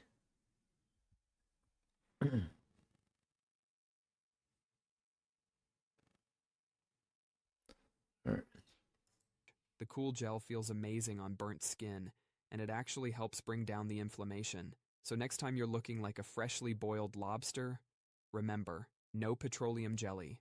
Number 4, spinal gamble. Your spine is like a delicate stack of dominoes with a super important rope running through the middle. That rope is your spinal cord, and it controls everything from walking to breathing. When someone takes a bad fall, those dominoes might be barely holding together. One wrong move, and snap, that rope gets pinched or torn. Mike thought he was helping his friend after a skateboarding accident. He lifted his buddy to get him more comfortable. That one well-meaning move led to partial paralysis. The original injury wasn't even that severe. It was the movement afterward that caused permanent damage. Think about carrying a full cup of water across a room. Now imagine that water is someone's spinal cord, and any spill means permanent nerve damage. That's how careful you need to be. Unless there's immediate danger, don't move them at all. Keep them still. Talk to them. Wait for the pros. Those few minutes of waiting might feel like forever, but they're nothing compared to a lifetime of paralysis. One twist, one wrong angle, and that's it. Game over for those nerve signals. In the world of spine injuries, doing nothing is often doing everything right. Number 3, finger sweep folly. Your first instinct might be to reach in and try to grab whatever's stuck when someone's choking, but that finger No. sweep move could turn a bad situation into a nightmare. Why would people do that? Excuse me, why would people... Oh. Lily Leo 91. Hello. Unless it... How are you? If you can't see what you're trying to grab, you're basically playing a very dangerous game. That object causing trouble, your blind poking around could actually push it deeper into their airway. It's like trying to unclog. This is what you do the Heimlich maneuver. Oh, if it's like... If they like can't like they're not able to breathe at all, you immediately do the Heimlich maneuver. If there's a little bit of air like going through, you still have the option of doing the Heimlich maneuver. So like no air, you do the Heimlich maneuver the normal way. With a little bit of air coming through, you do the Heimlich maneuver, but also like prop them against like a table or something, so they can have support, and you could do the Heimlich maneuver probably best to like it'll help like get put a little more force to it, but not too much force. A drain by shoving the blockage further down the pipe. You're in panic mode. The choking person is in panic mode, and now you're randomly fishing around in their throat system. If you can actually see the object, carefully try to remove it. But if you can't see it, stick to proven methods, back blows, and chest thrusts. Yeah, back blows, like prop them against the table, back blows if they're breathing a little bit, but if they're not breathing at all, you do the Heimlich maneuver. Got it? This isn't like the movies where dramatically reaching into someone's mouth saves the day. Number 2, DIY joint fix fright. Imagine you're playing basketball and suddenly your shoulder pops out. You're falling through the area. Try forcing that joint back wrong, and you might pinch or tear one of those hoses. Now you've got internal bleeding to deal with. The muscles and ligaments around the joint are already angry and swollen. Trying to force things back is like fitting a watermelon through a donut hole. You're just going to make everything tear and stretch even more with your joints. Keep the injured area still. Put ice on it. Then get to the enjoying a nice walk when suddenly something flies into your eye. Your first instinct? Rub that eye like you're trying to start a fire. But that's exactly how you turn a tiny annoyance into a serious problem. When you rub an eye with some Nope. This is why, like when I apply temp, luckily I wear glasses, so I don't deal with it as often. Oh god. Oh no, I gotta deal with this real quick. I'll be right back. Lost to the war, shot me dead. I was lost and sad to the voices in my head. I'm gonna get up again. I'm gonna get up to another day. I'm not giving up again. I'm gonna get up. I'm gonna get up. I'm gonna get up again. I'm gonna get up to another day. I'm not giving up again. I'm gonna get up. I'm gonna get up. I'm gonna get up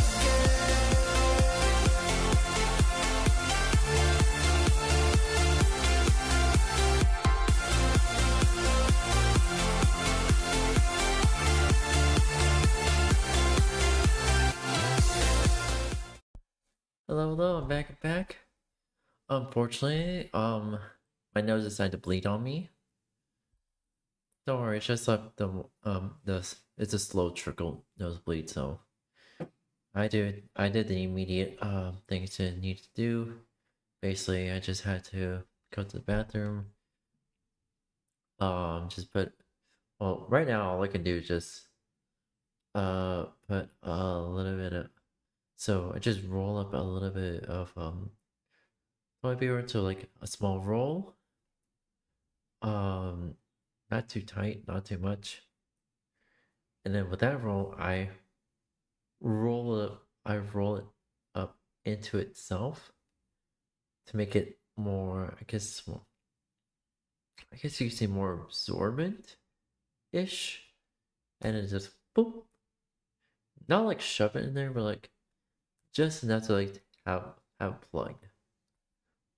Just enough. And I just have to wait until it like calms down, and once it does, I have to do the aftercare and the aftercare routine. Put A&D ointment. Put A&D ointment on it. Actually, like first is like clean up the outer rim of the nose. And clean up just the edge of the wound. Not like the actual like wound itself, but the edge of it, and then put some A&D ointment in there. something in it. You're basically turning that little speck into sandpaper. Every rub drags that particle across your cornea, the clear window part of your eye. It's like taking a piece of sand and rubbing it into a camera lens. That rubbing can actually push whatever's in there deeper into your eye tissue. Imagine pushing a splinter further into your finger instead of pulling it out. Now your eye is scratched up and has an open wound. That's basically rolling out the resolution. Think of it like washing dishes. You don't scrub a stuck piece of food. You let the water flow do the work. If the problem doesn't clear up after rinsing, it's doctor time. That's all for today. Yep. I'll be making Yep, that's pretty much it. What's the time is it? Okay, so